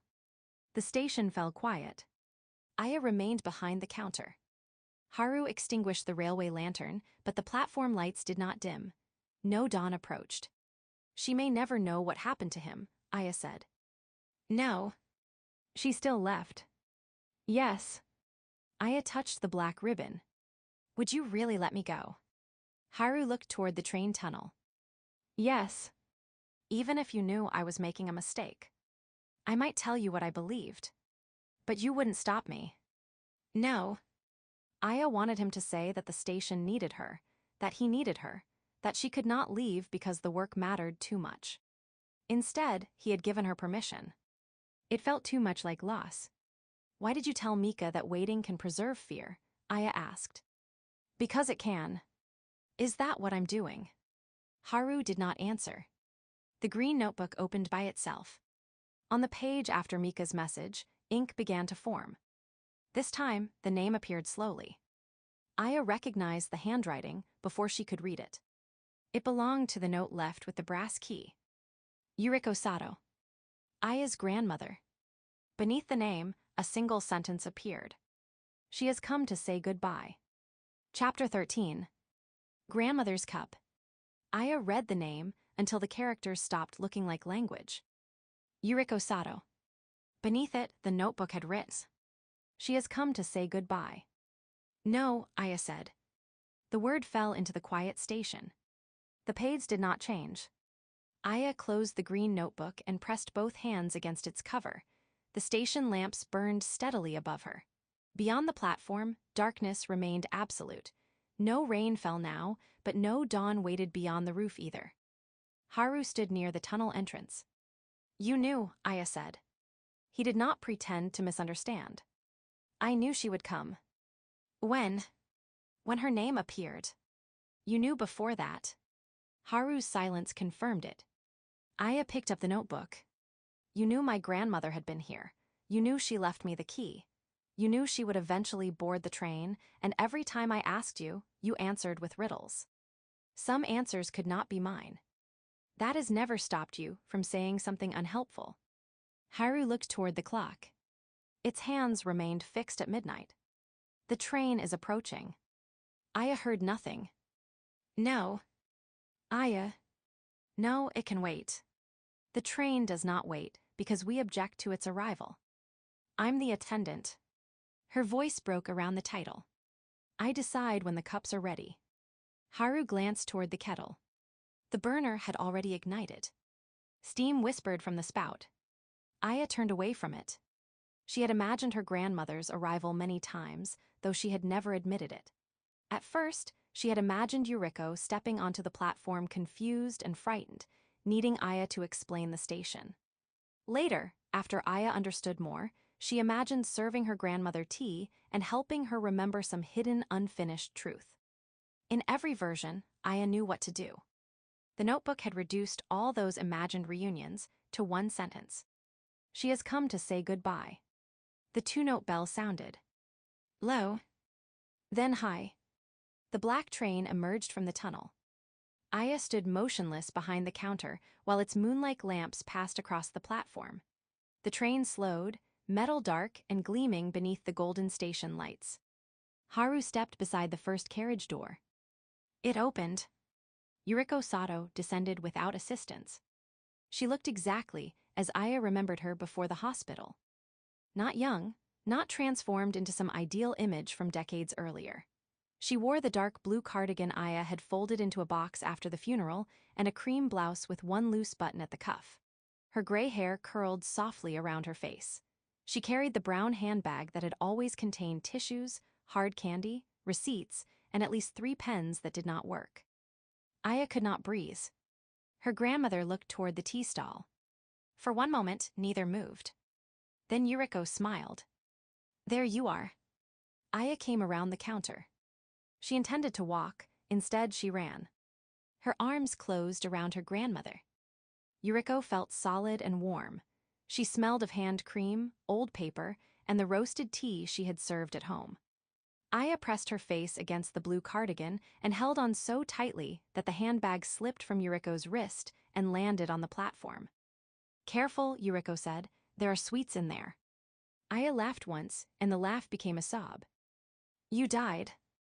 "Yes." "I know, I was there. I wasn't there. I left and then." Yuriko placed one hand against the back of Aya's head. "I know. I should have stayed. I asked you to sit, not to become furniture." Aya pulled back. Her grandmother's eyes were wet. "You always make jokes when something matters." "Yes, it is one of my less dignified forms of courage." Aya gripped her cardigan. "You left me the key." "I did." "You knew this would happen." "I knew you would find the station." "You sent me here." Yuriko's smile faded. "I opened a door. The station decided when you would enter." That sounds like something Haru would say. "I taught him several evasions." Haru inclined his head from beside the train. "Only the better ones." Yuriko looked at him. "Your standards remain questionable. And yours remain difficult." The familiarity between them hurt Aya almost as much as the reunion relieved her. "You know each other." "We do," Yuriko said. "How?" Her grandmother bent to retrieve the handbag. "First tea." Aya stared at her. You cannot possibly think tea comes before explaining this. Tea comes before many explanations. It gives them somewhere to sit. Haru looked away, but Aya saw the faintest suggestion of amusement. That is where you got it, she said to him. Not everything I say is original. Very little, apparently. Yuriko walked to the stall and took the center stool. Aya remained standing. Her grandmother placed both hands on the counter. Roasted green tea, she said, 1 spoonful of honey. Aya knew the tin without searching. It stood on the 3rd shelf, though she had never opened it.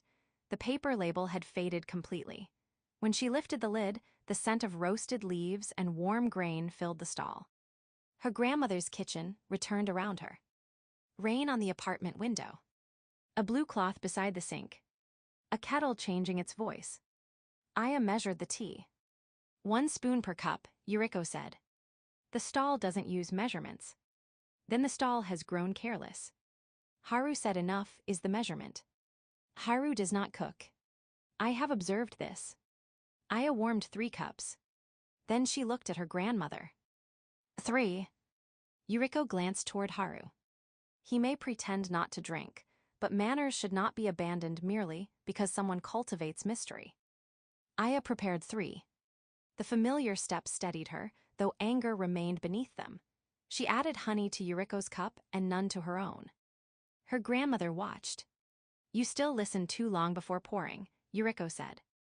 You told me the water changes its voice. It does. I was listening. You were worrying. There is a difference. Not always. Aya poured. Yuriko lifted the cup with both hands and breathed in the steam. What does it taste like? Aya asked. Her grandmother smiled over the rim. Tea. That is not how this works. It is how tea works. Yuriko took a sip. Then her expression softened. And home? Aya sat across from her. What home?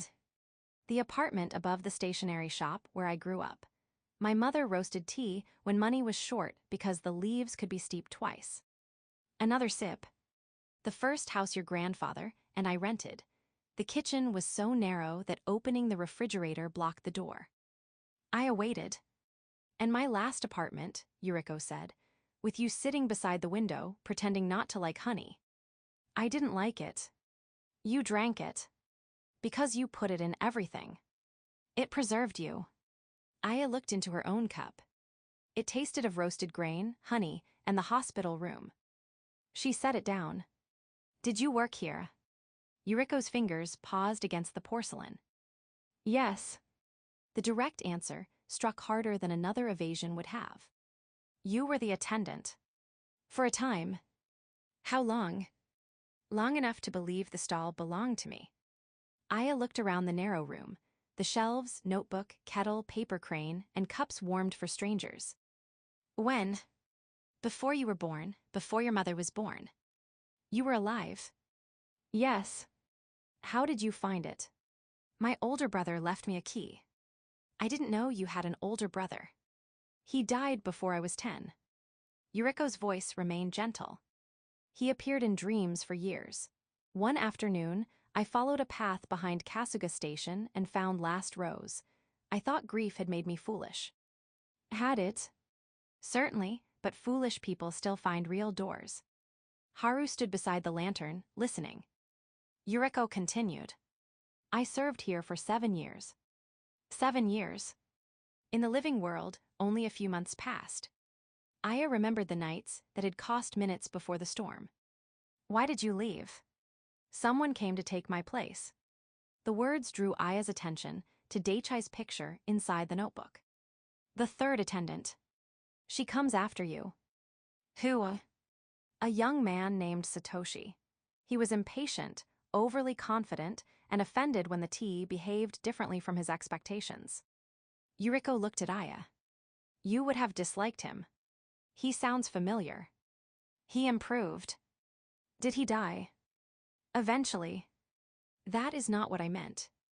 I know. Aya leaned forward. Why does the stall need attendants? Yuriko considered the question. The train can carry the dead. Haru can guide them.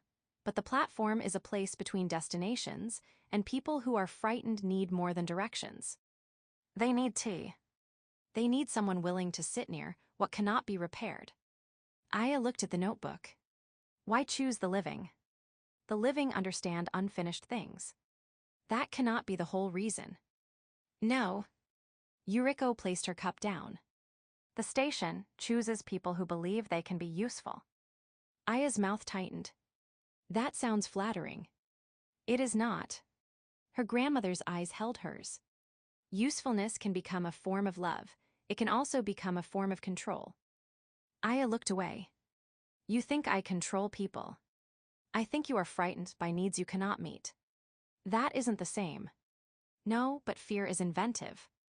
Yuriko touched the edge of the green notebook. When you were little, you tried to repair a dead moth with tape. Aya remembered. Its wings had torn when she tried to lift it from the windowsill. You told me it couldn't be fixed. You became angry with me. I was 6. You remained angry for 2 days. I thought you weren't trying. Yuriko nodded. That is the danger. Aya stood. You left me this place because I taped a moth. I left you the key because you stayed beside it after you understood it would not fly. Aya's anger lost direction. She remembered the small brown body resting in a matchbox. Her grandmother had helped her line it with cotton. You needed a place, Yuriko said, where usefulness could become compassion instead of command. I saved people here. Yes. I helped them board. Yes. I delivered Keiko's letter. You did. I saved Yui. Her grandmother's face changed at the child's name. Yes. Then action mattered. Of course it mattered. Yuriko reached for Aya's hand. Aya did not take it. What I feared, her grandmother continued, was that you would decide action was the only thing that mattered. Aya looked toward the black train. You knew the storm would happen. No. You knew I would get trapped. Yuriko's eyes filled with sorrow. No. You left the key. I did not choose the river. Then why can't I go home? No answer came. Aya turned to Haru. Tell her the path changed. Tell her my family is waiting. Haru remained beside the lantern. Yuriko looked down. Aya felt the silence become a shape she did not want to enter. Why haven't they come? She asked. Her grandmother lifted her head. Who? My parents. Aya. They know about the station, don't they? You knew. Maybe my mother knows too. Why hasn't she come through the gate? Why hasn't my father found the path? Yuriko began to cry. Aya had seen her grandmother cry only twice. At grandfather's funeral, and while listening to an old song whose name she refused to provide. Now tears slipped down her face without restraint. They speak to you every day, Yuriko said. Aya became very still. What? Your mother, your father, Mina, people from school. No. They speak even when they believe you cannot hear them. I went to school. Yuriko's hand covered her mouth. I came here after school. You came here many times. I ate dinner with them. You remember eating dinner with them. That is the same thing. No. Aya backed away from the counter. The station light seemed too bright. You're confused. I wish I were. The storm damaged the path. Haru brought me back. I lost track of time. Yes. My phone stopped working. Yes. That doesn't mean. Aya could not say the word. Yuriko stood. She walked around the stall and approached slowly. Aya retreated until her back touched the shelves. You said you came to say goodbye. Yes. Because you're leaving. Yes. Not because I am. Her grandmother did not answer. Aya shook her head. No. Yuriko reached for her. Aya turned away. Do not make this into another riddle. I am not. Then tell me where I am. You are at Last Rose Station. That is not what I asked. No. The answer sounded like Haru. Aya hated them both for sharing it. Her grandmother stood behind her. You are not ready to hear everything tonight. You don't get to decide that. No, Yuriko said. You do. Aya turned. How? By allowing the truth to be something other than a task. The black ribbon around the brass key seemed suddenly heavy. Aya tore at it. As before, the ribbon loosened and reappeared in the same knot. What does this mean? Yuriko touched the ribbon. It means the key passed through water. Haru said that. It is true. What crossed with me? Her grandmother looked toward the train. An ending you have not yet recognized. Aya's breath caught. She wanted to demand the word. She wanted to force Yuriko to say it clearly, to make the truth solid enough to argue against. Instead, she heard the two-note bell. The train door opened. Yuriko looked toward it. No. Aya seized her hand. Her grandmother's fingers were warm. You just arrived. I arrived when I needed to. You haven't written a message. I did not come because I had forgotten one. Then why did the train stop? To see you. That is an unfinished business. Yuriko smiled through her tears. Love often arrives unfinished. Aya tightened her grip. You can stay. No. Mrs. Watnabe waited 32 years. And lost 32 years. You're already dead, what can you lose? My willingness to continue. The answer entered Aya like cold water. You told me I had to keep the kettle filled. Yes. So stay until the last train. There is no last train. Aya stared at her. There is always another passenger, another cup, another message. That is why an attendant must eventually leave.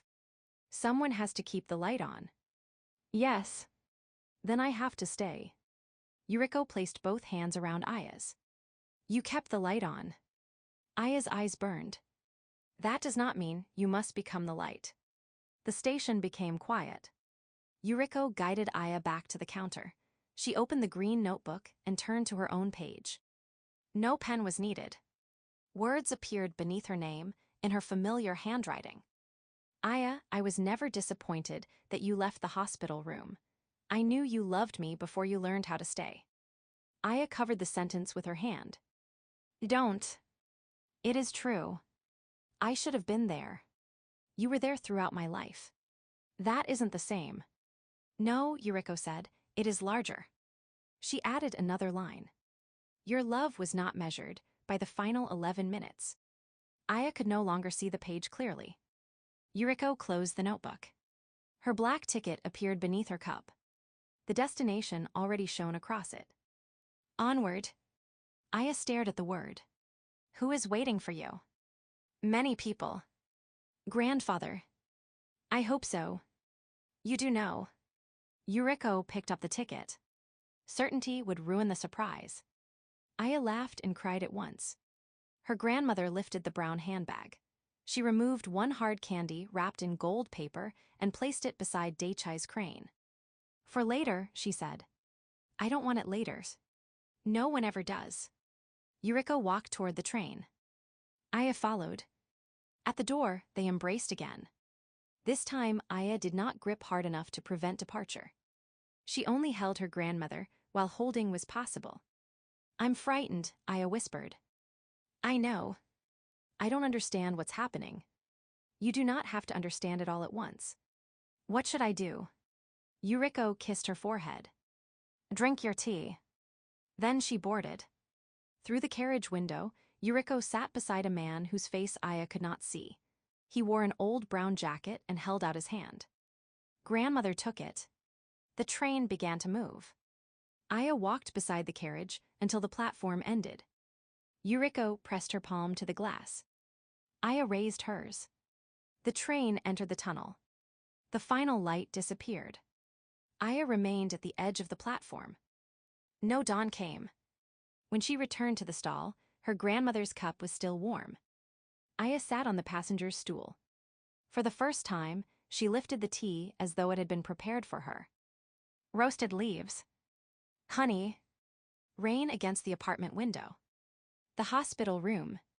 Her grandmother's hand waiting on the blanket. Beneath it all was another taste Aya could not yet name. She drank anyway. Chapter 14. The Last Attendant. Aya finished her grandmother's tea. The final mouthful had cooled, but the honey remained. Beneath it was the taste she had been unable to name. Rainwater, metal, and the flat medicinal sweetness of oxygen flowing through a plastic mask. Aya set down the cup. The station remained dark. No dawn gathered beyond the platform. No ruined weeds reclaimed the tracks. The roses painted on the iron columns stayed bright, and the golden lamps did not flicker. Haru stood beside the tunnel. He had not moved since Yuriko's train departed. Aya looked at the empty carriage line, though the train had vanished. My grandmother said to drink the tea. Yes. What was supposed to happen? Haru's gaze shifted toward the green notebook. It opened by itself. Pages turned beneath an invisible hand. Mr. Ishida, Sachiko, Ren, Mrs. Watanabe, the silent passenger, Daichai, Tetsuo, Keiko, the storm, Dr. Fujimoto, Mika, Yuriko. They stopped at a blank page. Ink spread slowly across it. Aya Sato. Aya did not breathe. Beneath her name, another sentence appeared. She believes she is the attendant. No. The denial came before thought. Aya seized the notebook and rubbed the sentence with her sleeve. The ink did not smear. I am the attendant. Haru's face remained calm. You are. Then why did it write that? Because it is true. That I'm the attendant. That you believe it. Aya closed the book. The brass key lay beside her cup, its black ribbon tied through the rose-shaped tag. She picked it up. My grandmother gave me this. Yes. She chose me. Yes. The stall needs someone. Yes. Then stop agreeing with me as though I'm wrong.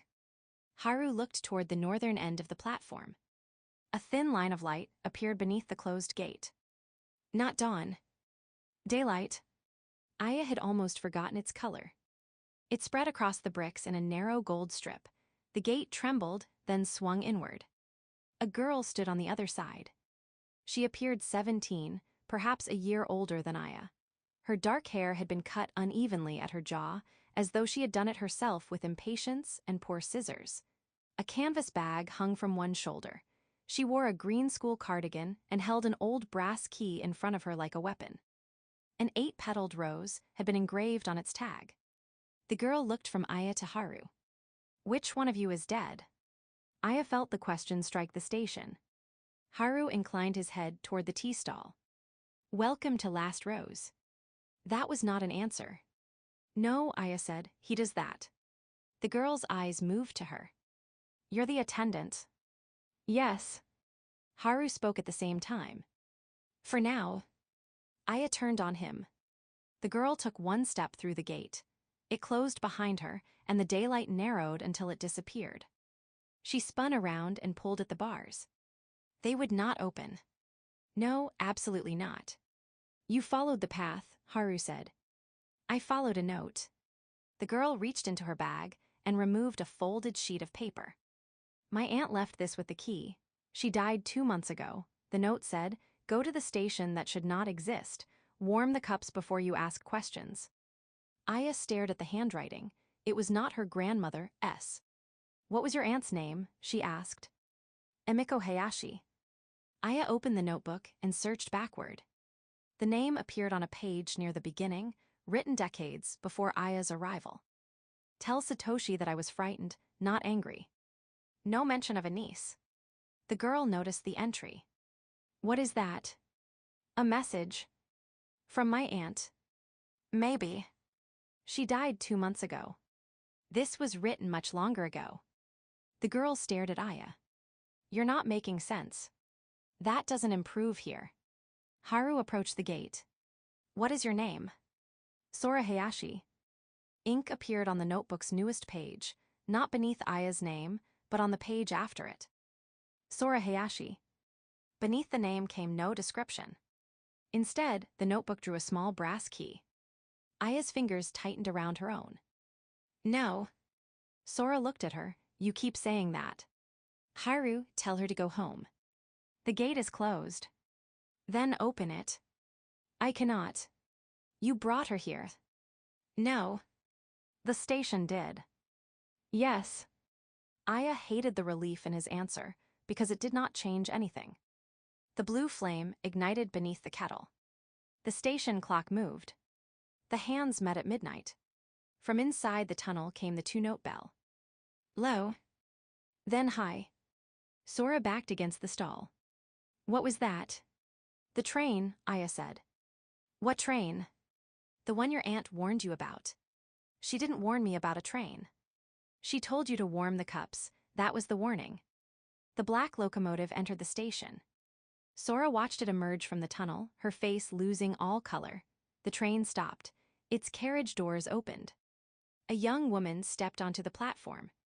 She wore a red sweater and carried a plastic shopping bag filled with oranges.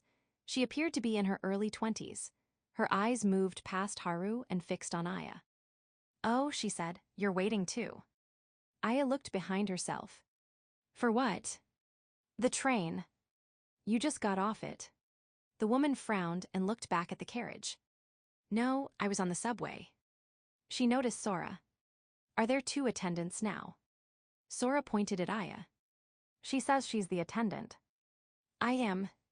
The woman's gaze dropped to Aya's apron. Something dark protruded from the pocket.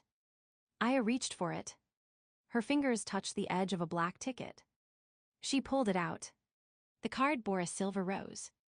The name printed across it was hers. Aya Sato. She turned it over before reading anything else and shoved it back into the pocket. What did it say? Sora asked. Nothing. That looked like something. It isn't for tonight. Haru said nothing. His silence followed her behind the counter. Aya warmed the cups. Sora watched closely.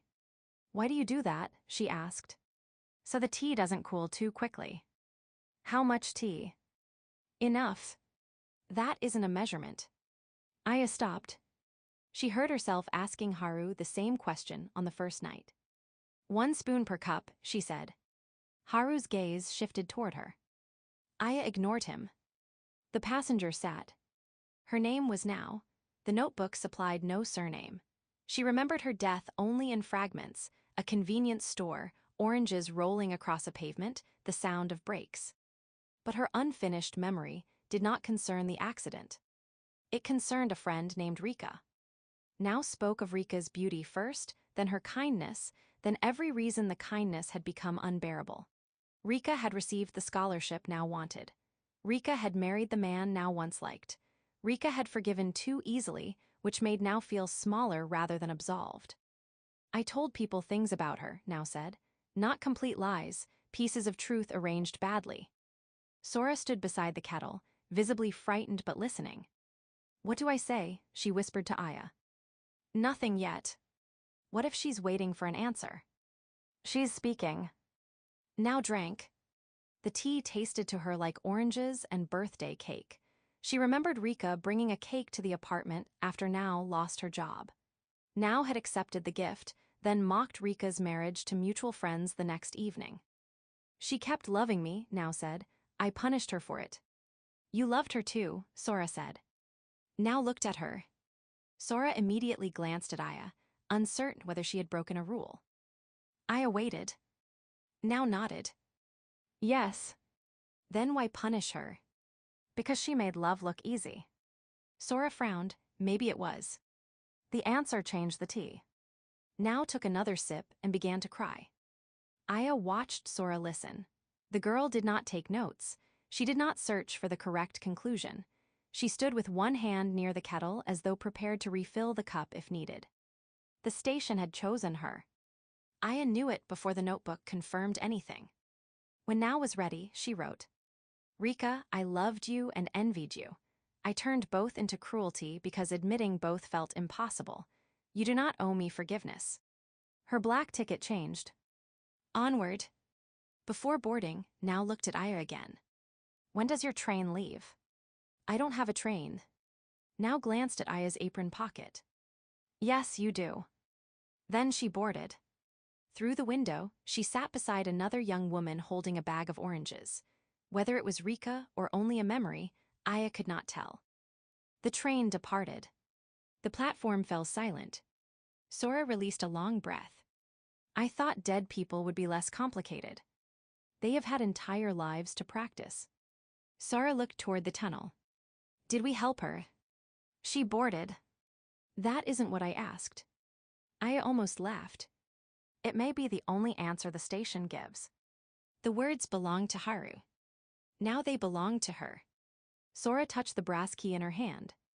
What happens next? You learn where the tea is. Then, you listen. And if I say the wrong thing, you will. Sora looked alarmed. You tell the truth carefully. You don't force people to hear it before they're ready. You don't promise that messages will arrive. You keep the kettle filled. Aya touched the green notebook. And you remember that fixing is not the only form of care. Sora looked at her for a long moment. You're leaving. No. You sound like someone giving instructions before leaving. I'm teaching you. Why? Aya could not answer without saying the word she refused to read on the black ticket. She removed the card from her apron. The date beneath her name was the date of the flood. Beneath it, in smaller letters, date of death. Sora read it. Her face changed. Aya tore the ticket in half. The pieces joined in her hands. She tore it again. It returned whole. No. Sora stepped away from her. Aya turned to Haru. You made this. No. The station did. Yes. The station is wrong. No.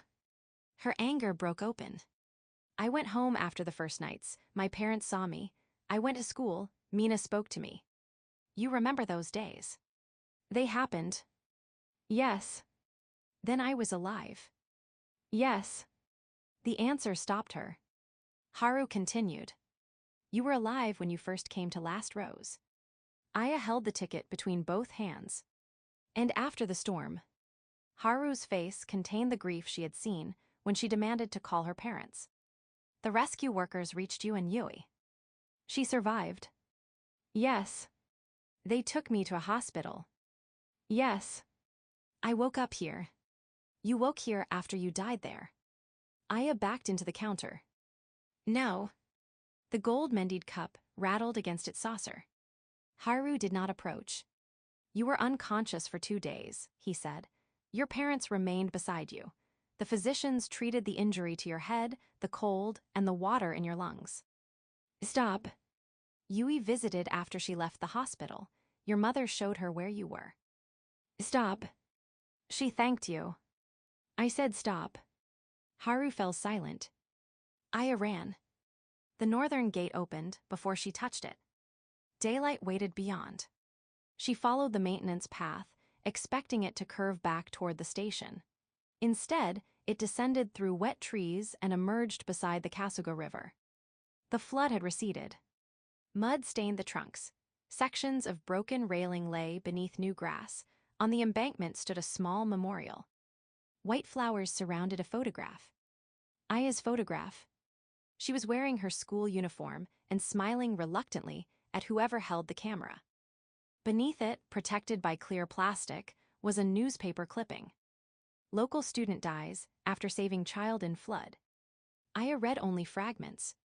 16-year-old Aya Sato pulled a 9-year-old girl to higher ground. Sustained severe injuries.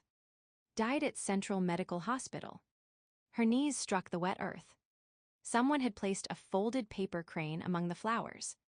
On one wing, a child had written, "Thank you for not letting go." Aya touched it. Unlike Daichai's crane, it was damp and entirely ordinary. A sound escaped her, too small to be a cry. The path beyond the memorial led toward town. Aya walked. No one saw her. Cyclists passed without moving aside.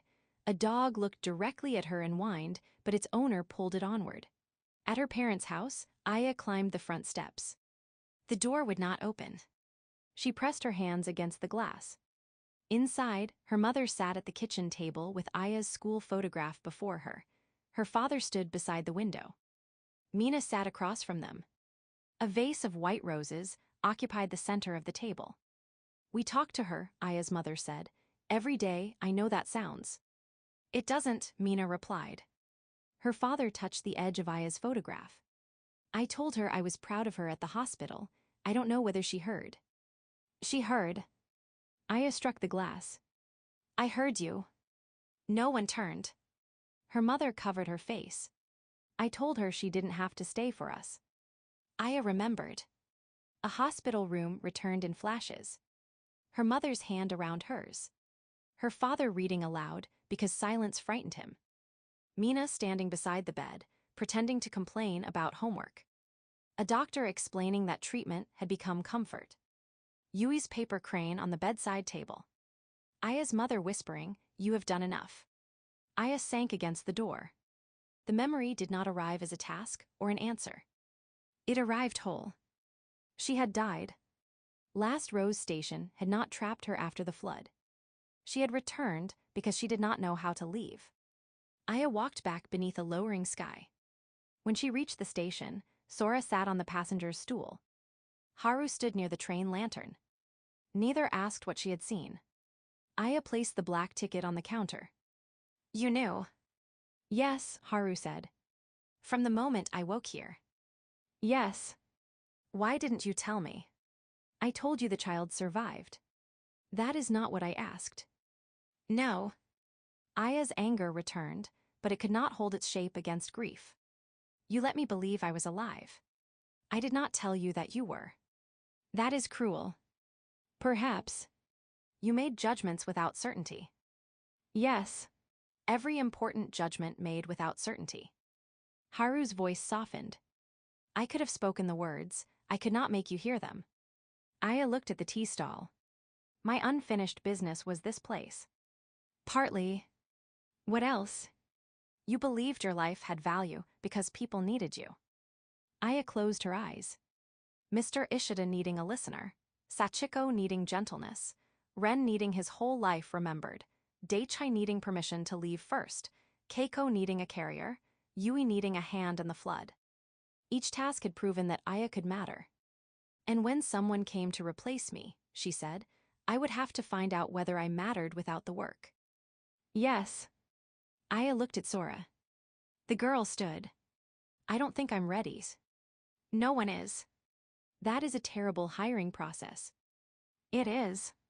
Sora touched the kettle. Should I make tea? Aya looked at the passenger's stool. For the first time, she sat on it. Yes. Sora warmed the gold-mendied cup. She chose the roasted green tea Yuriko had requested and added 1 spoonful of honey. Her hands shook. Aya said nothing. Sora waited for the water's voice to change, then poured. Aya lifted the cup. The first taste was river water. The second was hospital soap. Then came her mother's rice, her father's receipts spread across the kitchen table, Mina's unopened milk carton, grandmother's cardigan, Yui's hand closing around her wrist, and Haru's white glove reaching through the flood. Beneath them, all was the taste of being loved while doing nothing. Aya cried into the steam.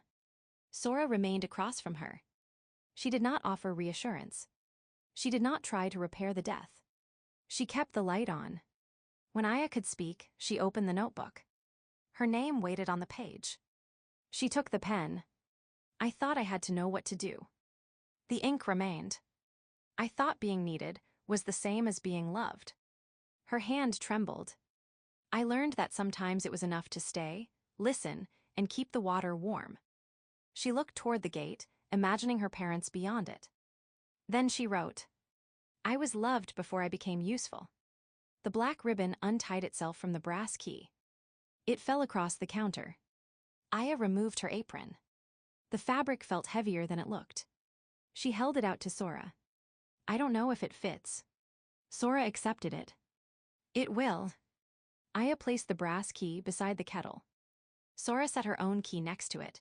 For one moment, both remained. Then Aya's key faded, leaving only Sora's. The 2-note bell rang. The black train entered Last Rose Station for the final time that belonged to Aya. Its door opened. Haru stood beside it and extended one gloved hand. Aya looked back at the stall. Sora had put on the apron. She stood beneath the brass lantern with the notebook open and the kettle filled. What if no one comes tomorrow? Sora asked. Prepare anyway. What if I can't help them?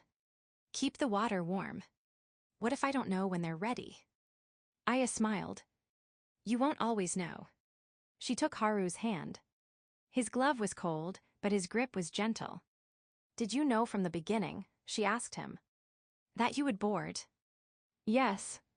Did my grandmother? Not at the beginning. Will you tell me whether you were shun? Haru looked toward the dark carriage. Perhaps farther along. Aya laughed. She boarded. The train interior was warmer than she expected. Passengers sat beneath soft lamps, some familiar, others strangers. Mr. Ishida spoke with an older woman in blue. Sachiko sat beside a student holding chalk. Ren showed Daichi how to refold a paper crane. Mrs. Watnabe shared a window with the outline of a man wearing a frayed scarf. Tetsuo held a red signal flag across his knees. Keiko rested her head against her mother's shoulder. Mika sat beside an empty place without watching it. Grandmother waited near the back of the carriage. Aya wanted to run to her. Instead, she took the seat beside the window. There would be time. Outside, Sora wiped the counter and arranged 3 cups beneath the light. The train began to move. Last Rose Station slid slowly past the glass. The painted columns, the green notebook, the white paper crane, the brass lantern, and the girl who had come after her. No solution appeared for every grief Aya had carried. Not every message had reached the living. Not every passenger had been saved from waiting. Haru's name remained uncertain. The destination beyond the tunnel remained unknown. For once, Aya did not need the answers before departure. The train entered the darkness. Far ahead, a pale light appeared, not the harsh brightness of a station lamp, but the first color of morning over mountains. Aya rested her head against the window. She thought of her mother telling her she had done enough, her father saying he was proud, Mina sitting beside the hospital bed, Yui climbing the staircase toward higher ground. Their love did not require her to remain where they had lost her. It did not ask her to become the light. Aya watched the unknown morning grow brighter beyond the glass. She was no longer keeping track of where the train was going or how long the journey would take. She simply stared out the window, full of contentment, while the train carried her onward.